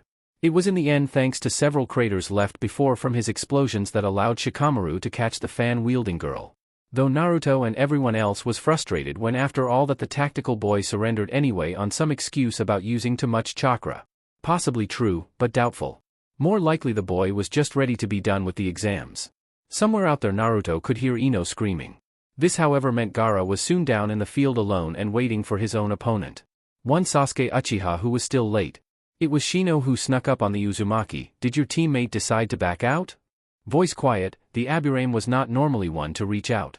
Naruto shook his head. He's with Kakashi-sensei, so more likely they're either being fashionably late or drama queens. Seeing the swirl of leaves and the appearance of his missing team members, Naruto pointed and nodded. Yup, drama queens. Naruto had wished Sasuke had been there earlier so that Naruto could warn him, but all he could do now is wait and hope his rival could hold his own. Naruto fingered his sword however, ready to leap in and interfere regardless on the exam. He had felt that bloodlust from the sand ninja briefly, and he wasn't going to give him the chance to kill a friend. Omake. Hiruzen could say a lot about his hobbies, few that they were in his old age. The tobacco that his physician told him again and again to quit, which he always ignored. To his little orange books that always showed up when a new issue was available, signed and sealed. Such a joy students could be. To finally his scrying ball, which was always worth using to check in on some of his most notable ninja. From Kakashi and his latest excuse to his students, to Guy on his daily challenges to his smaller clone. Everyone had something they did to brighten this old ninja's day stuck behind this desk. There was one ninja however that was beginning to really worry him however. And worse was that there was nothing he could do to stop it. More than Guy expanding his followers of youth and green spandex, it was a certain blonde surprise that had taken his attention more than normal recently. Because while everyone else had their usual quirks with dealing with the stresses of ninja life, Naruto had decided blowing things up would be his. And he was good at it. Becoming extremely good. Already he had been getting complaints from other senseis and some civilians about the tremors and outright earthquakes that were set off when one of Naruto's experiments succeeded. And when they failed? Well, no one had used Training Ground 3 in a long time, so the lake that now was forming in its place, the crater filling in from the river nearby, was probably a welcome change. But today as the Hokage tuned into the boy and immediately began to pale, he wondered if he could convince Jiraiya to take the hat with enough porn. Maybe he could let the man make an official kunoichi uniform standard to sweeten the deal. Because there was no way he was dealing with the boy who had just figured out how to destabilize a compressed but sealed sealing matrix. It was bad enough he had figured out how to break matter down to its most basic components. But to then inverse all of that and release all that rendered energy into the real world? Nope, there'd be no village left. Maybe half of the land of fire would be gone. He'd have to talk to the boy about that. Impressed that certain things were best left to imagination, and not real world. Why had he felt pity and let the boy have his mother's notes? That had only led to worry and ruin. Why couldn't the boy be more like his father? The roar of the crowd, the warm sun against his shoulders, and a confident grin on his face. Sasuke was living for the spotlight at this moment. Sure, they were late as per Kakashi-sensei idea, but they were here and Sasuke was ready to take on his very dangerous opponent. Any later and we would have called it. You already gotta buy once. Gunma was not amused, however. Ninja were meant to be on time. Kakashi had the decency to at least pretend to be chagrined. Mama, we're here now, right? I'll just move on. Kakashi jumped away towards the stands where he spotted Asuma and Kurenai. Maybe he could get an update about what had gone on so far. Gaara was already vibrating, so you've shown yourself. I hope you were worth the wait because mother craves blood. Sasuke looked between the oddly grinning Gaara and then Gunma, who still looked bored beyond measure. Is a sanity test not part of the Chunin exams? Rolling his eyes, Gunma raised his hand. Kid, enough of us are cracked, be happy he isn't foaming at the mouth. Pausing to amplify his voice, the proctor turned his gaze to the crowd. The next match between Sabaku no Gaara and Sasuke Uchiha. Begin. And he was out of the ring. Sasuke, however, sighed as Gaara didn't move a muscle. This wasn't going to be any fun. Well, gonna have to take a page out of Naruto's book. Subtly releasing a seal tag on his wrist, several connected seals burned away off of his person. Gaara, however, just crossed his arms and waited. Come and prove yourself already. I'm bored.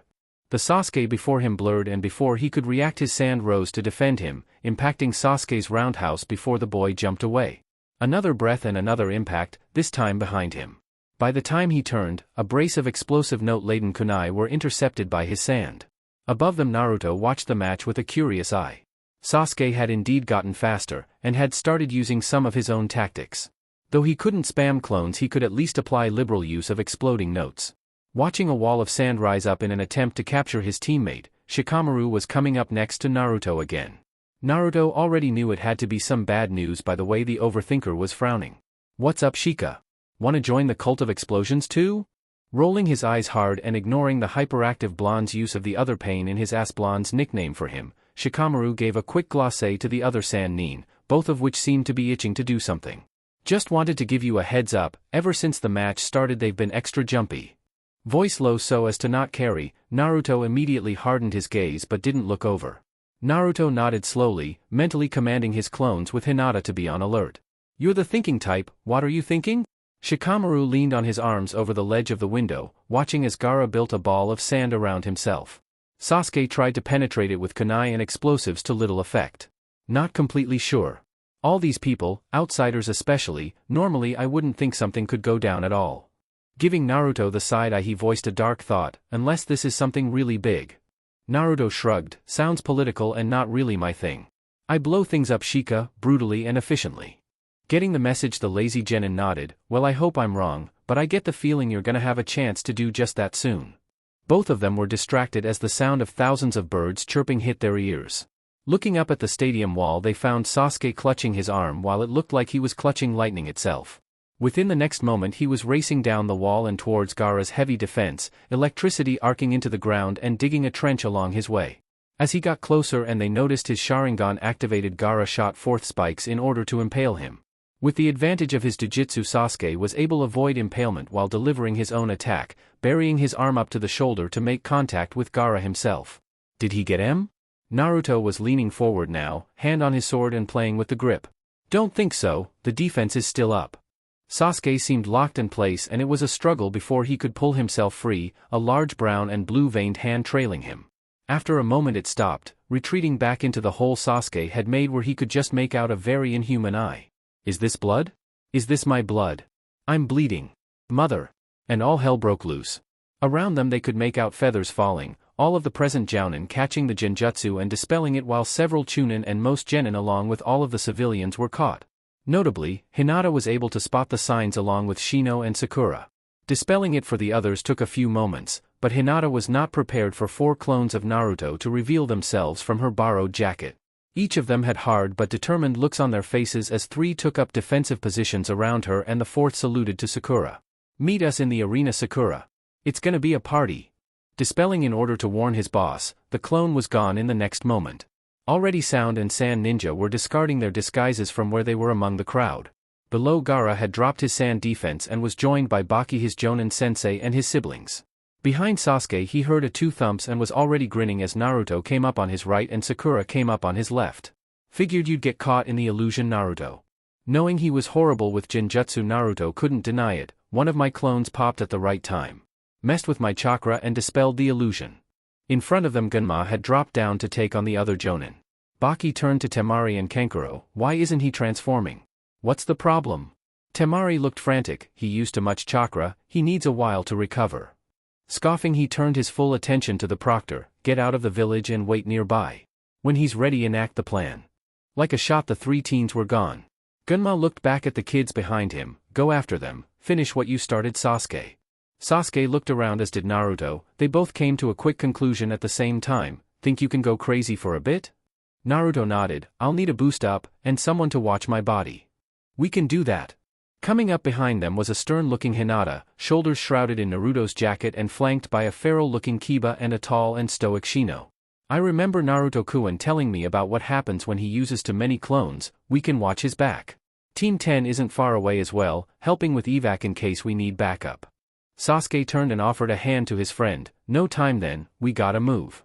Spinning himself twice and slinging Naruto around in an arc, he launched the slightly shorter boy as high up in the air as he could. Giving a nod to Sakura, they both wished their teammate well and were off after their own target.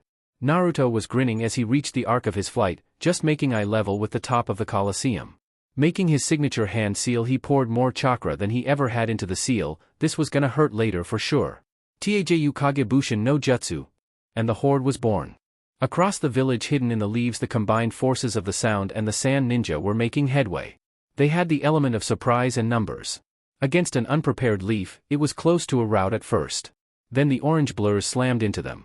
Almost all at once the invaders began meeting the same if slightly varied fates. On an empty street, a squad of advancing sand ninja were blown into pieces. A clone had shunshined into their midst, covered in exploding tags already lit.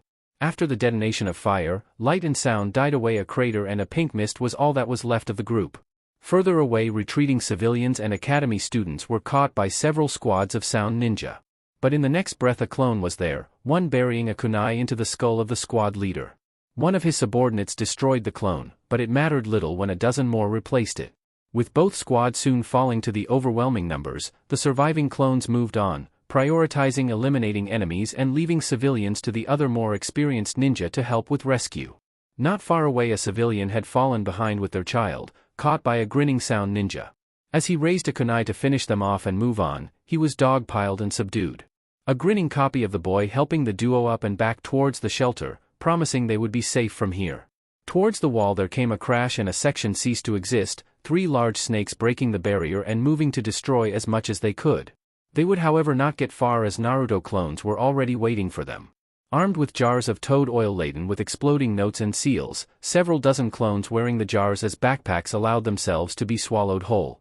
Each snake swallows several, thinking it an easy meal, but the resulting explosions rendered all of them just as much useless meat. Left without large targets to swarm, the remaining clones near the wall turned to the cannon fodder forces trying to enter the hole. None would make it past the barrier. Several clones almost immediately forming up into squads and unleashed hell. Some using modified explosive kunai and shuriken to tear apart enemy squads, while some went the suicide route while using their specially made explosive bracelets. This freed up more leaf ninja to help with relief efforts and fortify defenses in other sectors of the village. All over the village, leaf ninja would eventually recant various tales of the blonde clone user with assisting with ninja takedowns or minor evac efforts. Many noted that the kid knew what he was good with and tried to leave the delicate work to actual flesh and blood people. Through it all and doing his best to keep himself together and direct clones where needed, Naruto had landed on the ground in a 3-point stance and was holding his sword freely but loosely on his back, ready to swing if anyone got near him. Of course, being at the epicenter of his swarm, the arena and surrounding stands were empty of enemy nin with exception to the very talented that the Jonin sensei were taking care of. But as teammate watched the boy, they all were slightly worried for him as they watched his eyes moving rapidly but unseeing of any of them. And what was that blood? Yo Hinata, is the Baka crying blood? Hinata watched both her surroundings and the boy in question with her Byakugan active, and she could confirm that he was indeed bleeding. And his purple eye, were those ripples around the pupil? What was that? Sakura and he warned me that it's very taxing to command his clones this way. It's part of why his jutsu is labeled a kenjutsu. Whistling and trying to follow Ganma and that San Jonin fight, Kiba nodded. No kidding, maybe I got off easy. Shino, quiet as ever, felt the need to speak up. He did, as they say, beat you like a dog. Hey! Coughing and dropping completely to his knee, Naruto seemed to be snapping out of it as he reached a shaky hand into his pouch and pulled free a soldier pill. Popping it and swallowing it dry, he just knew he overdid it. But he was out of clones for now and hopefully he'd recover by the time he met up with his team. Thanks guys, you know which way Sasuke and Sakura went? Shaking their heads they were suddenly met with the stern face of the sensei of Team 7. Naruto, good work, I'm going to summon Pakken and send him with you to find Sasuke and Sakura, form up and take down Gaara, understand? Kakashi knew Naruto had already done so much, but he also knew what Gaara was, and there wasn't anyone else that could stop that. Except for another container. Naruto was already levering himself up, sure thing, I should recover by then. Watching Kakashi summon his favorite Nin dog, the blonde Uzumaki was off and out of the arena, and wave and salute to Team 8. What about a sensei? Kiba spoke up as Shino waited and Hinata watched Naruto go. Form up with the relief efforts and help with any civilians you see on the way. Kurenai should be able to find you soon for more detailed orders. Seeing the kids all nod before jumping away, Kakashi pulled up his mask. He still had some more hunting to do. Naruto was frowning as he made his way first over the rooftops and then over the village walls as he followed behind the Nin dog. He had used a lot of time to stay behind and take care of as many invaders as he could. Hopefully it was of some help. Hearing Pakken grunt to get his attention, Naruto focused on the now. What's up? Forces ahead, at least 5, should we go around? Are they sound or sand? Through all of the memories he had collected, he had noticed that the sand ninja were more on par with leaf standards. But the sound nin were little better than fodder, and each game. From the smell I'd say sound. Naruto nodded and tightened his grip on the sword, finally having a chance to work out a theory, then get behind me, I'll be working through them. Creating 2 clones and actually feeling the dip in his reserves from it, he leapt into battle. Told to pursue the sand squad and wipe out pursuers, the squad of 5 men were ill-prepared for a boy in orange and black to shunshin into the middle of them, already in mid-swing of his weapon, naughty sound nin. Twisting with all his might Naruto swung his blade, bisecting 3 of the ninja in quick order. The last 2 were further away, one in the threes and one on the ground and backing away from the boy suspiciously clean of blood. 3 corpses now at his feet and a wide grin on his face full of glowing eyes. What the hell? Within the next breath a clone was gripping his chest with a glowing roll of chakra paper on its wrist. Boom goes the clone. Fire and viscera covered the trees and the last sound invader was already mid-throw of a brace of kunai towards the original Naruto. Die you brat. Launching the kunai at Naruto's back, he was unprepared for the boy to block the blades with the large flat of his completely repaired blade. What? Hand coming over and holding the man's throat and mouth, the last clone was calm, you never should have come to Konoha. Another explosion, more useless meat rained on the ground. Naruto himself was already turning and heading in the direction they had been traveling before, Pakken only having to correct his course slightly. You okay, kid?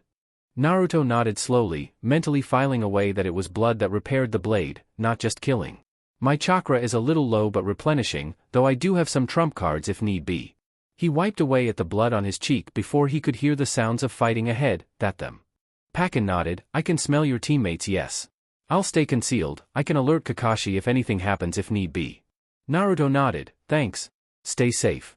And the boy was off, clearing some of the concealing brush and looking upon the combat zone. Sakura was down, a large hand made of sand holding her to a tree. Sasuke was locked in combat with Gaara, but he was very changed from when he last saw him, half his body covered in blue-veined sand now including his face. The black eye with gold pupil that looked down on them was completely not human. Below them Naruto could see Kankuro locked in combat with Shikamaru and a worried Temari was trying to get by him to her brother. Deciding that it seemed Shikamaru had the advantage in the forest, Naruto leapt to the same branch as a panting Sasuke, take a pill, I'll cut in. Grunting but nodding, Sasuke reached into his pouch, he's a stamina freak like you. No matter what I hit him with he just keeps coming. Naruto was now all grins, oh I'm counting on that. Can you free Sakura? You both might need to make some distance soon. Sasuke nodded, noted, I'll work on it. And he was off, trusting his rival to hold on till he got back. Naruto turned his own glowing eyes on the redhead, any chance we can talk this out? Only if you're here to offer your blood to mother. I will prove my existence. I won't let anyone end me.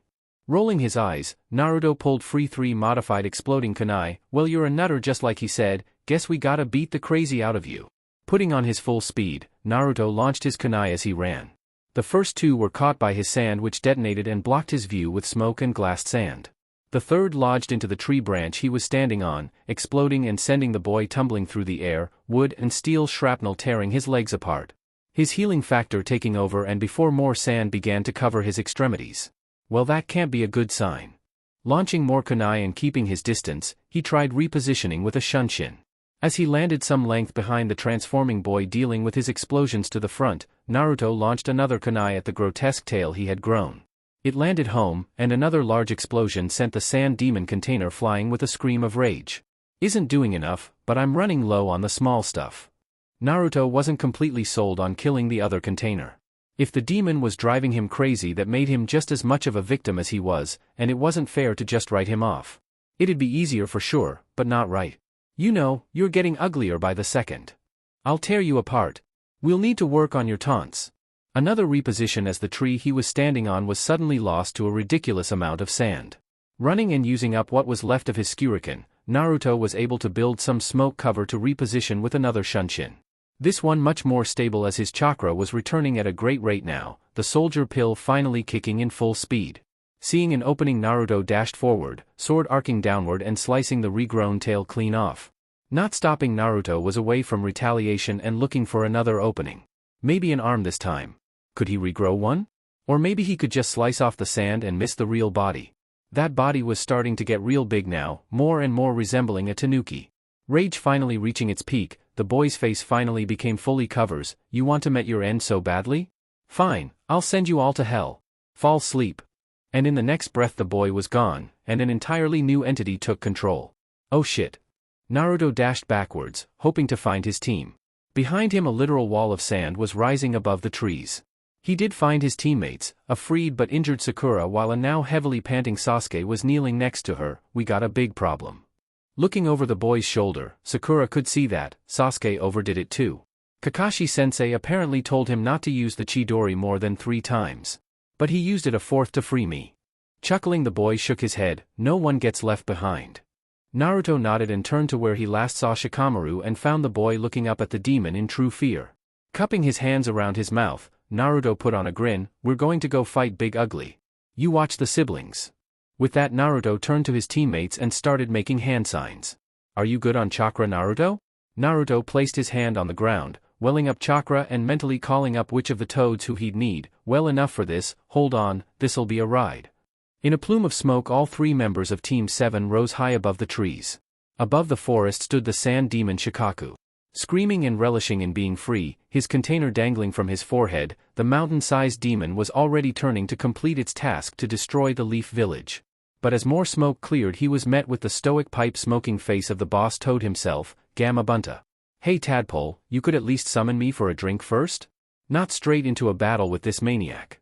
Naruto was grinning, sword on his back with bandages and bare arms crossed over his chest. Sorry boss, but I need a favor. Sakura and Sasuke looked on in awe, keeping themselves adhered with chakra. Gamabunta nodded, webbed hand trailing to his tanto. Let's hear it, kid, don't think he'll give us time to plan much here. Naruto agreed, I'm gonna keep it simple. I just need that bastard a little bit further away from the village, maybe another mile, and then I just need you to launch a water bullet at him. That doable?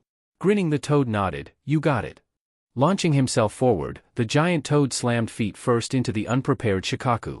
Then with another kick he was launched away from the village with some speed to land in a forest-destroying trench, struggling to get up. Naruto had unsealed a certain scroll with 3 black bands holding it closed, then created a clone with much more chakra than normal. Hoping the extra chakra would help it survive its journey. You got this? We got this, boss. The clone leapt down to the boss toad's nose. Hope you know what you're doing, kid. Gamabunta began forming the water bullet in his mouth, the clone sinking itself into it and protecting the scroll as best as it could. And with a cough, Bunta launched the bullet while Naruto recommended him to jump back to protect the team on the ground, which he did. As the tanuki righted himself finally and leaned forward in order to charge forward again, he was slightly late to stop the ball of condensed water from impacting his gut.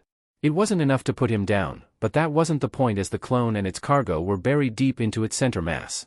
Injecting the last of its chakra, Naruto's clone did his duty. Naruto's more experimental scroll had a simple set of features if one was to explain it. First, the heavy metals he had sealed were broken down into the atomic structures. Then, the storage seal that held them was inverted or essentially turned inside out. The thought to Naruto was that all that stuff coming out from such a small space would be an explosion like no other. However, Naruto was not aware of what suddenly freed atoms with lots of space to suddenly move did to each other. And as the storage seal inverted and the compression seals failed, all those compressed atoms crashed into each other, splitting and forcing out more smaller components to complete the process again. And again. And again. Everything within 150 meters of the scroll did not just explode, mass almost instantly just ceased to exist. Next came a wall of light and then extremely sun surface temperature heat. Everything from Shikaku's slightly curled tail to his bent over head were thrown away in a wall of hell, just to quickly turn to molten glass. What little of his head remained was flash dried out a cry of anguish as connection to his container was forcibly severed. Gaara was spared death from fire only because the sand-turned glass absorbed so much heat, but the ensuing launch through the air and crashing through the forest nearly did him in.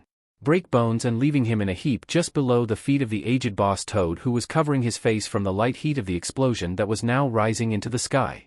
And then the shock wave hit, throwing anyone not Bunta to their knees and forcing them to adhere to the ground with chakra. The wave would last for roughly 10 seconds, before a second less powerful wave of air sucked back into the other direction. Through it all Naruto had watched the whole thing, eyes wide as he took in the largest explosion that he had ever concocted. It had worked, so much better than he had thought it would. And that was with improvised materials. Now he could find some truly heavy stuff to break down. And the oranges and reds and yellows of the flames danced in the sky, he smiled that this was something truly beautiful. In his mind, a fairly pleased fox growled in approval. This victory is satisfactory. To think a human could do such damage on their own. Sakura and Sasuke were just standing and looking at their teammate as he watched the mushroom-shaped cloud rise into the air. Where the sand demon had been, there was now a several 100-meter-wide crater covered in glass and molten rock. And as they watched Naruto jump down off of Bunta to confront the sand genin, they both shuddered and prayed Naruto never used that again. They jumped after their friend however, weak but ready to back him up. Behind them, Gamabunta bid them all farewell and returned to the summon realm. Naruto was tired and knew better than to try and down another pill. Hopefully the fight was all out of Gaara by this point. Walking up to the kid laying in a pile of sand and trying to crawl away, Naruto grabbed and hefted his sword. Have you had enough yet? Looking back and up at the blonde, into those glowing mismatched eyes and the sword that would soon end his life, Gaara panicked. Stay away. You can't end my existence. I've had nothing. Why do you fight so hard for these nothing people? Lowering his hand with a sigh, Naruto looked left, and then right as Sakura and Sasuke joined him. They aren't nothing. They're my friends, my precious people. If it wasn't for them I wouldn't be here. So I fight for them, not just for myself. That's why I can keep fighting, why I will keep fighting. So that I know they are safe. Something untouched in years cried out inside Gaara, the scared little boy who was first betrayed by his family. I can't have anyone precious, they'll betray you. Try to kill you. How can you trust them? Naruto shrugged. That's what it means to understand each other as family. I know they'd never betray me, and I'll never betray them. Naruto looked at the scared boy, seeing in himself another scared boy who had only wanted to be noticed and loved by someone. He wondered if this is what he would have been if no one had reached out to him eventually. Maybe you need to learn what it means to have a friend. So how about it? Me and you, let's be friends? Naruto was holding out his hand now, a smile on his face as his adrenaline started to come down and his body started to relax. Friends? The voice was small, scared, but Gaara's gaze was locked on Naruto's outstretched hand. Don't hurt my brother. Temari burst out of the tree cover. Fan in tatters and in no shape to fight, but she stood over Gaara anyway. Kankura wasn't far behind, arms with a severed poison blade from his puppet. Looking at the worried look from his brother and the terrified look from his sister, willing to die for him in that moment, Gaara struggled to his knees. Temari, Kakuro. Both of the older teens looked back to their younger sibling with fear. Let's stop. It's time to retreat.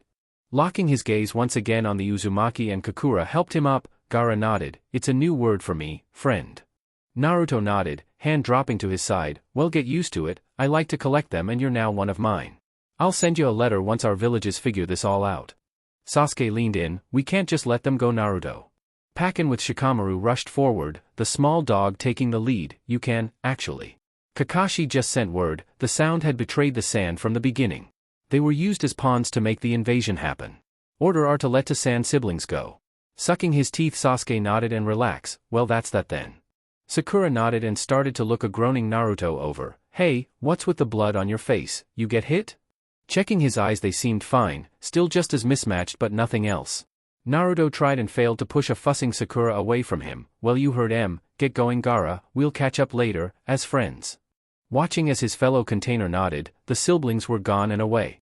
Soon meeting up with the retreating sand ninja and rushing back to their village. Dropping to the ground with a thud, Shikamaru rubbed his shoulders. That was way more of a hassle than I ever wanted. Can I just sleep here? Naruto sat down himself finally, holding his sword over his knees and letting Sakura check him over as much as she wanted. She really was taking the first aid stuff seriously. You know, I agree, Shika, a nap sounds good. I don't think I've ever used so much chakra in a single day. Sasuke completed the circle, sitting cross-legged as a finally satisfied Sakura moved on from Naruto to Sasuke. Other than some scrapes, I think I'm good, Sakura. You'll let me check you over anyway if you know what's good for you. Sasuke gave up with a sigh. At least now she was actually doing something, her own training this last month finally showing through. You've been busy while we were training for the finals. Sakura nodded as she bandaged up his burned and injured hand, burn cream applied to help speed along its recovery. Well, I had to lean into my skills somehow. And I'm really good at memorizing knowledge and analyzing situations. Seemed turning towards the support route wasn't such a bad idea. I'll catch up to you in combat soon enough, just you watch. Naruto nodded. I have complete faith in you, Sakura. Yeah, we still have to talk about whatever the hell bomb you just used back there. What was that? Sakura was just finishing up the bandage and looked over to Shikamaru, who waved her off, showing mostly clean arms. Pure beauty. Sasuke frowned. That's not really an answer. Wasn't really a question. I still have some chakra left. Want an ass-kicking smartass? Oh, you think I'm smart? Hear that, Sakura? Team thinks I'm smart. Nope, I'm done with you both. I'm taking Pakken and going home. All three genin stared at each other for a few moments, but laughing and coming together in a team hug. Pulling away and wiping tears, Shikamaru was looking at them as if he had never seen their like before. You three are weird. Sakura flicked him in the forehead. Stuff if lazy bones. Standing and dusting off her battle dress and shaking her shorter hair free of sand, Sakura grinned. Let's get back, I'm sure there's lots of cleanup to do. Naruto and Sasuke nodded, levering themselves up with a groan, and Shikamaru debated it before getting up with them. As they made their way back to the village, escorted by the summoned dog and eventually some grateful Umbu, for some reason, they would not find a fully happy reunion once they re-entered the walls of their home. Because though they had escaped the invasion with much few casualties than what would be normal, there was still a major one that crushed all of them. The third had fallen to Orochimaru's blade. To the village hidden in the leaves, a new day was upon them. While damage from the invasion had been kept to a minimum, there was still damage all the same. Which meant rebuilding and recovery efforts were needed. This also meant for the Genin and Chunin, very few missions outside of the village at this time. Only the few Jonin that could be spared would be taking patrols or long-term missions, to continue to project strength to the rest of the elemental nations. Not that at the moment they had so much of the problem of appearing weak. As word of the invasion reached the far reaches of the continent, news that the village had taken on a unified sound/sand group and come out with little to no casualties was enough to make every other nation a little weary. A few of the more cautious and able to send out spies would tell tales of a massive crater of glass and felled trees. A river had already punctured its side, and some of the locals projected a new lake would be filled before the year was up. None of the intrigue or increased infamy of the Leaf Village, however, mattered to the majority of the ninja at the moment. Most of all a certain blonde explosives expert. While they had time to mourn for the third and bury him, it would never be enough as far as the boy was concerned. More than his own connection to the aged leader, having to watch Konohamaru break down during the ceremony had not done Naruto any favors. Much for the simple fact that part of Naruto blamed himself. He could duplicate himself unlimited amounts of time, and somehow he couldn't help his leader at all? That was cutting him pretty deep lately. But several visits with Inohime and Hinata-chan had helped him slowly but surely. Inohime was good about reminding him that even as talented as he was still a genin. The fact that Naruto could even land a hit against the elder and much more experienced Nuke-Nin was a major feat in and of itself. Plus, Naruto had protected most of the village, something that the Hokage would have been proud of. Hinata-chan was happy to be a quiet spot for him to just relax and not have to do anything. She let him vent and rave, tearing apart the training ground in a rage the first time they had gotten some downtime from recovery missions. But she didn't judge, didn't try to tell him what he was feeling was wrong. Only letting him know that she was there to support him, to help him if needed, or to just be a peaceful space. He didn't know he could do peaceful, but lately he had really needed it. Today was turning out a bit different, however, with Team 7, though they were gearing up to go to the Hokage Tower for mission assignments, it was a grim Jiraiya that intruded into their morning meeting. "Yo!" Kakashi-sensei was nodding to the older, more experienced ninja. "What can we do for you, Jiraiya-sama?" Jiraiya pointed at Naruto. "I need the kid for a little while, got a mission for him." While he couldn't get into details with the other kiddies here, Kakashi at least caught on that this was something urgent. Kakashi nodded and turned to his team. "Well, looks like plans are changing for today. If Naruto's needed, I suggest you both get some rest too. We have been pushing pretty hard lately." None of the other teammates mentioned that it was mostly for Naruto's sake, but they nodded all the same. "And Naruto, my current order is still in effect. You have at least 2 more days before you can go back to training with your clones." Kakashi wasn't sure what sort of fatigue Naruto could still be recovering from, but they wanted to be sure that he didn't push himself at all just in case. Dutifully Naruto nodded before turning and walking away with Jiraiya, quiet and staring blankly ahead. Together they walked through the training grounds and then into the village proper, where Jiraiya finally started to talk. "We have a mission from the council. Gonna be gone for a week at least. Do you need to pack?" Naruto shook himself more awake. A mission might be just what he needed. "No, I'm good. I always keep a scroll on me with travel supplies." Checking his pants, pouches, and jacket to make sure he had all of his scrolls while adjusting the bandage sling for Kubikirabocho, which was now covered at its forward tip with bandages as well, Naruto decided he was good enough to go. "What's the mission?" Jiraiya angled them for the main gate. "Going to be looking for an old teammate of mine. The last of the legendary 3, Tsunade. She a legendary healer, something the village could use right now." There was another reason as well, but the old sage figured he would give Naruto a little more time before bringing that up. Naruto nodded and focused ahead while trying to imagine some woman as old as the pervy sage.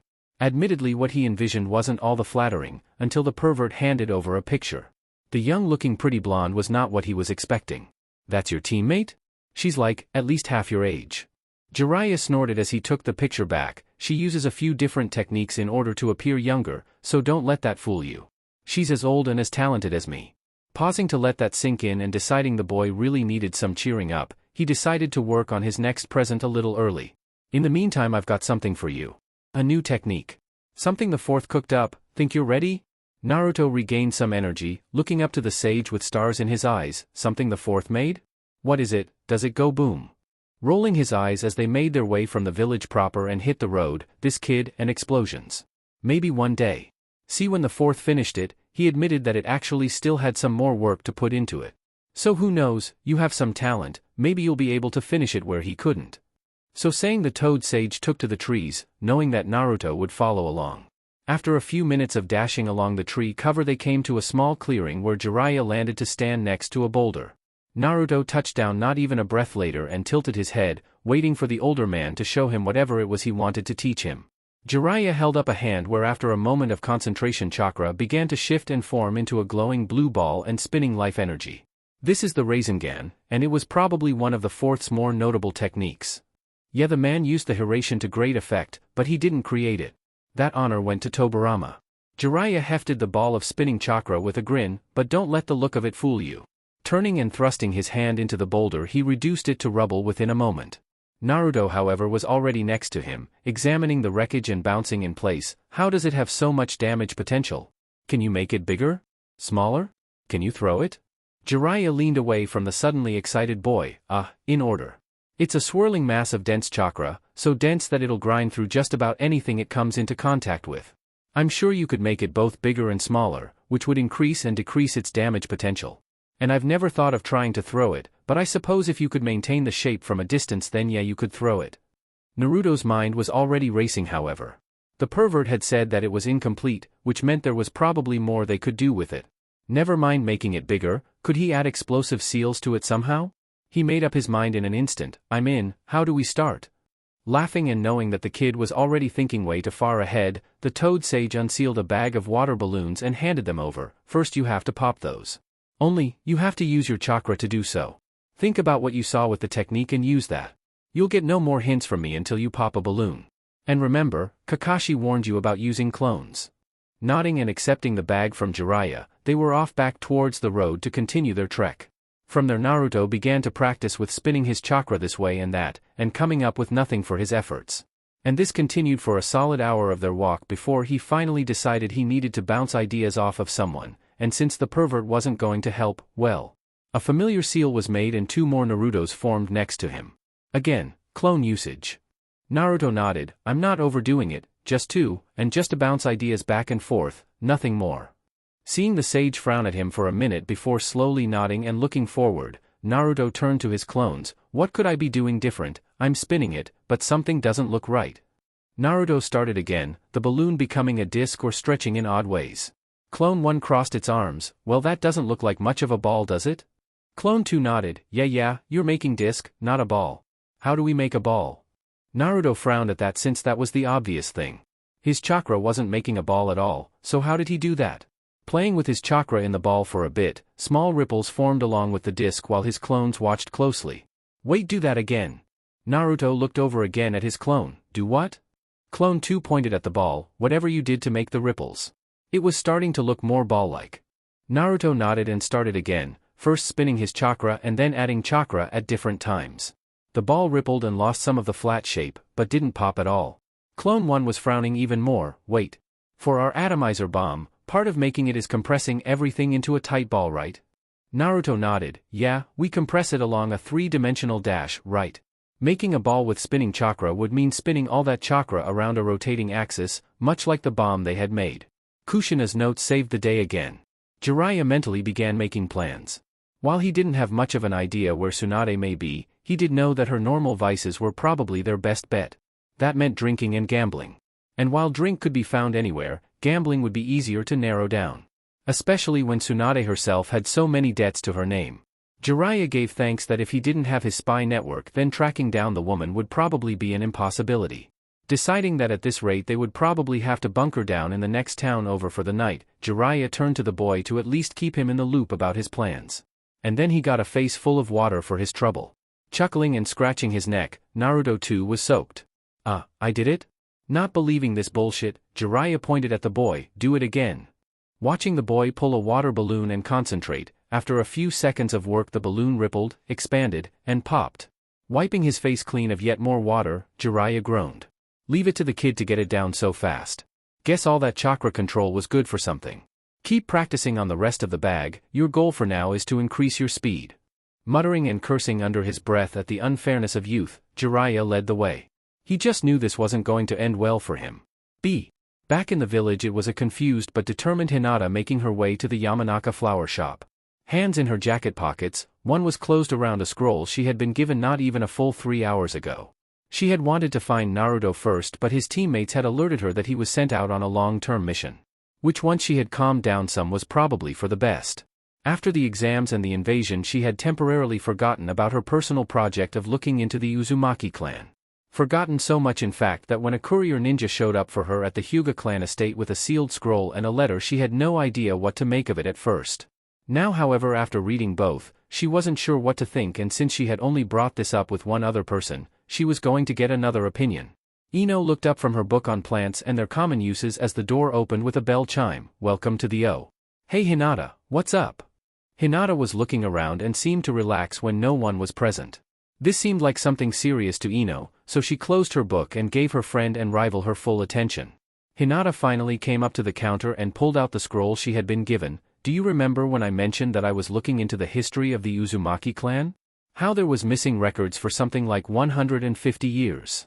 At Ino's nod the girl went on, I forgot before the exams I put in a request for anything related to Uzumaki Kushina.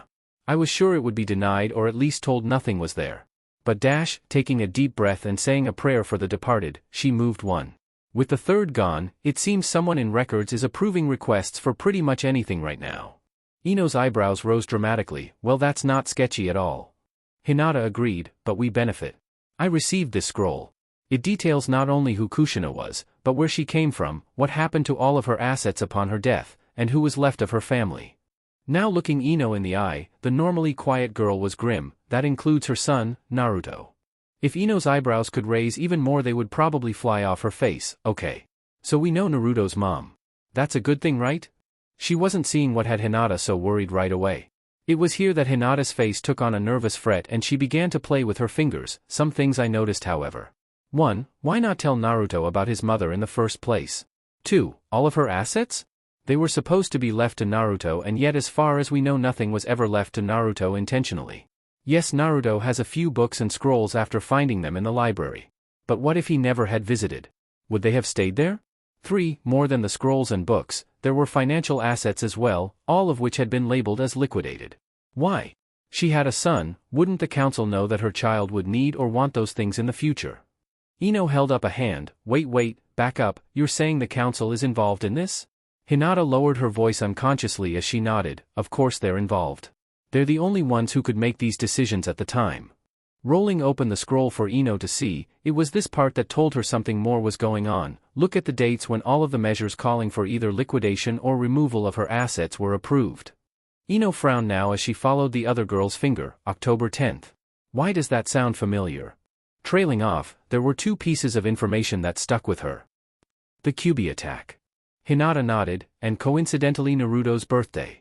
Ino stepped back with a thumbnail in her mouth as she began to worry over it and the problem growing in her head. She felt like something was missing. So Naruto's mom apparently dies during the attack just after giving birth to him. And all of the Uzumaki clan possessions get repossessed and then sold off or distributed by the council. Naruto is put, in an orphanage and isn't ever told about his family or heritage. And he for sure isn't given anything. We know the council made those decisions. But we don't fully understand why. I figured if anyone who might be willing to help me puzzle this out it was you. Hinata could trust her rival at least when it came to helping their mutual crush. Ino nodded now. After everything, Naruto absolutely needs a win. While she had noticed the general feelings from the villagers about Naruto were improving, there was still something off about them. Again, as if there was something that was missing.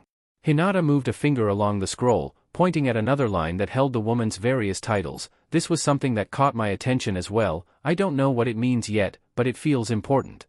Ino looked down again. Jinchuriki? Power of human sacrifice? What kind of title is that? Hinata shrugged and rolled up the scroll, tucking it back into her open jacket. I don't know, but I haven't been able to find anything about it at all. Do you have some free time later to go over everything with me? Maybe we can have some information for Naruto when he gets back. Ino thought it over for all of a second. For Naruto, yeah, I can help you out. Shaking herself and feeling like something cold just ran down her spine, the blonde looked over Hinata's shoulder. No Hyuga watchers today it seemed. You have any idea where Naruto went? Could give us an idea of how long we have. Hinata shook her head as outside they both watched several umbu fly by overhead. No clue. But since they said it was a long-term mission we probably have at least a week. Hinata didn't hear any alarms, so it must not have been an emergency. Ino went back to open her book. Cool, so we have time to work through a council-level conspiracy. Think I should try asking my dad anything? Hinata thought it over before deciding she couldn't make that call for the girl. I know my father, and he would be distrustful of me doing this. He already doesn't want me as a clan head, preferring my sister. You know your dad better. Remember you'd be asking him about information we probably aren't supposed to have. Ino sighed. You're probably right there. I'll leave dad alone for now. Oh, maybe we can ask Sasuke. Sakura mentioned something about him supposed to have council duties, or at least council-level access. Maybe he can get us more? It's worth the effort, plus he's Naruto's teammate, he might be willing to help out. They had bonded well since becoming Team 7. Okay, when I close up come back and we can go over things in my room. We can hunt down Sasuke tomorrow and plan more. Hinata took that as her cue to leave and did so, waving goodbye to Ino as she did. She felt like she was still missing something major, though it was just out of her reach. Every hidden village had its skeletons, but Hinata felt like she was pulling at a big one. As she looked up to the sky, she hoped that Naruto was doing well wherever he was. Naruto, however, was in a great mood while he and his sensei walked through the first village of their trip. He had burst all of the water balloons to Jiraiya's satisfaction, and had been given a bag of rubber balls to start the next phase. Though had been told not to attempt it at all until tomorrow once they were back on the road. Something about not freaking out normal people in the village or something. Ninja were supposed to be stealthy, the elder Nin had advised.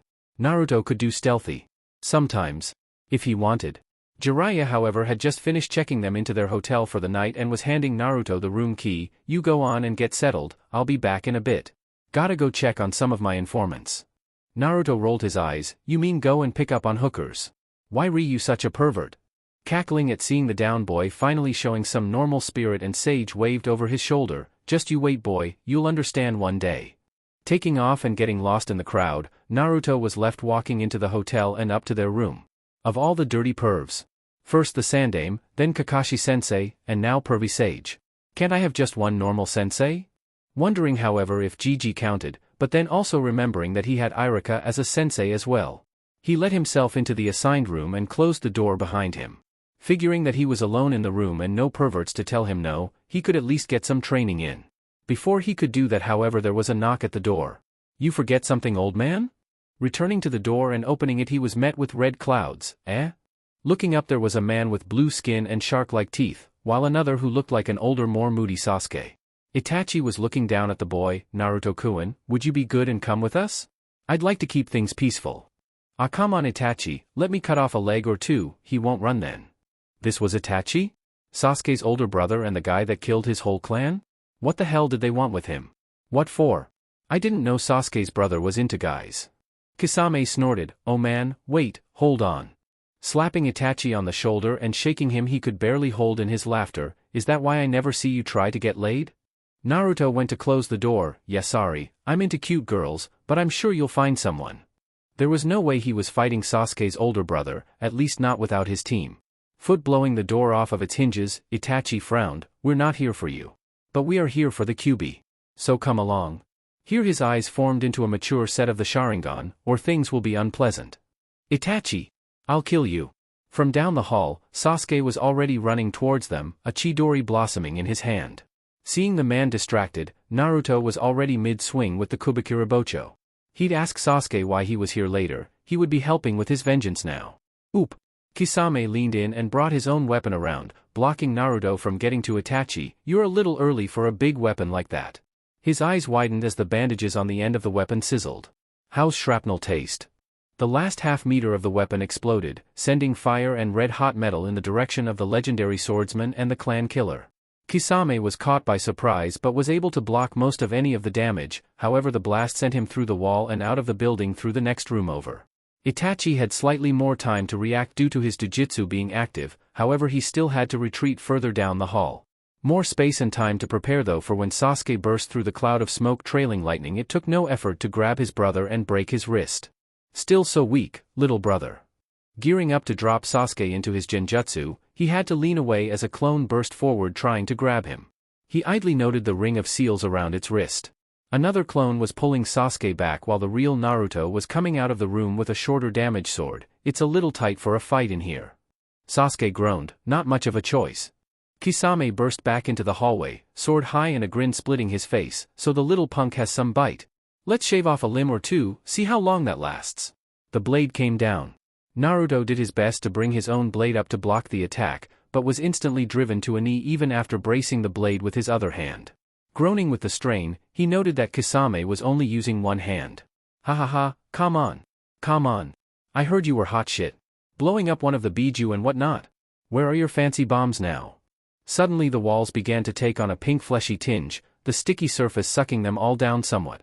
From where the hallway led to the lobby, a sprinting Jiraiya could be seen. Itachi frowned and stood straight. "Come Kisame, we can't win this now." It was just getting good too. Frowning but turning to leave with his partner, he moved first. "I'll be coming for you Itachi." Sasuke was livid and wanted to keep fighting but already the damage to his wrist had cleared up his judgment somewhat. His brother had little to no problem handling him, and Naruto wouldn't be able to back him up. That was a bad combination. Itachi frowned. "Don't worry, maybe when he learns the truth you both will be coming to me on your own." And then they were gone, followed by the Toad Sage around a corner. Naruto sighed and sat on the fleshy floor, broken and now cracked sword laying next to him. "Well, that happened." Sasuke nodded and pulled his wrist to his chest. Any idea what he meant by that? Naruto hesitated, thinking on whether he should tell his friend about his burden or not. In the end he decided he would, but together with the whole team. "I think so. I'll get back to you on that when I get back to the village." He had forgotten that he hadn't told his team about the Kyuubi. Considering though that it was relatively recently that he found he could trust them however, he hoped he could be forgiven. Sasuke did tell him about his family and goals, so maybe Naruto should trust him as well. Around them the halls returned to normal, the pink flesh receding with the return of Naruto's mentor. Looking down at the boy with a knocked-out woman over his shoulder, the Toad Sage sighed. "Can't you stay out of trouble for like, 10 minutes? Naruto leaned back on his hands while Sasuke sat against the wall next to him. "I don't know, can you not be a pervert for 10 minutes? You brat I dash." Dynamic entry. A green and orange blur swept through the window and into the hall, kicking the Toad Sage and rescuing the woman from his shoulder. While the sage went tumbling out of the hole Naruto had made, the revealed Might Guy was grinning and looking down to the surprised boys. "You're safe now, I'll deal with the intruders," and dash, in a flash, Jiraiya was back. "You idiot. It's me. Jiraiya." "Oh." Looking between the toad sage and the woman over his shoulder, the bowl-cut wearing man frowned. "Why do you have a knocked-out woman with you?" "That's, like I said, don't be a pervert for like 10 minutes. Hearing a crunch of glass behind them, Sakura was panting and climbing through the broken window. "Hey, the gang's all here. I'm never traveling with Guy-sensei ever again." Trying her hardest to catch her breath, she fell to her knees between the two boys. "Who's hurt?" She hugged them both in relief, however, glad to see them in one piece. Waving the girl off with a smile, Naruto relaxed. "All the same, we're fine, Sakura." The arm around his neck tightened painfully, cutting off his precious blood supply. Sasuke's hurt. He was free and could breathe. Precious air. Traitor. Sakura set upon him to check on his injuries and with a lecture about running off without backup and barely a plan. If she hadn't seen him, she never would have called one of the senseis to help. Ignoring the kids and getting weird déjà vu, Jiraiya turned to Guy. "Can you get the other kiddies back home? Naruto and I need to complete our mission. Which for now means we need to move hotels." Guy nodded as he set the woman on the bed in the less destroyed room and motioned to Sasuke and Sakura. "All right, you two are with me. Naruto-kun is with his mentor." Sakura was bandaging Sasuke's wrist while they both stood. "Itachi got to Kakashi-sensei. He's alive, but he's under a powerful genjutsu." Sasuke was angry that his brother had hurt someone else close to him and had tried to take one of his friends. But there wasn't much more he could do now. Naruto nodded and bumped his rival's shoulder. "Don't worry, apparently we're off to go find a legendary healer. So we'll have sensei all better when we return." Unsaid was how long it would take, but both of his teammates knew that if Naruto said he was going to get it done, it'd get done. Jiraiya sighed and grabbed his protege. "Let's go, before I end up with a whole troop of you brats." Getting the finger for his trouble, he physically threw Naruto out of the hole he made in the wall. "We'll be back ASAP." And with that, both master and apprentice were gone. Sakura worried as she finished her self-imposed task. "Should we be worried?" She heard cursing in the distance and just knew the blonde wouldn't let that toss go. Sasuke let Guy herd them away before the locals started getting too curious. "It's Naruto." They both heard a distant explosion. "So be worried? Only if you can see the explosion." Omake. Deidara was a man who considered himself an artist above all things. Yes, he was a Nuke-nin, yes, he had blown his old village to bits at least once, and yes, he had offered his services to anyone who would allow him to show off his art. And of course, pay him. First and foremost, he was an artist. And an artist was always looking for new inspiration. Sasori couldn't understand that heathen claiming the ultimate in art was the eternity of a moment. Locking his work in one form, everlasting, forever. He didn't get it. Art was meant to live, to be large and impactful for one beautiful shining moment. To fill your heart and mind with an inspiration to continue to create new works even greater than the last. Why waste time making something stay the same forever? That grew stale. There was always something new to explore, and today Deidara stood on the edge of something so inspiring he nearly wept. It was a glass crater, hundreds of meters in diameter, and the bottom was slowly filling in with water. Under the water, the glass reflected sunlight in 1,000 different ways, creating a light show that dazzled the onlooker. But it was as he dropped to his knees that he realized just what had made this great crater. This wasn't the power of a rampaging biju like Itachi had said. No. This was a truly impressive explosion, a human work. He could see the signs as he looked. The bent trees, the turned and molten earth. He could see etchings of seals in the glass itself, remnants of the formula that had helped create this. Far too degraded to recreate it, but evidence nonetheless. And he wouldn't want to recreate it anyway. This was proof that humans could match the very gods themselves. Are you crying?" Sasori's voice was full of disgust. "They're manly tears in appreciation of true art. You wouldn't understand." Sasori looked at the crater, analyzing and coming to a not-so-different conclusion to the kneeling man next to him. "It's a moment frozen in time. This crater will be here for decades, maybe centuries. For a man to make this, it's his appreciable artwork. Don't compare it to your useless trash. This is a leftover of probably the greatest artful moment in history. All I have to look at are these pieces. I have to find this artist, I have to see them work." "You're broken," says the man who cut off his ko-dash. This argument would continue for a while. Jiraiya could admit to himself that for a ninja he was getting up there in age. For most, this was the time to retire, to teach the next generation from relaxation and maybe settle down finally. How could he consider that though? There were so many beautiful women to see, so many lands to explore and ideas to put down on paper. He was old but experienced and crafty, willing to fight dirty against upstarts that thought they could take his place. All that said, as he walked along with a happy and carefree Naruto hummed along behind him, he only had one wish. I'm getting hammered with Tsunade when we find her. This isn't fair at all. I blame your father. Though he was muttering under his breath, the Toad Sage was still upset. Naruto was happily bursting the rubber balls with abandon. And only after 3 days.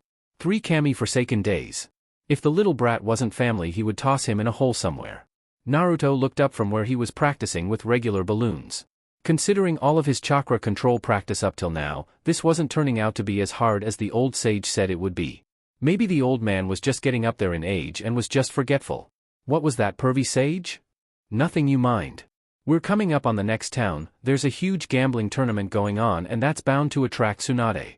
Maybe he'd find a book on Uzumaki seals to toss at him, let him ponder over those for the rest of his life. Losing concentration and popping another balloon, Naruto tossed it and removed another from his bag. No chance of fighting any crazy ninja, huh? I'd rather not have to hunt wild animals to fix Kubikirabocho.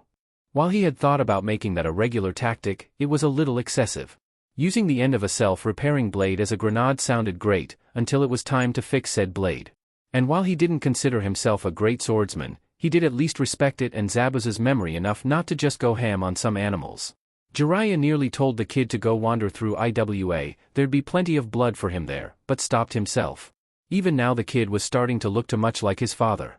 And after his little bombing, someone was already circulating a new bingo book around with his name already in it. He'd have to keep that info away from the kid before it started going to his head.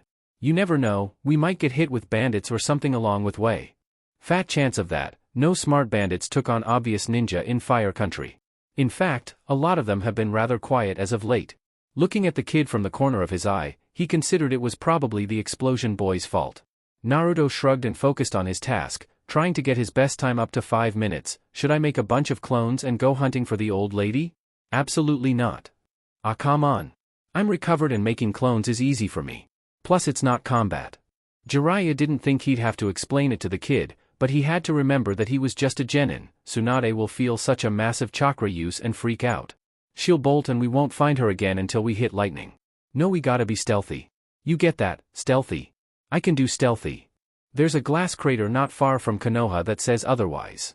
Naruto grumbled under his breath that he absolutely could do stealthily. He had painted the Hokage monument after all, in broad daylight. Everyone seemed to forget that. Fine, no clones. Should I take off my headband? Jiraiya nodded, yeah, and seal up the giant pig sticker too. Hi, I'm on it. Taking off his headband and stashing it in a pocket inside his jacket, he then sealed the large sword from his back to a special seal on the inside of his wrist. Smiling at seeing his work paying off, he went back to working with the air-filled balloons. He still hadn't popped this one and he was determined to keep it that way. Hey pervy sage, got a question. What up kid? How do you determine your elemental affinity? Oh that? Just need some chakra paper. Why, you curious? Didn't know you even knew about affinities already. Jiraiya was already rifling through his own pockets, sure that he had a scrap of the paper somewhere. Yeah well, Kushina's notes mentioned it and some of the other training scrolls brought it up for chakra control exercises. Wanted to get a head start. The old perv did say the Rasengan wasn't complete, and what better way to complete something than tune it to a nature. Not that he'd start that until he learned how to throw it however. Aha!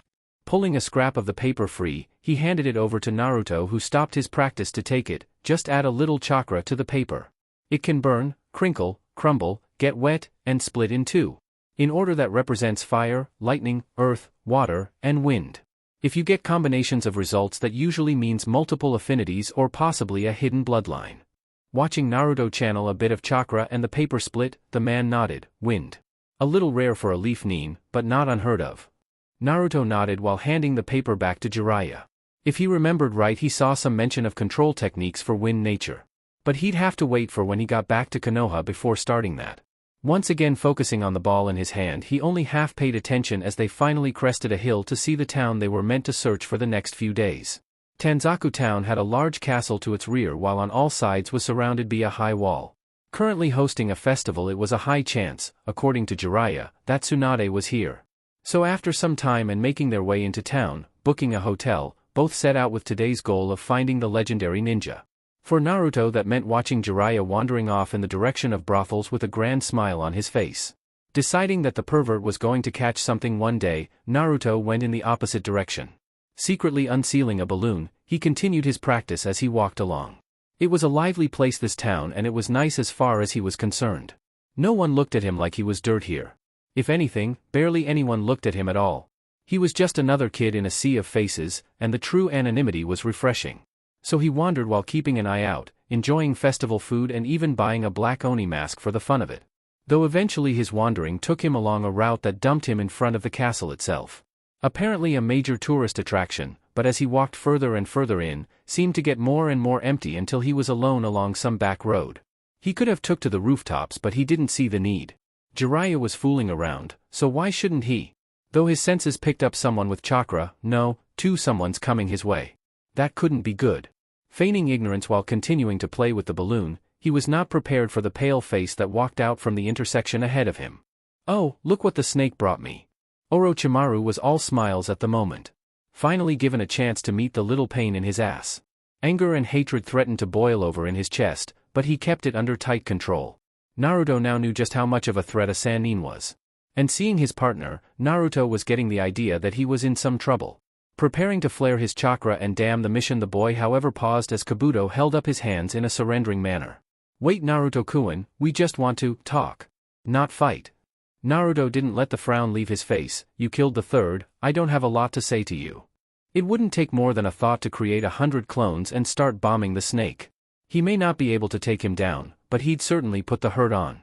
Orochimaru nodded with a fake frown on his face, a necessary evil, I'm afraid. Seeing the boy bristle and start to pull chakra, the snake let a thought loose. After all, I knew the third longer than you. Do you really believe he was as good as he showed you? No, my boy, he's done a lot of dark things you haven't even dreamed of. Pausing, the boy did not relax, however. What do you mean? The Hokage was the Hokage. He was the pinnacle of what it meant to be a ninja and a leader, meant to lead and protect everyone. It was still his own dream to take that hat one day and follow the example. Orochimaru sighed, I don't have much time today, but just a few thoughts for you. First. Orochimaru motioned for Kabuto, who removed a book from Orochimaru's robes, avoiding jostling his limp and broken arms, and tossed it to Naruto, who caught it in surprise. How is it that you're apparently the only Uzumaki, but books from the clan are all over the village? The academy, the library, the archives. The Forbidden Scroll itself is full of Uzumaki works. And 2. Here Orochimaru paused to make eye contact with the boy, making sure to not disturb his chakra at all, for fear of making the boy believe he might cast a genjutsu. Of all the ninja who would have information on your own family, wouldn't that have been Sarutobi? Why would he take that information to the grave? What was he hiding? Extending his tongue to point at the book, Orochimaru grinned, In there is information that you should have received a long time ago. And I have more. So much more. You don't need to decide anything today, but one day. One day I'll send Kabuto for you, when you're ready to hear the truth. Turning away, the man began walking, leaving a confused Naruto's mind in turmoil.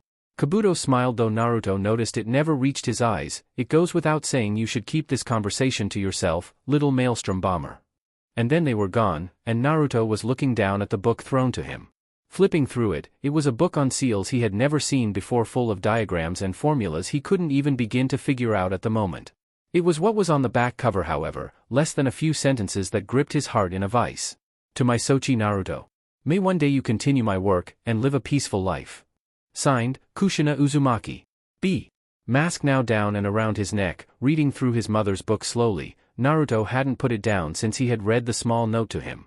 He had considered that it was a fake, but discarded that almost right away. The notes were written exactly the same as all of her previous scrolls and books, down to the handwriting and the little repeating terms she used. Of course, there was the obvious that the snake bastard was using or wanted to use him for something. But apparently there was a chance that everyone was doing that lately. How many people knew about his parents already? If he thought about it, it was hard to imagine Jiji, the Hokage, didn't know. But what about Kakashi-sensei? Jiraiya? If they knew, why wouldn't they tell him? Why keep him in the dark? Now wasn't the time to spiral in a circle chasing answers he wouldn't get. For now he'd focus on the book and train. Get Tsunade to help back at the village, and then he'd get some answers. Idly he noted his teacher walking out of a bar. Hey pervy sage, any luck? While he did his best to keep his tone even, it still didn't have the same energy as earlier. Jiraiya scrubbed his hair. Nah kid. We'll just have to pick up again tomorrow. Naruto almost nodded as he finally looked up and looked around the street they were on, not realizing he had made it back closer to the town center. And there, off to their left was a blonde head of hair, that her. Pointing, Jiraiya turned and promptly slapped his face. Of all the devil's luck. Remind me to take you gambling one day, kid. Seeing the kid shrug with an unreadable expression, Jiraiya led the way into the next little restaurant with a grin. It was walking up to a table containing a pair of women that Naruto thought that the old man didn't do her justice. Under genjutsu or not, the woman was a looker. Well, look at this, I'm just running into all kinds of old friends today. Tsunade's mood was already sour. Sure, she had won a lot today, but that was part of the problem. Winning a lot meant bad things. Bad things she'd rather avoid. And who's the brat? You finally get some whore knocked up? Naruto scoffed and sat at the bar across from the table. If this old perv was related to me, I'd probably blow myself up. Going back to his book, he determined to tune himself out of this conversation. They found the old bag, so now it was Jiraiya's job. Muttering about disrespectful apprentices, Jiraiya sidled into the booth across from his old teammate. You're looking lovely as ever, Tsunade Heim. Cut the shit, what do you want? Working on her second bottle of sake, she wasn't in the mood for the old pervert today. Dropping the act and focusing on her, Jiraiya nodded. I'm sure you've heard about the third? At the woman's nod he continued. Well, the council has given us the mission to bring you back. The Hokage position is empty, and you've been nominated. You're being recalled, Tsunade. Leaning back with a frown, a nervous Shizun looking between the two legendary ninja, Tsunade eventually shook her head. So Orochimaru was telling the truth then. The old goat finally bought it. Taking a drink, the unlucky gambler shook her head. Don't want it. You can have it. Jiraiya reached over and took her bottle, taking a drink himself. You know I can't do it. Don't have the clout or respect that you do. Plus think of the good you can do. You could finally get the medical corps up and running. Change squad compositions around, maybe reign in the council. Waving a hand to knock his words away, the grumpy and slightly intoxicated woman denied him. There's no worth in being the Hokage, the hat only leads to death. You'd have to be an idiot to want to do it. Says the old washout, spending her days getting drunk and gambling her money away. Naruto had tried to tune her out, but while he was rethinking things, he still respected the hat and the position. And to hear her disrespect it was pissing him off. Bet the real issue is you don't deserve the honor. You want to start something, you little shit? Like you're any threat? Bet you can't even perform well enough as a ninja to fight. I'll have you know my performance is just fine. Says the drunk Bossan. I whined, and tossing off a now panicking Shizun, Tsunade had a leg up on the table. Let's go. Outside. I'll put you down with one finger. Slapping his book closed and sealing it in his jacket, the boy turned mismatched eyes to the older woman. Sure, but when I win you're gonna take back what you said. Slapping a hand over his face, Jiraiya gave an exasperated look to his teammate. You really gonna let a squirt like him goad you like this? Shut up, my honor has been questioned. Tsunade was already over the table and following after the other blonde. Shizun was trying to calm her mentor. Tsunade-sama, perhaps this is a bad idea, like a really bad idea. Jiraiya placed a hand on her shoulder as they left the bar. Jiraiya-sama, control your apprentice. Out of my hands. They're both hotheads who don't listen. Tsunade was rolling a shoulder and working out a kink as she made her way to the center of the street. One finger is all I'm going to use on you, boy. After you lose, you and the pervert are gonna leave me alone. Naruto had his hands in his pockets with a frown on his face, toy mask up and grinning for him. He had a million questions now, but only one way to get any of them answered it seemed. Aha. When I win you're coming with us, and I've got some questions for you. Tsunade laughed. Win? Win. I'll tell you what, if you win against me I'll do anything you want.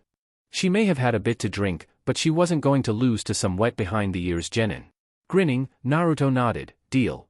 And then he exploded, spewing smoke everywhere. Tsunade blinked. Did the kid just, a foot connected with her side, launching her into the nearby wall. Reacting a second sooner this time, a hand came around to grab the next foot, searching for her neck. Gotcha. That's more than a finger. And then the clone exploded, flinging the older woman away.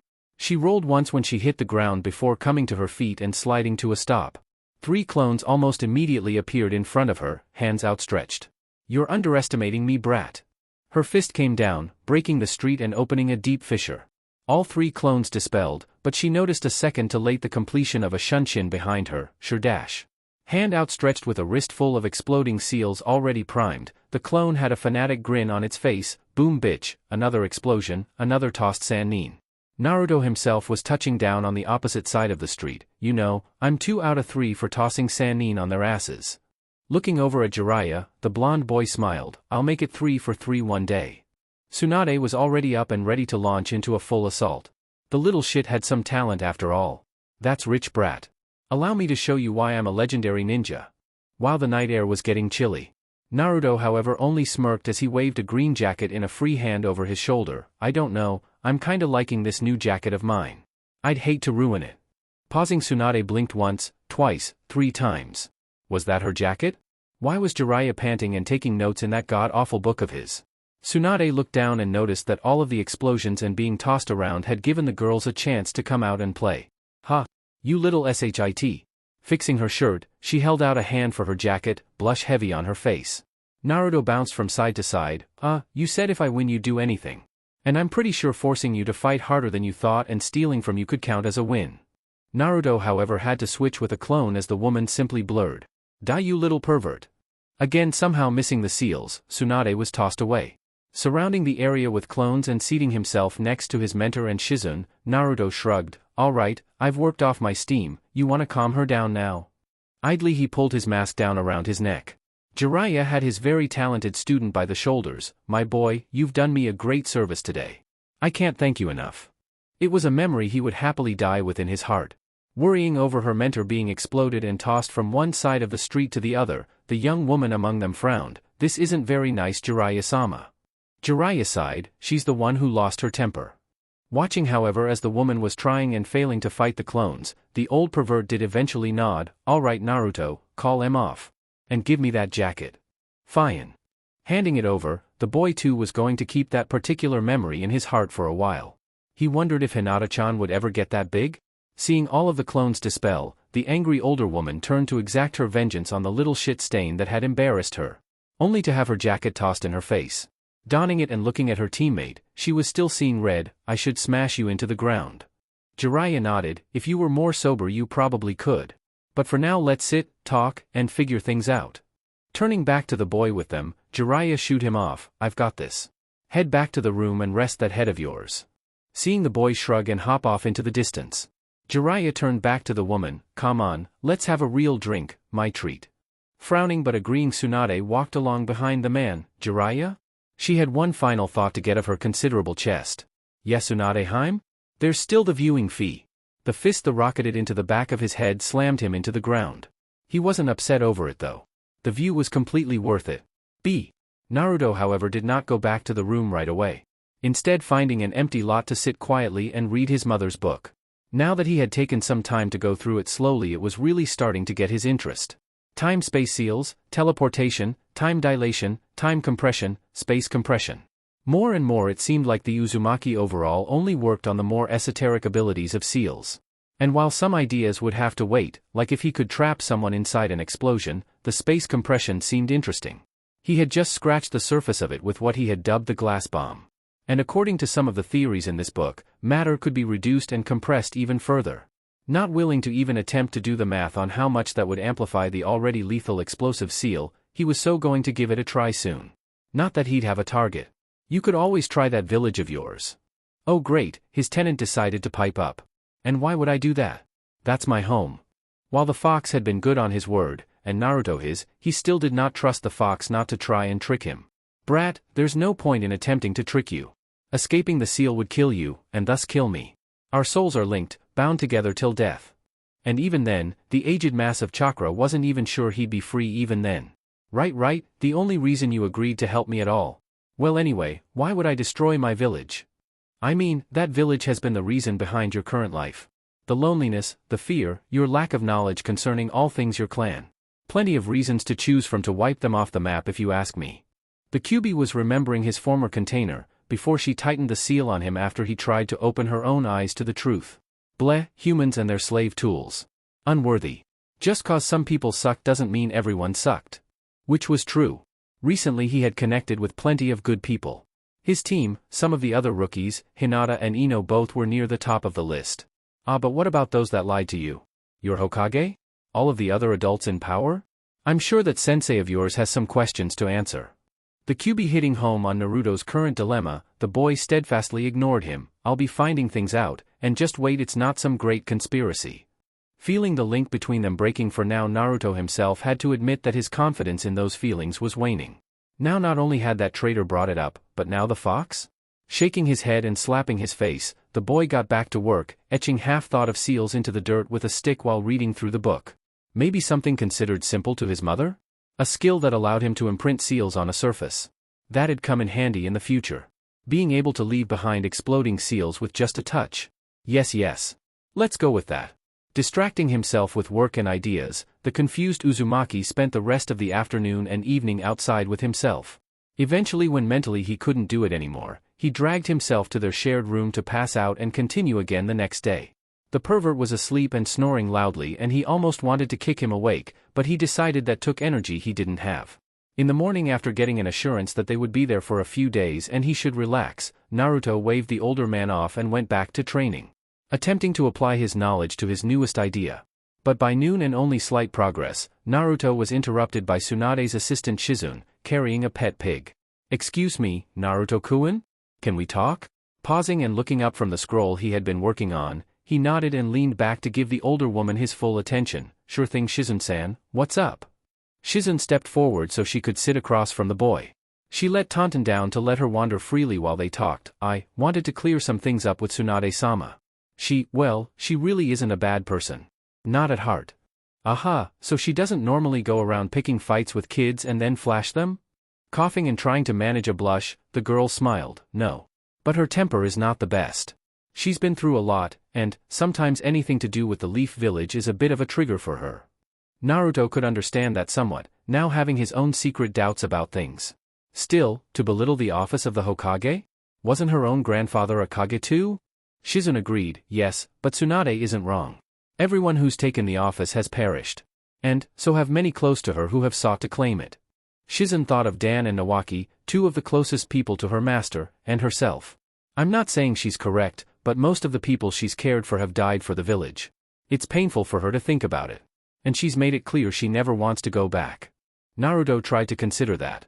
Would he be able to give up everything if his important people were taken from him? Would he come to hate Konoha if Irika or the Tuchis perished? What about Team 7? Or Hinata-chan or Inohime? The longer he thought about it, the more he could see her reasons. But in the end, everyone she lost was striving for what they wanted in life, right? They had a goal, just as she did. She could have died and they'd be left behind, and would she want them to forever live in the past? Shizune gave a tired sigh. "It's a conversation we've had before. I don't know if I'll ever get through to her. But I just wanted to give you an idea of where she was coming from." Naruto was back to looking through his book, understanding that the older woman was done with him. "It's okay. I'm not holding a grudge. I'd like for her to at least come back and help heal a couple of my friends and my sensei. But if she takes the hat, well, she can keep it warm for me, I guess." Naruto wasn't foolish enough to say he could take it now. Of course, there was the dark part of him that now had a voice, wondering if he even wanted it at all. That, however, was going to be ignored and buried under his usual focus on work. Shizune stood and gathered up her pet. "Don't work yourself too hard, and make sure you eat." From there the woman walked away, off to find her mentor and the gaudy man that was breaking up their routine. This'll be the longest they'll have stayed in one place, and it was starting to make her nervous. Naruto went back to his work, unsealing his sword and looking it over before laying it into his lap and setting to work. This seal was supposed to be simple and contain two parts: a marker and a summon. One, the marker was going to be placed on his palm, while the other, the summon, was going on the handle of the sword. Once finished and ink dry, he stood and tossed the blade at a nearby tree. The blade spun, off balance due to the missing length, and dug its way into the trunk and stayed there. Channeling chakra into the seal and waiting, with a poof the weapon was back in his hand. Tossing it again, he attempted to summon it back while it was moving.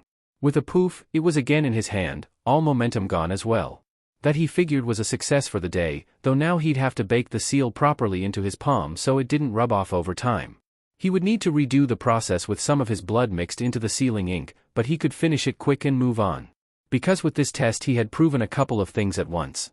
First, things could be teleported instantly, and two, things within that space were in fact unchanged. Which meant, the next version of his glass bomb, one that could further compress within itself using rapid teleportation of mass, was a go. Naruto unsealed a roughly 2 meter by 2 meter sheet of chakra paper and smiled in a way that would have probably had his team trying to steal his ink and brush by force had they been there. But that was okay. They'd meet the big glass bomb. This one was reserved especially for Orochimaru. Sure, the old bastard had made a good point, but if there was one thing Naruto wasn't going to do, was run off with that apparent pedophile. First he showed interest in Sasuke and now him? Yeah, no thanks. But Naruto would be making plans to get answers. Either from his sensei, or from the next Hokage who had access to those answers. And if he didn't like them, well, he was a notorious prankster for a reason.